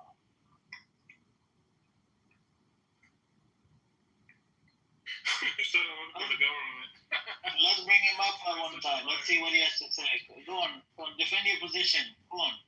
He was in his last room, and he said, I work for the government. They asked him what position do you have, and then he said, I can't talk about it. Then they said, if you're not allowed to talk about it, then why are you telling us to work in the government? He's a Knesset member, man. That's what he wrote. Good morning. How you doing? Are you okay? What time is it over there? 8:45 in the morning. Are you sure about that? What time is it for you right now? You can check this out. It's 8:45 in the morning. What time is it on your phone? What's your other question? It's 8:45 in the morning. What's your that's what I said. That means you're still in Israel. Yeah, that's what I'm saying. So you never came to America then, Ariel, right? Exactly. I said you either. No, you weren't. No, you're just a liar. Let him defend his position, Lindsay. Let's hear him out. Let's see what he has to bullshit about. Go on, bullshitter. Go on. I told you while I was in America, I wasn't just by myself. It was me and the people that I worked with. When things started to go real bad, arrangements were made. They got us a charter, and they flew us back. What's so hard to understand about it? Oh, the body bodies to just give up their lives. They're gonna put you in the forefront because they don't give a fuck about you. Well, they actually got a charter plane, right? And put all of these people in a charter plane. And charter plane, you have to find a pilot. You gotta rent a fucking charter plane. A lot of times it's not available on demand. And it's fucking expensive as fuck, which I know damn well the Israelis can't really afford it. That at this moment they're hurting. I mean, I'm sorry that's your assessment, but. But wait, this charter flight, how many seats is it? How many people? Yes, I called a small charter plane. They were charging, what was it, $3,000 a day or something, or $5,000? Oh, it's not just $3,000 an hour. No, I'm talking about a tiny, like a tiny, shitty plane with the one seat or buckets.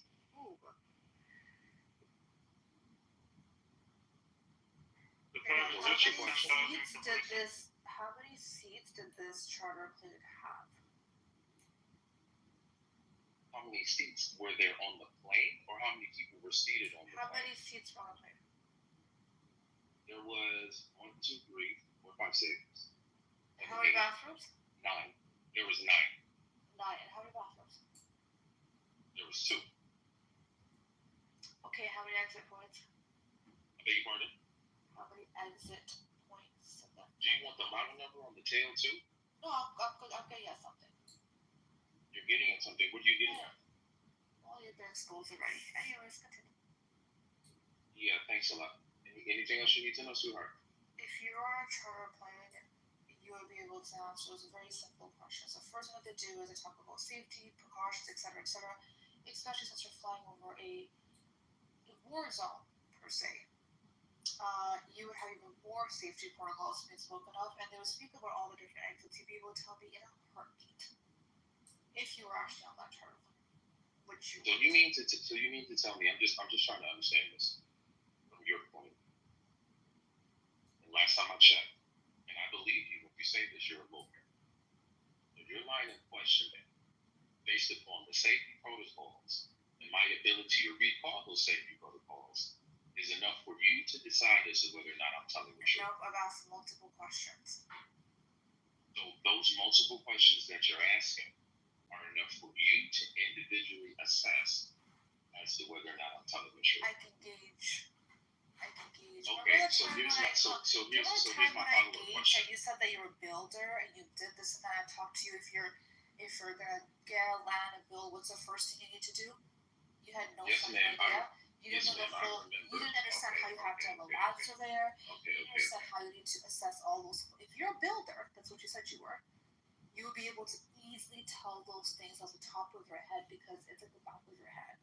If you're Okay, a so builder, just to that's ask what you clarify. alleged. So You just to said ask you had no idea. You had So I've been able to see there's a history of this where you can answer questions, you go quiet, you say something so lofty and big, but you can't back it up. So I'm able to tell from your pattern that there's inconsistencies. Inconsistencies in a court of law can just a little shadow of a doubt needs to be casted.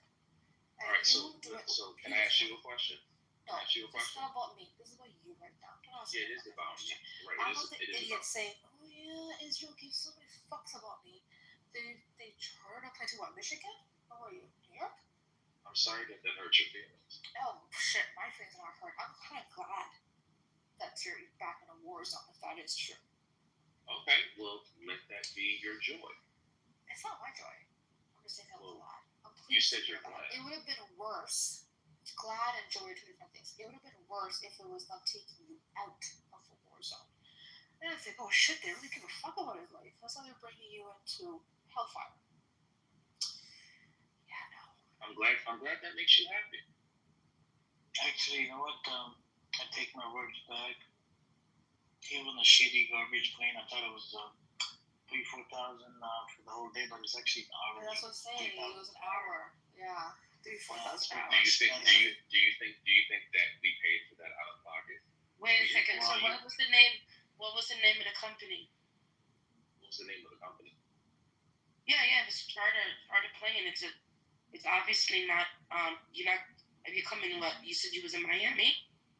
In another room? I didn't say I was in Miami. Yes, you did. I said sequence stay here's the front. You said come to Miami. I said I'm Bro, you just, like I said, Amir, he either lied about being in America or he's lying about the charter plane. Either way, you don't know how to use your listening skills. You're lying.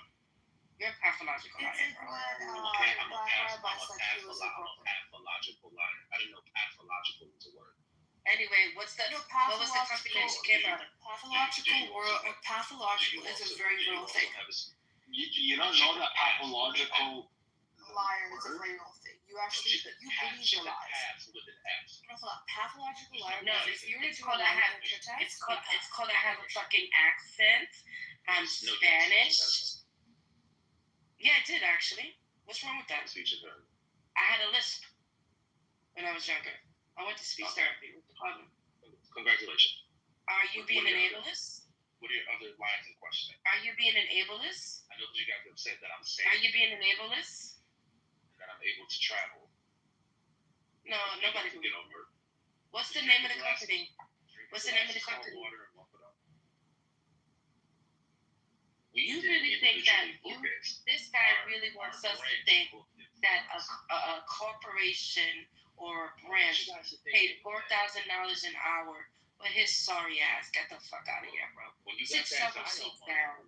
Sit several seats down. Sit several seats down. You fucking alright. Sit several seats down. Don't worry, I'm coming back. I'm coming back to America when I'm back there. I'm definitely. Yeah, you just a liar, bro. No problem. Just a liar. Nobody believes you. How does that affect your life? Nobody believes you. Nobody believes you. The liar. Just a liar. The fact is, what's scary is that you believe your own lies. You got mental. You need. Yeah. Pathological with an S, right? Pathological. Oh, God bless you. You're a fuckological liar. You're a fuckological. Fuckologic is Are you guys ready for what's getting ready to happen? Yeah, you're a fuckological liar. Alright, fuckological. Go. You guys ready for what's getting ready to happen? Are you ready to surrender? Surrender to who? Normal? I don't understand. Or Black Rabbi. Are you ready to surrender to Black Rabbi? In what regard? He's looking for a future partner. Are you ready to surrender to him? Partner in what? You know what? No, I don't, because this is your question. So can you clarify your question, please? Partner, meaning he wants a companion. He wants somebody that he can talk to, somebody that he can share his time with, somebody that he can eat his food with, somebody maybe he can enjoy his chicken with because that's what he's been eating, and chips. Because every time he comes in here, he's always fucking eating chips, and somebody that he can share his couch with. Oh yeah. Hide with. Maybe the couch with hide with. Maybe drive a bus in. Like you could be a what's it called, bus mate. You can go to synagogue together. Hold hands together while you're going over there. Do a whole bunch of stuff together. But right now, I don't think they have enough space in the bunker for him. So. Since you have connections, are you asking a question or making a statement? No, I'm just asking you. Can you get together with him and check on him, see how he's doing? Why do I need to do that? He loves you. Are you saying this for him, or is he saying that for himself? He told me to tell you he loves you. I highly doubt that. He said, I miss Ariel. I highly doubt that. You are pathological. You are a pathological. The fact that he's even asking that means he's in love with him. So no, he said,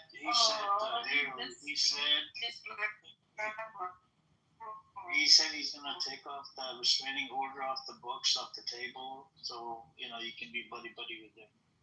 Amir, you and I both know that you're lying right now. If you have something that you'd like Look, to discuss, if I was lying, I would be laughing. Am I laughing right now, Ariel? I'm being serious. This is my serious voice. Amir, your life can't be that sad to where you gotta make up this many lies. Do you have anything to say? My serious voice. Word of you like a new word as you're using it? Beg your pardon? You just learned what pathological liar was, and you try to put it in a sentence and try to use it. You said path.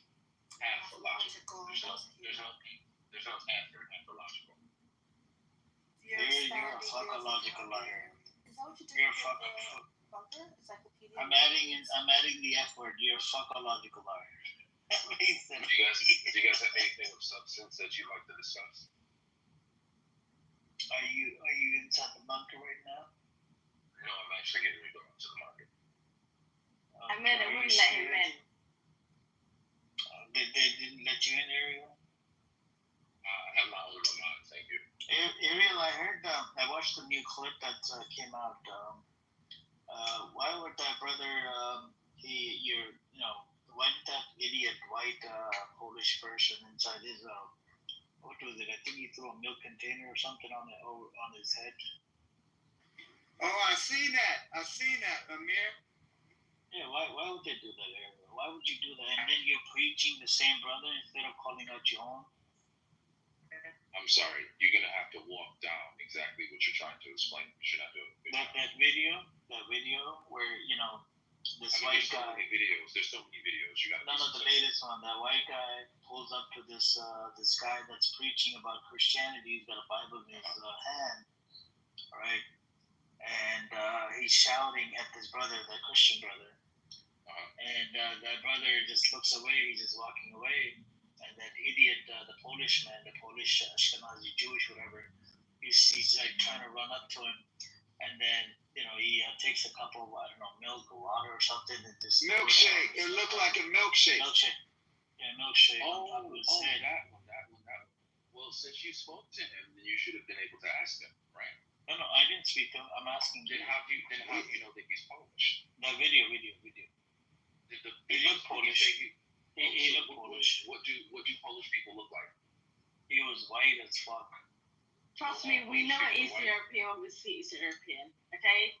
Like Netanyahu, for example, the head shaved ears, that's given East European. He was a European Jew. Are you sure?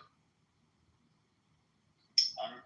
That sounds like Nazi talk to me, but go on, I'm listening to you. How was it Nazi talk? How was it Nazi talk? I know he's Polish because he looks like he's Polish. How's that how is that Nazi talk? Yeah, imitating Amir doesn't prove your point. Oh, I didn't imitate Amir. You tried to. You tried to. No. Yeah, you tried. It was horrible, but you tried to. Yeah, you trying to put on my act? What are you, Nazi? Why would you copy my accent? If I wanted to imitate Amir, I'd do a wet fart into the phone. That's Nazi talk right there. That's retarded. That's a Nazi talk right there. That's a Nazi talk. My question is, even though the cops that took him away, the guy that put the milk on top of that person's head, you were still trying to preach to that brother, the Christian brother, that was preaching about Christianity. Why would you do this? Why would you be attacking? You're scolding him. Yeah, scolding. Yeah, why would you be scolding him? Because it's very, very plain. If you come into this country and try to proselytize, you do so at the risk of your own life. But Israel claims to be diplomatic and let people express themselves. Why was secular nation? That's for that. Yeah. I beg your pardon? I thought Israel was a secular nation. Yeah, I thought it was. They wouldn't bother you if you're Christian or want to preach what you want to preach. He wasn't. He didn't seem like he was. He didn't seem like he was bothering anybody. He didn't seem like he was bothering. It's a diplomatic. It was a diplomatic. Did you guys know how long he was standing out there in the full scope of what he was saying?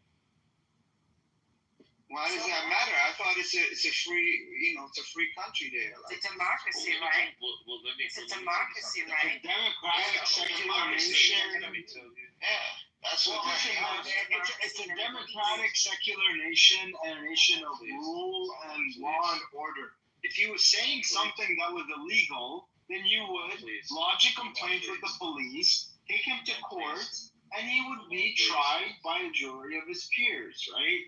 That's what a democratic secular nation does. You don't just lynch people. That is very incorrect, and also that speaks to your naivete of Israeli law. Okay. Tell me about Israeli law and how it doesn't actually have rule of law or democracy or secularism. In Israel, it is illegal for you to publicly proselytize. And the reason it is illegal for you to publicly proselytize is because you're doing so in the presence of unaccompanied minors. In the event that someone invites you to a home or a residence where you can spread the gospel as you please, that's 100% legal. It's 100% legal. But when you do it in public, you run the risk of what you saw happen to that young man, or worse. That's the way the law works here. I'm sorry if you don't like it. Actually, I just What, the law works? Hold on. I just Googled it. In Israel, public proselytization or trying to convert people to another religion is generally illegal. Generally? What's the definition of generally? As in general, as in commonly legal. So commonly, yes. This is how it works. When you do it publicly, you are breaking the law because you're talking to unaccompanied minors. No, you see, the exception is not the minor thing. The exception, no, but because you're lying. You see, the exception to it not being legal, is offering material incentives, like bribing. No, sir. Right?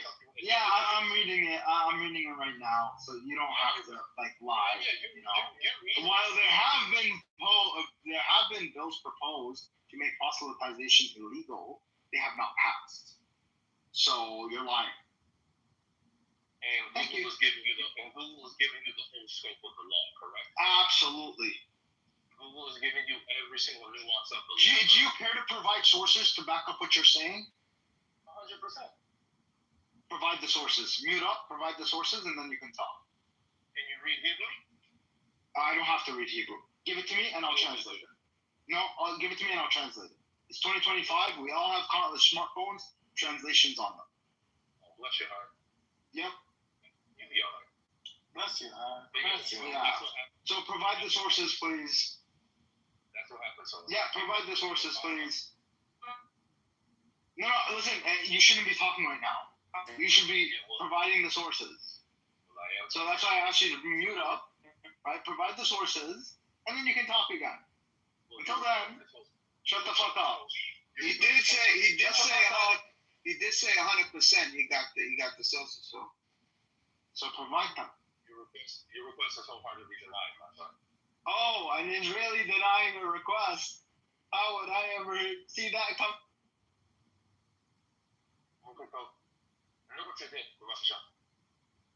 בן-זונה, ליכט זעין. זה יכול. לא, זה.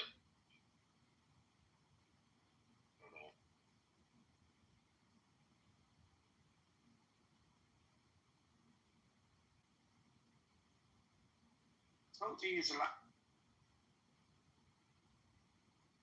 You guys actually know that they tried to pass a bill in Knesset. I think this was like 2 years ago, to make Christian proselytization illegal, specifically about Christians.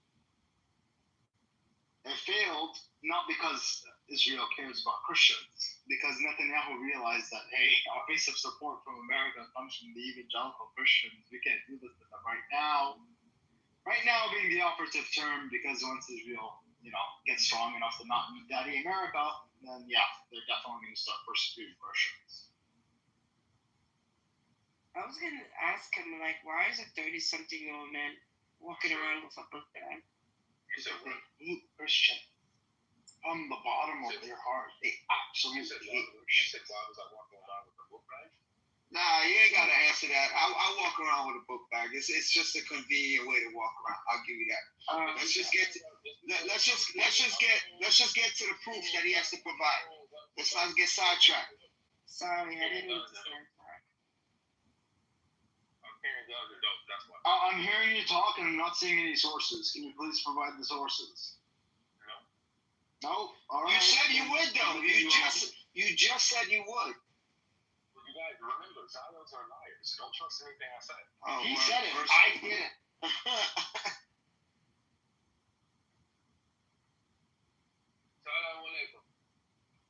That part. So, I do want to ask you guys, see if you guys can answer this question. So, dozens of U.S. military aircraft are no longer on the tarmac at a major U.S. base in Qatar, right? The satellite images show a possible move to shield them from eventual Iranian airstrikes as Washington waits whether to intervene in Tehran's conflict with Israel. So, do they have this some sort of a technology where they can shield it, like from all the detectors, the satellite images that nobody can see it? Do they have that type of technology to hide these military aircraft?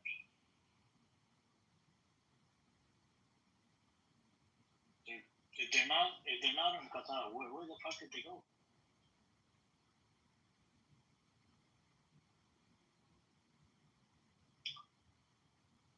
That's the thing. Hey, what's up, Pajman? Pajman was here.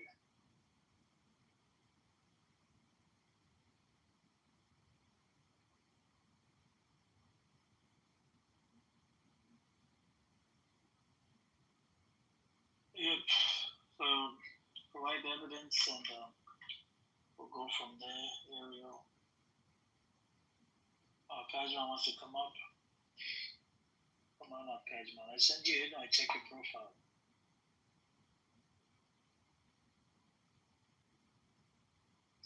Bro, check your profile. I did accept your invite. Check your profile. Check your profile. Accept speaker invite. Idiot. There you go. You're not gonna. I gave you a warning. What do you mean? I'll remove you. No, you're an 18-year Catholic. I'll remove you right now. Look, Pajman.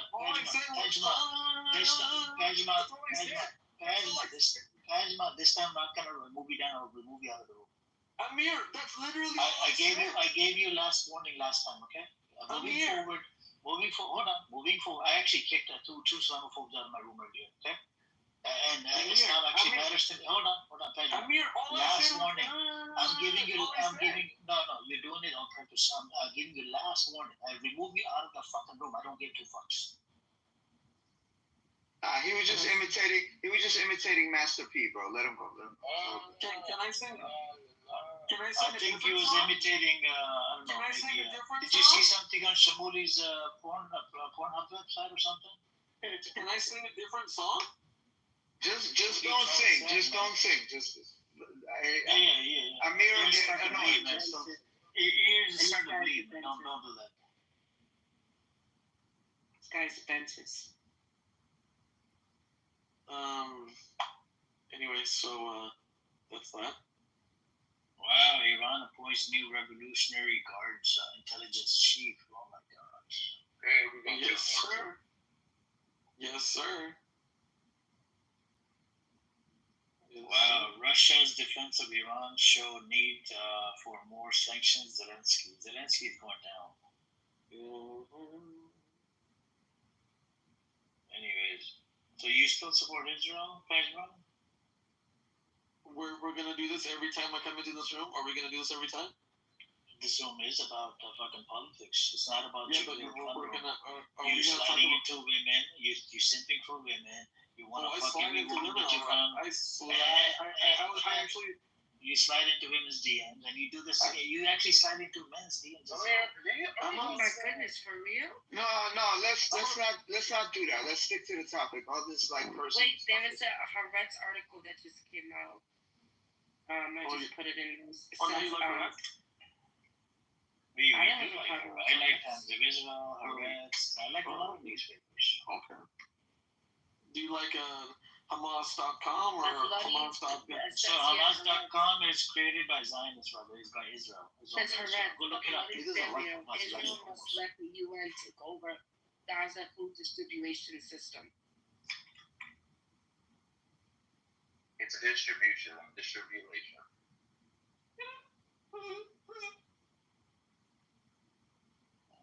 Wednesday, you're so cute. Go in these rooms, You You sound just. Where's James at? Wednesday, can you think James is James? You sound just like James. Hitting on an 18-year-old. You sound like a you're 18. You're 18. Okay. Now look how excited you are about that pervert. Hold on, someone's calling. Hold on. Can you bring James in here? We need to have a little competition. James sounds just like Pejman. Weirdo. I'm not 18, obviously. I got a whole 16-year-old, but whatever. I didn't believe that. So the hackers are saying. Who was dumb enough to make that decision? Hold on. The hackers are saying Your father was dumb enough to fuck your mother. Hold on, She guys. should have just fucking put it in her mouth. Hold on, please, guys. So hackers are saying, hold on, man. Okay. You want to talk about? People are just, please. I'm speaking, man. Stop coming up to mic, please. Sorry. Hackers say that they wiped out $90 million from Iran crypto exchange. So they hacked into. I don't know if it's true or not. But Nazi, weren't they like sort of like mining Bitcoin? Nazi in Iran. That's what I heard. I don't know. Is it true? I don't know. I ain't heard about that. It's crazy.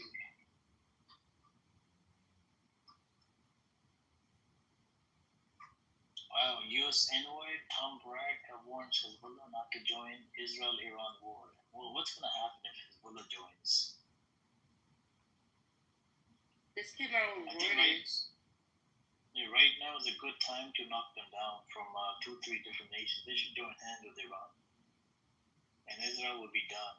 Who's that now? Amir, who's that?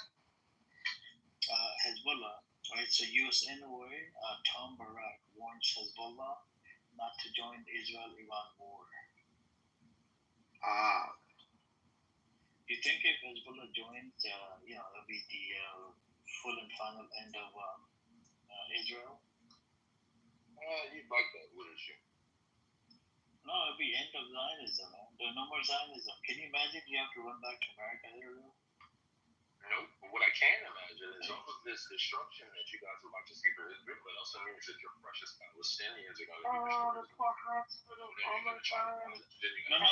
As soon as you run away, your people are running to Cyprus on ship and boat or wherever. Did you see that? I've seen the videos. They're so shit scared, they're running away.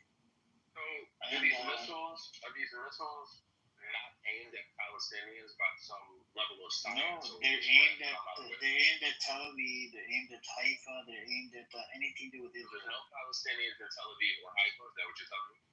No, there's Palestinians, right? But it's aimed at like a Mossad facility, IDF facility, military base. They're trying to, not kill innocent civilians. Like the Zionist entity always wants to kill, civilians. But Iran is being respectful. They're abiding by the international law, abiding by the religion. The religion tells us the same thing, not to, target women, children, elderly, rabbis, scholars. You see what I'm saying? But Israel, I get your point of view. I'm sorry. I get your point of view, but I don't understand your logic. So show me. My logic is. Show me how these missiles are going to miss Palestinians when they rain down on Israel. So let's say tomorrow they shoot out about 30 to 50 hypersonic missiles, right? Let's say, and they're able to topple all Mossad, IDF. No more, there's no more protection of the border, nothing. It would be so easy for the Palestinians to just walk in and take charge. You see what I'm saying? So they're making it. Amir, he's saying he's not talking about that. He's talking about the Palestinians that are in Haifa, that are in Tel Aviv or surrounding areas, like maybe like Lid or something. Like where are they gonna go on these bombs? That's what he's asking. But I don't think he has a moral ground to stand on because Israel doesn't have any kind of scruples. They just carpet bomb. Morality. The question is about. Right. I told him what you were asking. Hold on, my friend. I'm not your friend. Okay. Well, hold on, Mazi, just so we all understand each other nice and easy. If there's a building that's half full of Palestinians and half full of Israelis, and because you all know I'm a terrorist and we can just make this really easy, and I decide to blow up the building, who's gonna die? Everybody that's inside. What's so hard to understand about it? they're only targeting your personnel, military personnel. And how's that working out? How's that working out? It is. This is why you have less casualties. You said they're only targeting our personnel. Yeah, your IDF commander. How long have we been at war with Iran? I don't know, probably like what is it, like 4 or 5 days? Okay, and how many of their high-ranking commanders have we already killed? That's the claim you guys are making. There's no but Amir, hold on. Let's stay on track. If you're gonna stay on track, we weren't talking about ranking individuals. We were talking about civilian casualties. So Amir was saying that there's less. Less. I speak perfect English, so I understand what he's saying. Okay, so why did you bring up high ranking? And we weren't talking about that. So he was talking about civilians. Less Israeli civilians have died in comparison to the civilians that are in Iran. So it shows. He's saying that it shows that the Iranians are pinpointing non-civilians way more than the discretion of the Israelis. And you honestly believe that? I'm telling you what he said. And yeah, the numbers are the numbers. There's more civilians in Iran that died than the civilians that are in Israel. What's the population of Iran? 92 million. What's the population of Israel? I don't know. You tell me. 400 million with America. It's not 400 million. It's about It's about 6 million. No, 6 million. That's inside Palestine. But you got also outside the diaspora. Plus you've got 305 million Americans, plus 400 Europeans. So you got all. I mean, but without the West, Israel doesn't exist. So just based upon sheer numbers, if we throw something at them. The sheer number is this is the fact. Your name's not Nazi. Yeah, I mean, do you support do you claim what's up with the army? Long time no talk. No, it's terrible situation. So you do believe it's a genocide, right, Army? In Gaza. I just want to know really quick, and then we can move back to attention over. It is, right? Yeah. Okay, that's it. You're on the right side of history, man. That's all I'm gonna say. We have Pejabad does not want to accept any of these facts.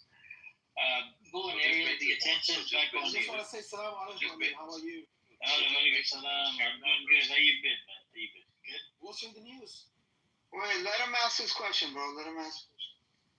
I'm not asking a question. I'm making a statement based upon the conversation you and I are having. So basically, on sheer numbers, because they have 90 million people, that means that when we shoot something at them, rightfully so, it's going to hit civilians. Yeah, of course. That's their fault, and they're gonna have to deal with it. Yeah, no problem. But the thing is, this is what you want to tell. I'm telling you this. The Iranians are more dispersed than the 6 millions, right? The 90 million people in Iran are dispersed all over. While the problem is, most of the people most of the Israelis are located in the area between Tel Aviv to Haifa. So that is incorrect. Well, that's not the. I mean, the whole Palestine or you call it Israel is so small. So the people are actually concentrated in a region that is basically smaller. Oh, like a concentration camp. I didn't say concentration. I'm asking you like a concentration camp. No, it's just like smaller than the area of Israel is smaller than London. You're talking about the city. You're nearly talking about a country that is nearly a city-state. Well, you know they wouldn't have to worry about this if they just. I'm worried really about the people's life, just like you. I'm worried about. I don't want to see that war because I think that war would also. I don't think it's really justifiable. I don't think it's justifiable. I don't think people should die. Nobody asked you what you thought. No, I'm talking about my thought. I'm entitled to it. I don't care about your thought. You don't care about my thought. I know, of course. I just like I don't care about your thought. You don't have to worry about my thought. But I I'm entitled to say it. Right? Also, another thing. Throughout the history, throughout the history, I found the Jews always fit in the status of a zimmi. They were the zimmi at the time of the Ottomans. They were the zimmi at the time of the Arabs. They were the zimmis in the time of the British Empire. And right now, they are zimmi states belong to America. They have to be zimmi under protection of a higher power. Never been the power of themselves. Never been in the power. I'm glad you feel that way. Yeah. You realize that they are always zimmis. I'm glad you feel. Whether to the Arabs, the Ottomans. I want to move to Armin. I want to have a conversation with Armin. Armin, thanks for coming up. What do you think about the Iranian situation? I disagree in some respects with Pejman. Agree in some respects. I mean, I think it's a terrible situation involved here. And I just, my heart's with all the people, the civilians, of course. I mean, I have a lot of family in Tehran. From what I know, a lot of them made their way out. I've been trying to get into communication with them over the last handful of days. But yeah, just, anxiously waiting and seeing where things unfold, I guess. Okay, but at this moment, you currently might side with the people, right? Like even the ones that are defending, right? People, yeah, of course. Citizens are always the ones that are shooting rockets into Israel. I mean, that's justified, isn't it? I mean, no, I don't. See, that's the thing. That's where I kind of side more with Pejman, is I don't justify war in any direction. I just want. But they're the first one to start, I mean. Of course, yeah. No, they definitely launched the first attack, and we'll acknowledge that. But according to international law, my preference is peace between these two countries. I know, but according to international law, they have the right to defend, right? A sovereign nation has the right to defend. Sure. So I think these rockets that they're sending out to Israel, and some of the buildings and structures that are down inside Israel, I think it's justified. It's like a self-inflicted. Yeah, but Amir, I feel like, look, this is where I think me and Armin are on the same page. Yes, we agree that Iran has the right to defend itself, but at the end of the day, we don't want to see any of our people die or any civilians who are innocent in general to die, or wherever they are in the world. Mazi, these Palestinian freaks. I'm not even talking about Palestinians. I know, Mazi, but these guys in this room, they want us to fight Israel to the last Iranian. No, they want us to die to the last Iranian. Pejman, get with the program, man. Listen, we're not going to fight your fucking war. Listen, you go back to corruption. Stop shouting. Last warning for movie down, okay? Commit this down. My whole point is, if Israel is the first one to attack, right? They've been trying to attack. They're the first one to attack Iranian embassy in Damascus, okay? They started this shit, right? And it was overdue for Iran to do a Promise 3, but they never did it. They're like, fuck it, because they didn't do it because they got their ass kicked last October. I know what happened to them in Syria. That's why they didn't do the Promise 3. You damn right. Okay, hold on. And then this sudden attack that took place in Iran, they have the right to defend. They have the right to defend. No, we're not. Listen, Amir, but we're not. Look, Amin already said he's not denying that. He's not saying a country doesn't have a right to defend itself. What we're saying is we're torn. We don't want Iranians to die, but we don't want innocent people. I don't want our family members to die. Not you. I'm talking to Pejman. This character, this crazy psychopath, man. Yeah. Look at the way he shouts. Look at the way he shouts. Mazi, these guys in this room, they support the regime in Iran. Don't you get it? I never said I support the regime. They want us to die for Gaza. They want us to... And they're Americans, which is worse. Exactly. Iran said death to America. Bro, hold on. You said Iran said death to America. How many times have your officials have said genocidal shit towards Palestinians? Can you tell us? Should I read out the whole fucking list of Netanyahu, your Ben Gavir, you got Yov Galan, you got a Smotrich? How many times has it? And on the top of that, we got this recent survey that was done. 82% of motherfucking Israelis they want expression of Gaza. I'm not talking to you. I'm correcting this aerial character's narrative here.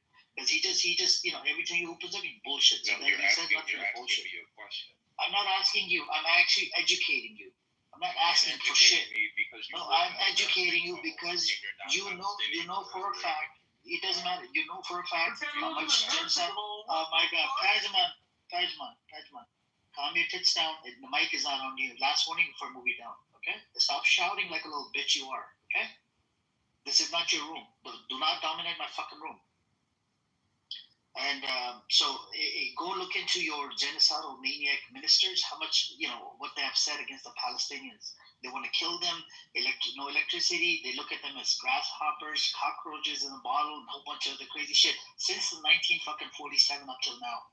I'm familiar with Go do your research. No, you're not familiar with shit. You just bullshit. When you open your mouth, all you do is fucking, it's just like a vomit that comes out of your fucking mouth.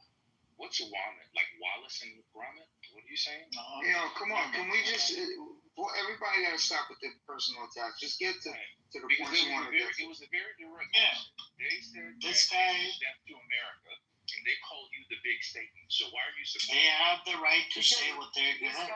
This guy doesn't identify as American. He identifies as temporarily Pakistani American that will one day go back to the Muslim Holy Land. That's what he's identifies as. Is Pakistan a Muslim country? Is Pakistan a Muslim country? Still stands. They said death to America, and they called the country that we reside in. Your Israeli leaders have said that fucking death to Palestinians. Hold on, sir. Don't call me sir. I'm not your sir. Well, you're not a ma'am, so I'm going to call you sir. Yeah, but you do sound like a man. The country where you currently reside, where you had made your beautiful living, built your beautiful family, and made all your money, is called the Big Satan. And Iran has called for death to America for a long time. Well, how does that make you feel? Not your country that take the benefits from America. Actually, yeah. 1 second. Yeah, 1 second, bro. Mute up respectfully. In 1947, Harry S. Truman was sent letter bombs. Hold on. Your Zionist entity, Stern Gang Jewish militia, sent letter bombs to the United States, the President of America. And why is the Jewish state there? Oh my God. Listen, you... Shut the fuck up, bitch. Stop being Islamophobic son of a whore. Amir, you want to talk about terrorism and the Muslim community? Okay. Sit in the audience. Thank you. If you ask ChatGPT, the first incident, the terrorist attack that took place in the Middle East was actually a Jewish militia in British-mandate Palestine. So yeah, I'll bring you back up. If you can't calm down, if the mic is not on you, then shut the fuck up. Do not come off your fucking mic because I do not like your disgusting voice, Pejman. What does this have to do with Iranians saying death to America? Your Jewish militia literally sent letter bombs to terrorize the fuck out of the U.S. president. Why is the Jewish state still there? Because you tell me this all the time. But the question still remains. The question still remains. And where you make your money. I want to say death to America is wrong, but what about someone who said death to the Arab? Movit Arabin. Isn't it? Yeah, they said the best Arab is a dead Arab. Remember that? Yeah. So why is it okay for Iran is not okay for the Jews to kill death to the Arabs? Or the best Arab is a dead Arab, or the best Muslim is a dead Muslim. Well, last time I checked. Are we less? Why you? I'm sorry. I'm answering your question. Last time I checked, Arab was not a country. Last time I checked, Arab are real people. Hold on 1 second. I'm answering your question. Do you think that the Arab should be dead? You're a Jew. Do you want the Arab to be dead? Sir, can I answer your question? Do you want to answer? Why are you saying that? This question for me. Do you want to answer the question for me? Can I answer the question? What question are you asking? Which question? I'm answering your question, but you gotta listen. You don't even listen to my question. I am listening to your question. I heard your question. Don't you keep saying the good Arab is a dead Arab and death to the Arabs? That including me. That including me. That including Mohammed bin Zayed. That including Mohammed bin Salman. That including everyone who's actually 1/5 of Israel is Arab. What are you talking about? 1/5 of... Go ahead. Don't you do that? Don't you say that? Okay, so one second. Hajima, just for shits and giggles, and I'm meaning this in all seriousness, let's pretend that you're Amir with no jokes, and I'm going to ask you the same question. Yeah. You're supporting Iran, but Iran has said that America... It doesn't work in my room, by the way. This ain't gonna happen, okay? Go open up your own room and talk about it yourself. What are you talking about? You're doing a hypothetical. Go talk in your own room. Go talk in your own room and talk to each other. Go like faggots you were. Anyways, we do have all these problems, right? This guy called Pejman, he does not want to address any of the issues with how this Jewish state was created, right? By sending death threats to America, right? Now he has a problem if Iran does it, right? So they do not have the right to have opinion. If America has fucked them over, if America has fucked Iraq over, if America has fucked Afghanis over, people in Afghanistan, they do not have the right to say anything about death to America. Correct, Pejman? That's your statement. Can you elaborate? Can you tell us what happened in Iraq? Yeah. Amir, did you know that in 1947 they had sent letters to the U.S. president, and 80 years later, I'm now defending Hamas? No. I've moved on because I already cooked you. Yeah, I'm asking you. Did you know that genocide is actually... Pejman, focus on the question. I know you have ADHD. Okay. Focus on the question. I asked you, what did we do? Focus. Children? Do you know civilians have died? Do you support Imran Khan? Do you support Imran Khan? Oh my God. This fucker does not want to shut up. Focus on the question. What did America do in Iraq? How many people did we kill? Go on, tell us. Directly or indirectly? Doesn't matter. Directly, indirectly. How many people? Well, directly from about bombs and stuff like that. Like directly, 80,000. Or that's 80,000. Okay, indirectly. Indirectly, if you mean the Civil War, the Sunni Shia stuff, and all that, hundreds of thousands. About 1 million people. All right. Now, my question to you: people that their relatives got killed thanks to this America, right? Their friends have gotten killed. Their kids have gotten killed. And do they not have the right to curse America? Your taxpayer money paid for that. Ariella, just shut the fuck up. Last morning before movie down, just like I did with Tejman. I'm not talking to you. I'm talking to this Iranian, this Zionist fucker. Absolutely. Tell us. I said yes. Yeah, they have right. So in Afghanistan, what did we do in Afghanistan? How many people did we kill? Probably a couple tens of thousands. Yeah. We killed over about 200,000 people. Okay. Whatever you want to call it. And what did we do with the sisters? They would detain the sisters in the detention camp.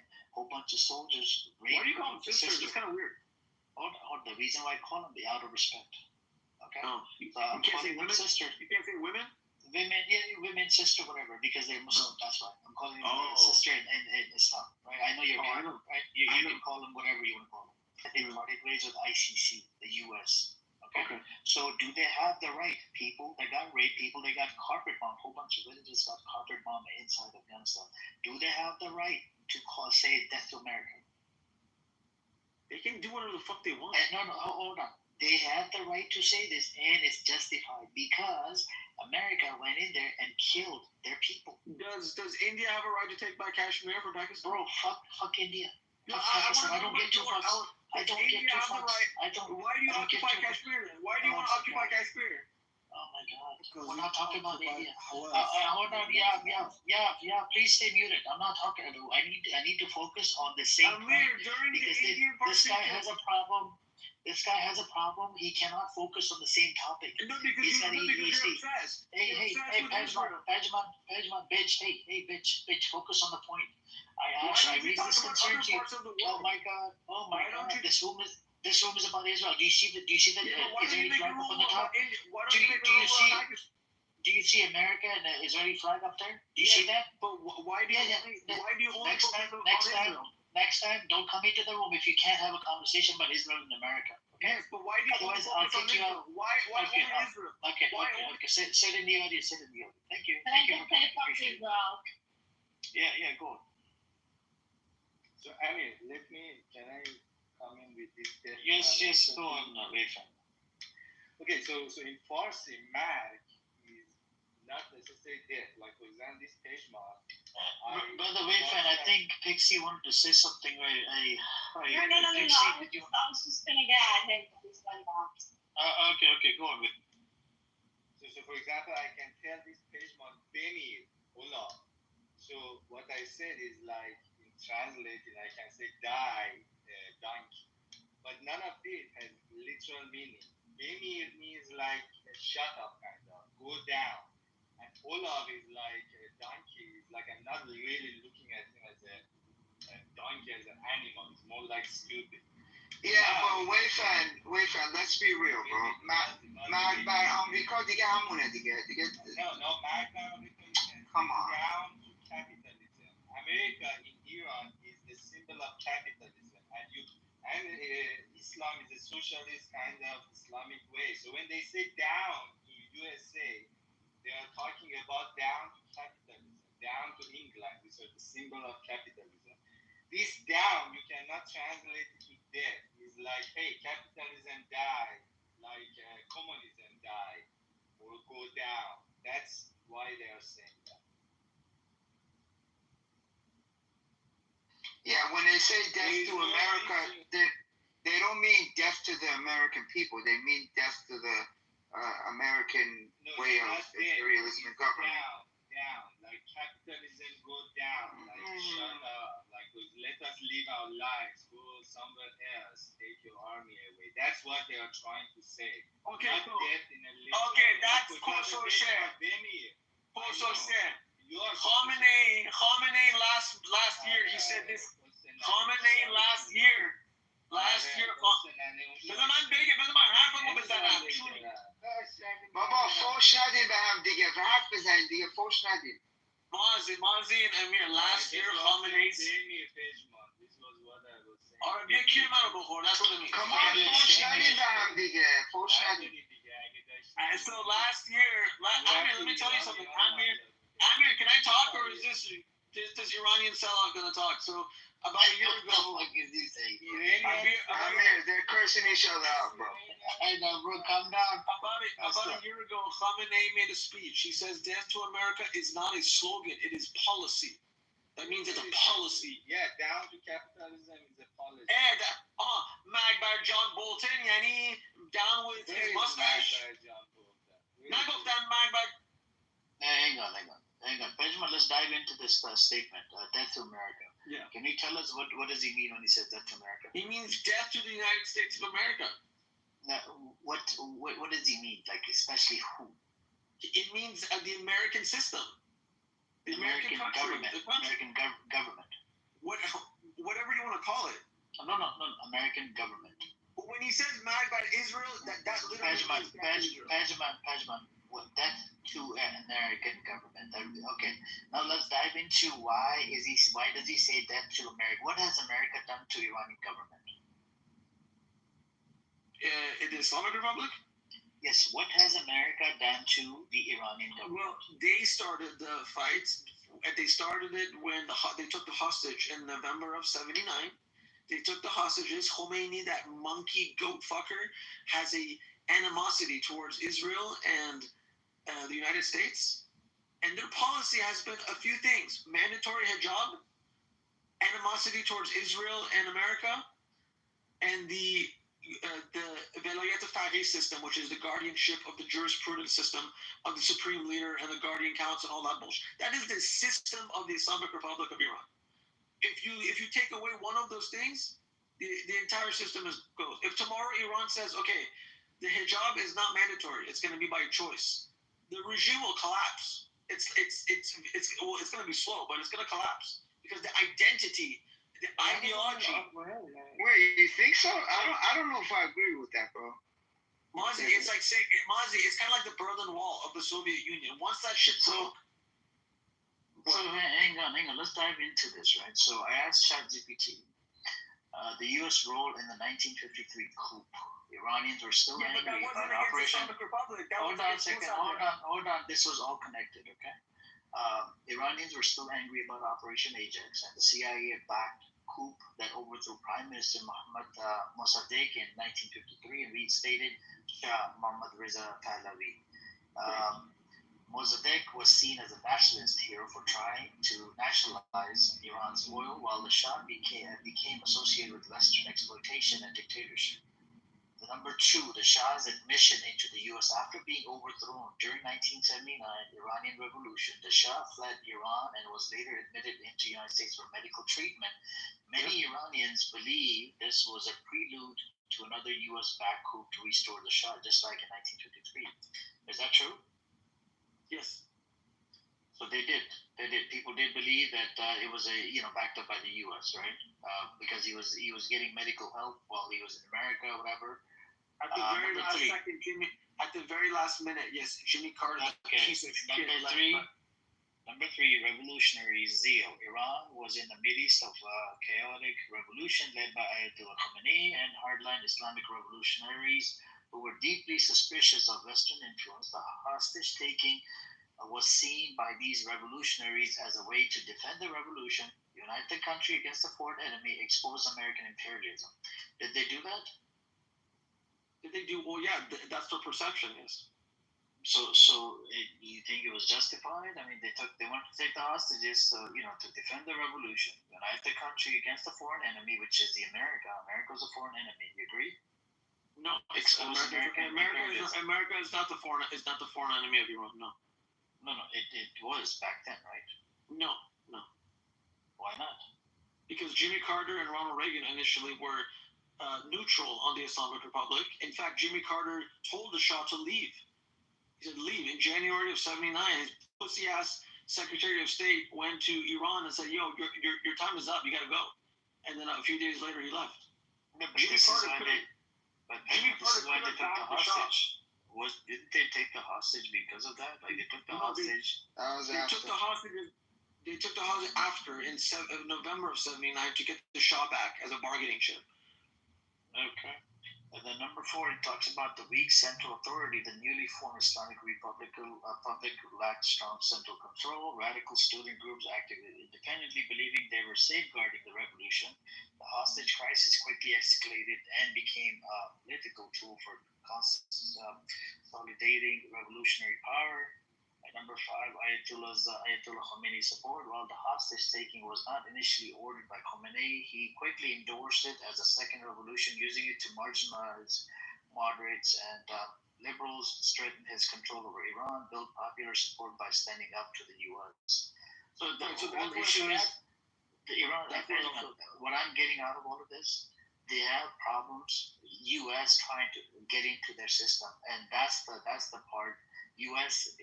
For some reason, it cannot understand that stay the fuck out of their own problems. Why does U.S. always has to be involved in it? That is their interpretation of American role. A lot of Iranians supported the coup against the Shah. A lot of Iranians, especially now, love the Shah, including me. This is not Iranian government today are people. The people of Iran are. Pejman, we can't ignore this also. We can't ignore that there is also a shit ton of Iranians who supported the revolution, but then don't like what the government has become today. Of course. So you know what I'm saying? And a lot of what the students did was justified when they found those shredded files and they put them all back together and showed receipts and proof of what America was doing in Iran as far as infiltration. Of course, the CIA had a mission center in Iran. That's not up to debate. Then they have the right to say this, because why is America always trying to get in the way? To say this. It's 6 years later. Pejman, history. Look, I'll dive into a little bit more. All right. The U.S. symbolic value, the U.S. embassy was seen as a den of spies, a symbol of U.S. meddling in Iran. Taking it over. You don't take hold diplomats on, hostage. hold on a second. Hold on, Pejman, hang on. Taking it over had enormous symbolic value for those seeking to break with Western domination. Conclusion: the hostage crisis was not just about. Hold on, Pejman. I'm reading it for the room, not for you. The hostage crisis was not just about the Shah, but about the decades of perceived American interference in Iranian affairs. It became defining a moment in U.S.-Iran relations, leading to a deep rift that still affects diplomacy today. Even right now, bro, they're putting sanctions on the fucking government. They're doing a whole bunch of crazy shit. Look what they're doing. Hold on, who's backing Israel? America. Why is America always there? Who went after Hezbollah and Yemeni Houthis? America. Why do you have to fucking always be in there? Why are you always in their business? But see, Amir, let me also put this in perspective. Two things can be true at the same time. Like when many Iranians will argue that look, when what happened during the time of the Shah, the revolution, and all that thing, changes that came about in Iran, the regime change, was necessary at the time. But also, what the Iranian government has become today also needs to be changed. You see what I'm saying? So, like, that could have been correct for that time and right for the people then. But now this is what the people want and want changed again. You know what I'm saying? It's like, it can happen. Things can change. That's why I always go with the will of the people. What is the will of the people? What do they want? I mean, look at the fundamental problem here. If that motherfucker, you have cancer, just stay and die. Look at the revolution in Egypt. This, what was his name before Sisi that they got him? He didn't run away. Now Egypt is very stable. If this pussy, which had cancer and was dying anyway, had stayed and died like a man, we would not be in this hot shithole. And now they want to bring his motherfucking son back to power. Javid Shah! دوست نداری رای نده. I'm Javid Shah. Stop shouting. Die like a man. Oh my God, bro, calm down, Ariel. We're not talking to you. You're not important, okay? Your Israel is about to go down. It's just a matter of days. You'd like that, wouldn't you? No, it's just a matter of time, matter of days. So, Pejman, my question, hold on. My question to you: America has infiltrated in Iraq, right? Has done it to Afghanistan, people in Afghanistan. Has done it to people in Libya, and this Zionist entity. Do you know what this Iraqi war? What the Zionist entity did? Gave us false fucking intelligence from Mossad. That's why we went to fucking war with Iraq. Okay, enough the bullshit. But hear me out. Now, the biggest problem we have, I want Trump. I know you voted for Trump. I want your Uncle Trump, your beloved Trump. If Trump was a girl, you'd probably sleep with Trump. I understand. I want your Trump to part ways with the Zionist entity and stop meddling with the Middle Eastern affairs. Then tell him that. Yeah, Amir in the crowd, if you have something to say, you could come up. I think you have my stance mixed up. I think you have me confused with somebody else and my stance confused with somebody else. I think you're not understanding. If you want to come on up, I'll send you an invite. Yeah, I don't know what you're talking about. Please, no shouting match, and let's keep it in English. No shouting match. I think he doesn't even understand my point of view. So maybe before he talks out of his ass, he should come up and let's all stay away pump his chest out. Window, please. Can I just say something, please? There was an article that just came out in the Times that it looks like President Trump is stepping back on bombing Iran, and it's going to give him 2 weeks. And he wants to negotiate. He doesn't want to bomb Iran. All that rhetoric he was talking about was just rhetoric. It just came out. You're about 12 hours late, bro. Relax. You're about 12 hours late. I already covered that earlier. I already covered it about when I opened the room about a week to 2 weeks. Ariel, calm down. No personal attacks. Anyways, so Pejman, do you agree that this is why you should be supporting the Iranians. They want to topple the government by themselves. They do not want.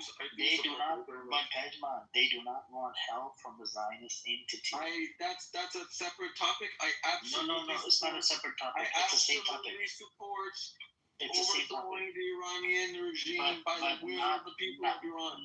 Not the Zionists doing it. Not the Zionists. I never. Okay, but I'm you saying support Israel because of that. I support Israel without the toppling, with the toppling, during the toppling. No. Then, bro, what is it that you don't understand? Are you not logical? Like, are you right in the head? People of Iran to use their own government. Are you okay in the head? You still support Israel in spite of them killing your own people. I support the people of Iran to choose their own future in government. Yeah. I understand, but you've seen the amount of killings they have done. Why you still support Israel? Give a fuck. You don't give a fuck. Don't pretend like you give a fuck. You don't give a fuck. I give a fuck for him. No, you don't. Bro, him and rights all over the place. You want Iran to fight Israel more. You want Iran to fight Israel more so more Iranians can die when Israel retaliates. You don't give a fuck. Nope. I think there's a plan. Why don't you go back to Pakistan and then you lob a nuke to Israel and then you end it once and for all? Pakistan came out and you know what they said? They said that if you were to nuke Iran, we're coming to nuke you. So they did come out and say this. That was a bullshit. That was a bullshit claim. That wasn't. Go fact Russia check it. I know you read Hamas.gov, but go read so it. Hamas, Fact check it. Hamas.gov is owned by Zionist entity. Okay. Everybody's owned by Zionist entity. Hold on. Except the Twitter feed that you listen to. Hamas.com. Yesterday, Pakistan army head met with Trump, and today Trump is saying we are going to negotiate. So shut the fuck up, Pejman. Just go. You want to say Pakistan? Just read the news. Pejman head like Pakistan head of army. کسکش تو هفته دیگه ننت گاییده است فهمیدی؟ ننه تو گاییده است تو هفته دیگه. بابا فوش ندید به هم دیگه. Bro, just talk normal, eh? When you are talking about Pakistan, pay attention to the news. Are you in Iran? No. Oh, اصلا نیستی پس. English. You live in Iran too. You're in Arizona, bitch. Yeah, but this guy is acting like he's like, affected. Hey, what are you? You're acting like you're affected too. I mean, we're all affected by it, bro. Let's be real. 100%. Mazi, but Pejman is ignorant piece of shit, right? You could have a conversation. I can have a conversation with you, Rayfan, or me, his buddy. What's his other buddy name? Ryan. No, Ryan. He's a mental retard. I can't. Wait, 1 second, Amir.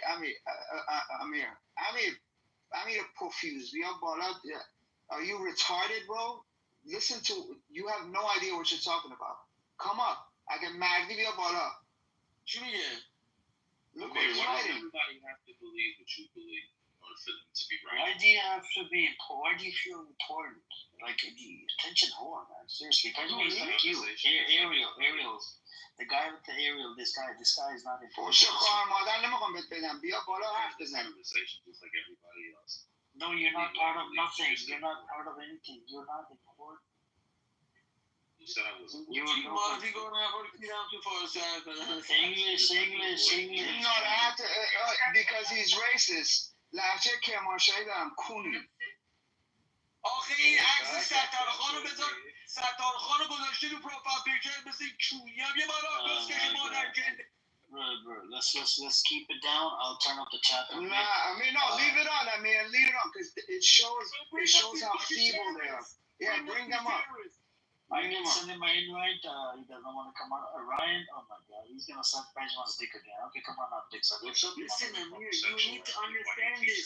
We don't want to fight Israel. We love Israel. Do you understand that? Ariel, sit in the audience. Thank you. I can only have one mental retard. We already have Pejman and his buddy. Who named English, Pejman, English. Hey, Cooney, calm down. Stop using the racial slur because Ryan, hold on, Ryan. Let's don't call him a package. Call him something else. Now, the question is, go into a private room and then maybe you can have a sex. Ryan, let's talk about the Pakistani support for the Taliban. And then we can talk about the Indian partition and the 10 million that were ethnically cleansed. We can talk about the 10 million that were ethnically cleansed. So, Ryan. Pajman, by the way, do you know who created Taliban? America. No, here we go again. Yeah, do you know why was it created? Ryan, so let's talk about the ISI. The ISI support. Hold on. You know why it was created? To fight the Soviet. You go do your study, man. You come up here and you make fucking nothing but bullshit, man, all the time. Ryan, We created ISIS too. We created ISIS too. Yeah. In fact, every problem in the. I have a better one. Wednesday. Every proxy war, yes, was made by you guys. Every problem. I have a better one. I have a better one. Every problem in the world. Every problem in the world. America. Yeah, 100%. I agree. Every problem in the world was actually manufactured by the West and Israel. You're right. Yeah, it was. Every problem, you're right. Every problem. Every problem, you're right. You're right. You're right. Every fucking problem. Calm down. Every problem. But you know what's funny? You know what's funny is that every problem was created by the West. Yeah, you all live in the fucking West. You all live in the West. I have a question. I have a question for you. I have a question. We're getting it back in blood. It's very, very becoming of a man. I have a question. Can I ask you a question? Go on. So, Amir, you pay taxes, correct? So I already talked to my accountant about the taxes, right? He said, give it to your local churches or pay UN or. No, but I'm saying you pay income tax, right? You pay federal income tax. I'm just telling you. Let me get to the point. So he told me to pay, give out donations, right? And you can use that as a tax write-off, which is legal. Yeah, but and that's what I'm saying. But do you still pay income tax to the federal government? That's what I just said. That's what I just told you. It writes it off because I paid it to the yeah, but you can't write off and the whole thing. You're able to write off more than 50% of it. It's called tax credits for profitable charities. Because of retards like you, West is acting like this. That's the problem. We love, like, if West, if we kick people like you out of the United States, you know how such a beautiful country the United States is? Literally, United States in Chinese called Negua. You live in the West. You live in the West, and you have a Chinese guy fucking photo on your phone. And then you guys come to West and fuck it up. Then why do you support Khamenei, Bachikuni? I'm not supporting Khamenei. Yes, you do. Don't want that genocide. Imagine him arguing with his wife. Bachikuni actually Confucius and گذاشته برای من. You're not very manly. What am I going to do? English, bro. This is an English show. This is magic. Okay, you so listen, language so I have a question. Amir, you pay taxes. Your taxes, I just told you how I get my tax. It's legal. Amir, no. Don't play games with me. You pay taxes. I just told you. You right off. You play games. You pay taxes.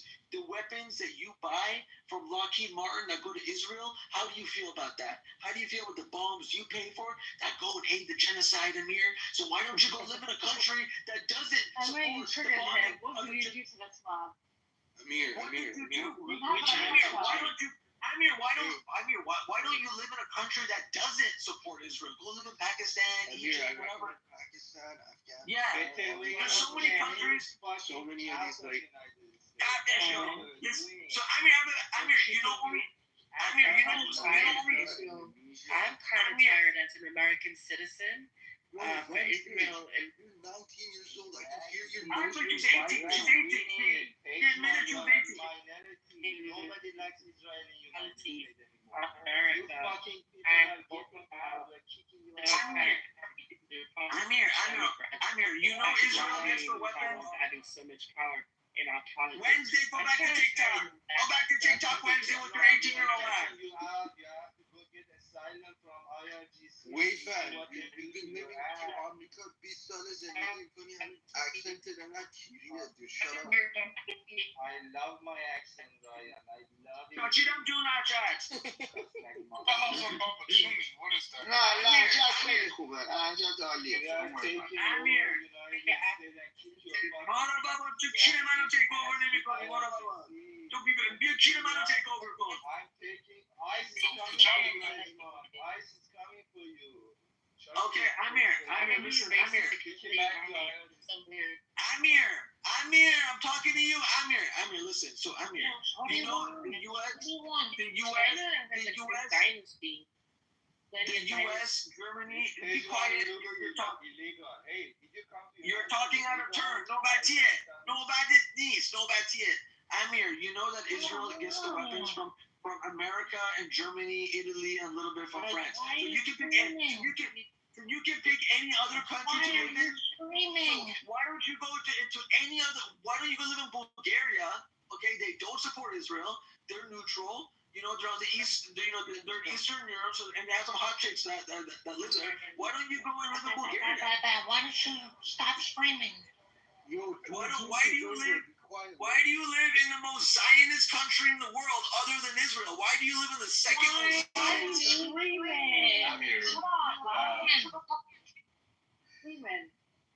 May I say something on here? Hang on. So I need to respond to Pajman. 1 second. Everybody stay muted, please. I'll give you the chance. Say something. Benjamin, I'll give you the chance. Hold on a second. So, by the way, Pajman, me living in America, it gives, according to the Constitution of the U.S., I have the right to criticize the government and government officials. Okay? So, It has no Sharia. I thought you liked Sharia. What is the Sharia? Hold on. The dollar bill literally says, "In God we trust." It's based off Christianity. Yeah, but I want Sharia. I want Sharia like you. Hold on. This whole law was built on Christianity, by the way, the American law system that we have. So you need to calm down, man. Stop. But why do you live in the second most Zionist country in the world? Why don't you go to Why don't you go to the 50th Zionist country in the world? Why do you live in the second? Which one is not a Zionist? Which one doesn't support Israel? Go on. Or which one doesn't support? A lot of. What are you kidding? Well, first of all, Iran doesn't support Israel, so why don't you go live in Iran? Hang on. I would love to live in Iran, right? Oh, please go. I will pay your ticket. Hang on.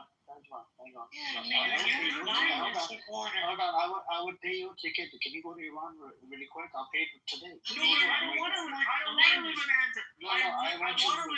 I want to live in a Zionist country. You don't. So why don't you go back to the country you supported? امیر نامرد بیا بالا اگه مردی بیا بالا you faggot come on. You see, I don't even talk. You see, Amir, I don't even talk like this, bro. Yeah. You got me talking out of character, bro. You shut up. That's the Brooklyn, man. That's the Brooklyn Point. It's the Brooklyn coming out. This one, when we get the Congress and Senate and presidency, we will kick your ass. Yeah, go ahead. Where's my PBA card, though? What the fuck is Baba Chuni? What is that? We are taking everything. What's up, Baba Chuni? What is that? Oh, I can't hear you. Say it again. What's up, Baba Chuni? Baba Chuni. I don't know what that is. They keep saying that shit. Oh, Cooney. That means gay. Cooney means gay. Oh, okay. Amir was calling fucking Pajman gay the whole time. Can we all agree? Listen, there's a famous line. It says Amir Khanum. Amir Khanum. If you don't support the country you live in, then go live in the country you support. Amir, that's for you. Go live in the country that you support. Which country? Amir, moderator. Amir, can you do me a favor? Amir, there's an Amir in the crowd. It's spelled in Farsi letters or Arabic letters. Oh, so you did end them in son. You have a mic. Come up, Amir. What are you scared of? Hey, bro, keep your tribal language in your rooms, man. Stop. Tribal language, motherfucker. What are you talking about? Freaking Pakistan, bro. What are you saying? It's fully Your country didn't even exist 7 years ago. Tribal language? Hang on. So, Pajman, do you live in America, right? You said you live in Arizona? Yes, sir. Okay. Why haven't you been to Iran? because I can't go back to Iran. You So, dumb. okay, hold on. You support Iran from being in America. That's how you support. That's why you support Iran. I mean, why would you support different country? So your loyalty is with Iran, not with America. No, I don't support Iran's government. What are you talking about? No. Your loyalty, right? When you got your passport, your loyalty is with Iran. It's not. No, it's not. No. Then why are you speaking of Iran? I'm not speaking on behalf of Iran. What are you talking about? No, you are. The government, politics, people over there has nothing to do with it. Hold on, Ryan. I'm not talking to you. Bro, stop sucking Pajma's dick. Come down. Pajma, my question again to you. Your loyalty is with Iran or with America? No, America, USA. Okay. Then why are you speaking up on Iranian? Why are you speaking up on Israel and Palestine? Are you Palestinian? Hold on, I have connections to that land. Oh, if I don't have connections to Iran, you have connections to Palestine, motherfucker? What are you talking? Hold on, I have connection to the land from 3,000 years ago. Boy, stop coming up to my last morning for movie down. Oh my God. Motherfucking a packy related. Okay, I told you no racial slurs. I don't allow any N-words or this and that. How are you related to Palestine when you're Pakistani, bro? Okay. I'm not Pakistani, first of all. 3,000 years ago, I have connection to that. Hold on, bro, Ryan. What's the connection? I'm not talking to you. What's the connection from 3,000 years ago? Stop sucking Pajma's dick. What's the connection from 3,000 years ago? Okay. Do you see Masjid al-Aqsa over there? Yes. Okay, that's my connection there. That's not 3,000 years ago. That's 1,400 years ago. Yes. Okay. What was Prophet Moses, peace and blessings upon him? Was he a Muslim or was he a non-Muslim? Non-Muslim. He was a Muslim. Moses was a Muslim? Yes. Prophet Jesus. Hold on. Prophet Jesus, peace and blessings upon him. Was he a Muslim or was he a Jew? Jew. Okay, that's a Christian narrative. He was a Muslim. Go look into it. What the fuck? That's a Muslim paradigm. That's from a Muslim paradigm. What are you talking about, dude? Everybody in this room will agree with me on that one. Everybody in this room will agree with me on that one. Yeah, Mary, you sound dumb. Yeah, Mary sounds stupid. What the fuck? Oh my God! Shut the fuck You up. are one dumb motherfucker. You're such a fucking emotional. Mary, you sound dumb. Pajman, when you don't know the religion, you're atheist. Hold on, point. Stop coming off the mic, man. Last morning, if I move you down, shut the fuck up. Pajman.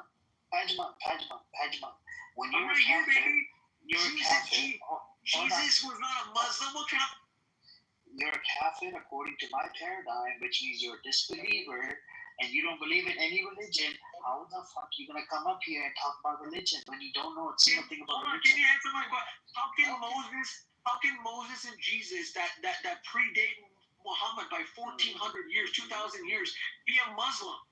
Okay, all of these books are mentioned in my Holy Quran. Okay? And the reason why hold on. You're not getting the point. These books were mentioned until the books got compromised. This is why we have the final version of Holy Quran. Is Islam mentioned in the Bible? Bro, literally, the first book that came in, it was compromised. Second book, compromised. Does Genesis mention Islam? That's what I just told you. It was compromised. Nobody in the world knows this other than you? That's just from Muslim paradigm. All of these books. What Muslim paradigm? What the fuck? Stop yelling. Stop yelling. You're so emotional. Amir, you have to break. Amir, no, hold on, Amir. You have to break it down for me. You can't just say it like that. There's one. He's referring to the fact that all these prophets were monotheists and they believed in one God. That's not what he's saying, dude. No, that's what he meant. That's what he meant. That's not what he meant. No, I'm telling you the Islam.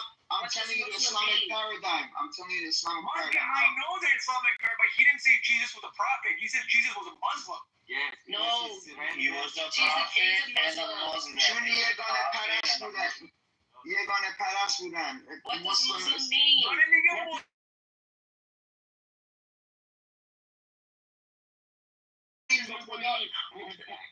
Taslim Bakoda. What do you mean, Tana? I know, but he says he has a connection to the land that Islam didn't even was there 3,000 years ago. I just clarified my position to you. All these prophets, Pajman, Just regular, bro. the Torah, Book of Gospel, Book of Psalms, Book of what was it? A whole bunch of all of these books. There's about 5 books according to the Quran, right? Yeah. All of these were they abrogated each other. Okay. The reason why they abrogated each other because the books have been compromised. No. Okay? Oh, they've been compromised. So you said Jesus was not a Jew; he was a Muslim. Can we get that? He was a Muslim. Yes. He was a Muslim. Can we get that on the record here somewhere? Can someone write this shit down? Somebody write it down. Okay. Please. Point. I think Point is annoying as hell. Sit in the audience, Point. Thank you. I don't know. I made a mistake bringing you up. And then my other question was, you know the Al-Aqsa Mosque is on top of the Temple Mount, correct? That's your narrative. That's not my narrative. So the Temple Mount was built beneath the Al-Aqsa Mosque. Guess what, Pajman? Go and look into it, right? Archaeological, the evidence is not there. It's not there. You think the Jews predate it's made on the side. The Jews predate. It's made on the side. Okay, is that how it is? Is that how it is? Is that how it is? What amazing construction. Everybody knows that the Al-Aqsa Mosque was built on top of the Temple Mount. It's not. This is the Jewish narrative. The Jewish narrative. Okay, so you're saying that Jews don't predate Islam in Judea? Bro, respectfully, go learn some Islam. Don't give me this bullshit. Go learn about Islam. Bullshit, revisionist history, horseshit is this. Shut up. You don't know, so why would you know? Wednesday, back to TikTok. Let's go. I can hear your freaking nose ring vibrating when you talk. Dude, Wednesday, why people got a nose ring? Why? Wednesday just what? Wednesday just went to prom last month, dude. She just graduated. I'm sick of this shit. Did you go to prom? Looking like a Did you go to prom? Stop fucking sucking Pejman's dick, you fucking nasty fuck. Who's sucking my dick? Deviants. Who's sucking my dick? We all know Your Ryan mother's is. sucking your dick, bitch. No, Ryan is right. Okay. So Amir is not Pakistani. He's actually Muslim, and he's connected to the land of Israel from 4,000 years ago because 3,000. Because everybody in all these books is Muslim, and that's therefore all of his rooms are about Israel. All of his rooms are about Israel, and none of his rooms are about India, Pakistan, and other countries. So Pajman, is there genocide going on in Pakistan?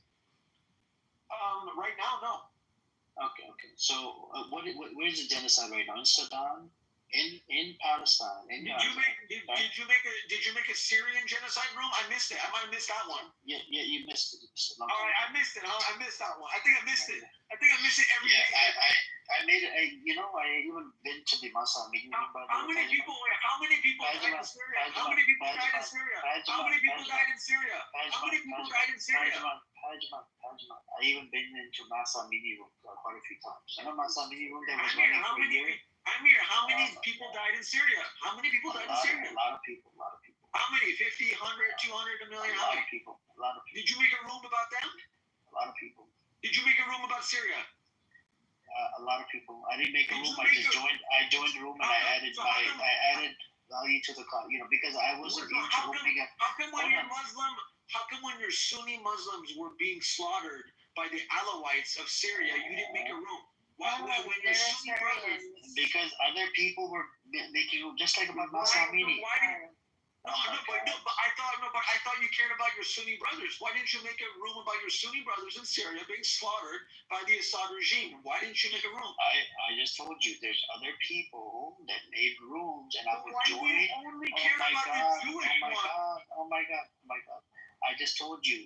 I would go into their room because they were doing it every day. They were dedicated to the cause. Oh my god! Shut the fuck up, man! Shut the fuck up! I am dedicated to this cause. Everybody they're dedicated to different causes. I'm dedicated because hold on, Pajman. All the causes that are happening throughout the world I stand with them. Okay, everything that happens, all these genocide, I'm against it. There's a genocide going on in Sudan. Do you see me open up rooms about Sudan? I don't. But I do. Hold on, but I do talk about it in the same room. Do you talk about the Yemeni civil war too with 500,000 men? Yeah. Yemeni, bro, they're hurting their own people. Where is your room? The Yemeni, I don't open that. I just told you. I talk about everything in my room. Wait, so how many Palestinians did Bashar Assad kill?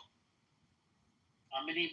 Tell us. Tens of thousands. Yes. So did you make a room for those Palestinians? Hold on. You only care about the Gaza Palestinians. You don't care about the Syrian ones, do you? In relate to the Nasrallah, that guy, that got killed. He's the one, that helped the Iranian government, and what happened in Syria. I condemn it. Do you support that? No, I don't support the killing of anybody. Okay. So when King Hussein of Jordan, I believe, slaughtered, I think 10,000 Palestinians in Black September, did you support that? Why would I support it? I'm asking when it's Arab on Arab violence. It seems like you gloss over. It seems like you gloss over Arab on Arab. But as soon as a Jew kills a Palestinian, oh my God, protest genocide. Oh my God. Where is your outrage when Arabs kill Arabs like dogs? Where is your outrage? Is there something going on? Yeah, I mean, did you support the war 3,000 years ago when there was Arabs fighting each other? It wasn't 3,000 years ago. It was actually last year. Did you support the war? No, it was a 14-year civil war. It was a 14-year civil war. It's not irrelevant. You know why? How can you be this intelligent and not have a fucking single cell in your brain? Do you know why this conflict? Do you know why this conflict you like so much? Your time is up. Because when a Jew kills an Arab, you hate it more. It's because when a Jew does it, that's what bothers you. No, that's not the problem. You don't give a fuck about Arabs dying at the hands of other Arabs.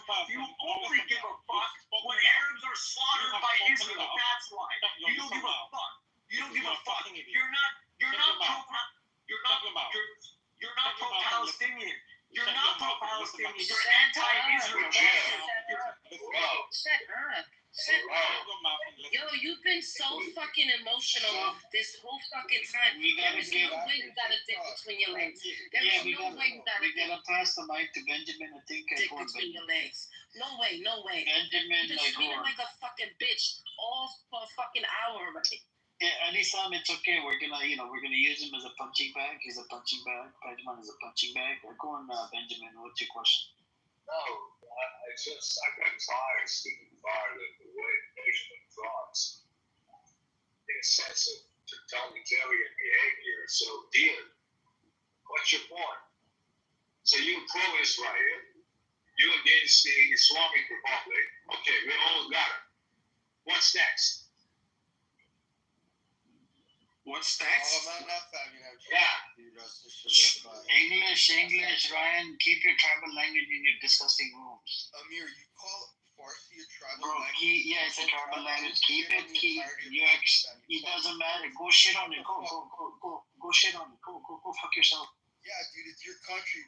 Last warning. I'm not on my country. Last warning before I move you down. So shut the fuck up, little bitch boy. Amir, I know your Pejman's little, butt boy or whatever, right? Calm down, Ryan. Your tribal language, stay in your fucking language. Amir, when Hafiz Assad is the father of Bashar. When Hafiz Assad put a siege. Benjamin was speaking.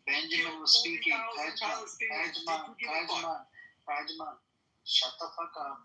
Mute up. Did you give a fuck when Christians kicked out the Jews out of Jerusalem and the Muslims brought them back? Did you give a fuck? This was 1,400 years ago. Did you give a fuck about that?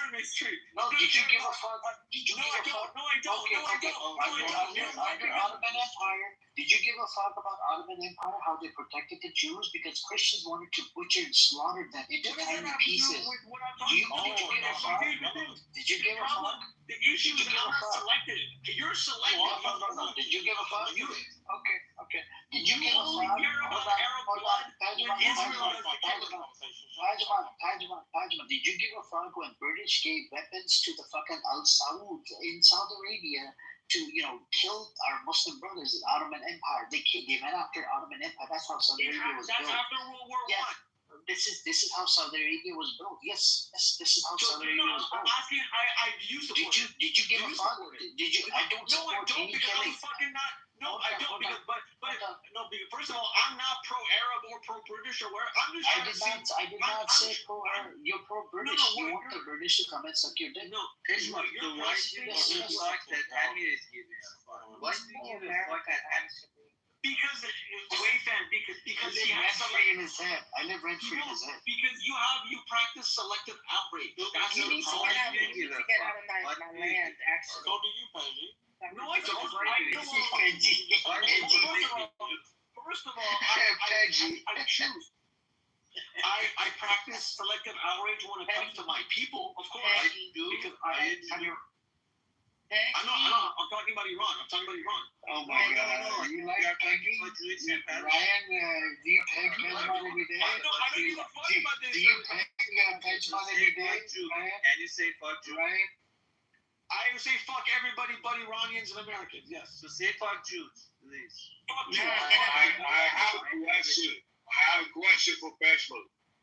As an American taxpayer, I don't wanna get involved and pay anything, any single fucking nickel to a foreign war. So why don't you go and fund the Israelis to do his own wars? Benjamin.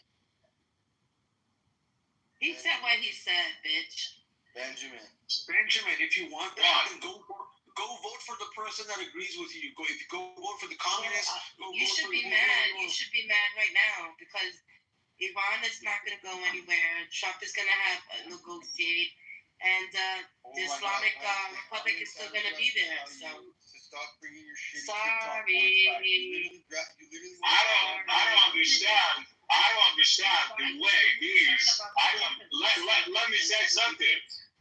Sis, let me say something. I don't understand. I don't get the totalitarian behavior of these Persian American British people. What's wrong with you people? We're not your enemies. If you consider, let me finish, dude. Let me finish. If you consider your enemy as an let me finish. If you consider your enemy is IRGC and Islamic Republic, we're not your enemy. You fucking fool. And keep it down. I'm sick and tired of your people behavior. Did you take your medication tonight? Get Ryan.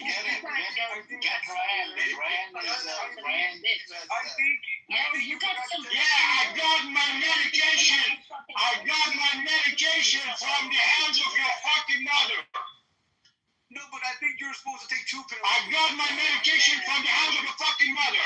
Benji, you know my mom? You forgot to split it up. Yeah, when I was shutting inside up here.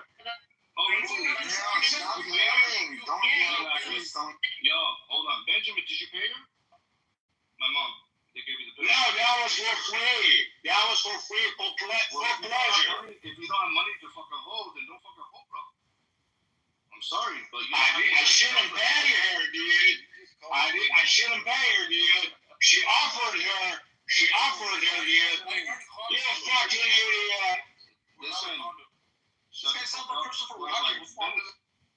Let's not attack his brother. This brother holds more weight and more value. Hold on. This brother holds more weight and more value compared to Pejman. Pejman is a bitch, right? He's a son of a bitch, according to my position. He's not just a bitch; he's a son of a whore. That's the problem with Pejman, and he likes to shout. Ryan, You are a dick sucking bitch. You like to suck Pejman's dick? I understand. It's alright. You like it up the butt, bro. I do not like you or Pejman. You guys are out of the fucking picture. I keep moving you guys down. Are you circumcised, Amir? Let's be honest. Oh, you are Muslim. Yo, oh my God. gay ass bitch.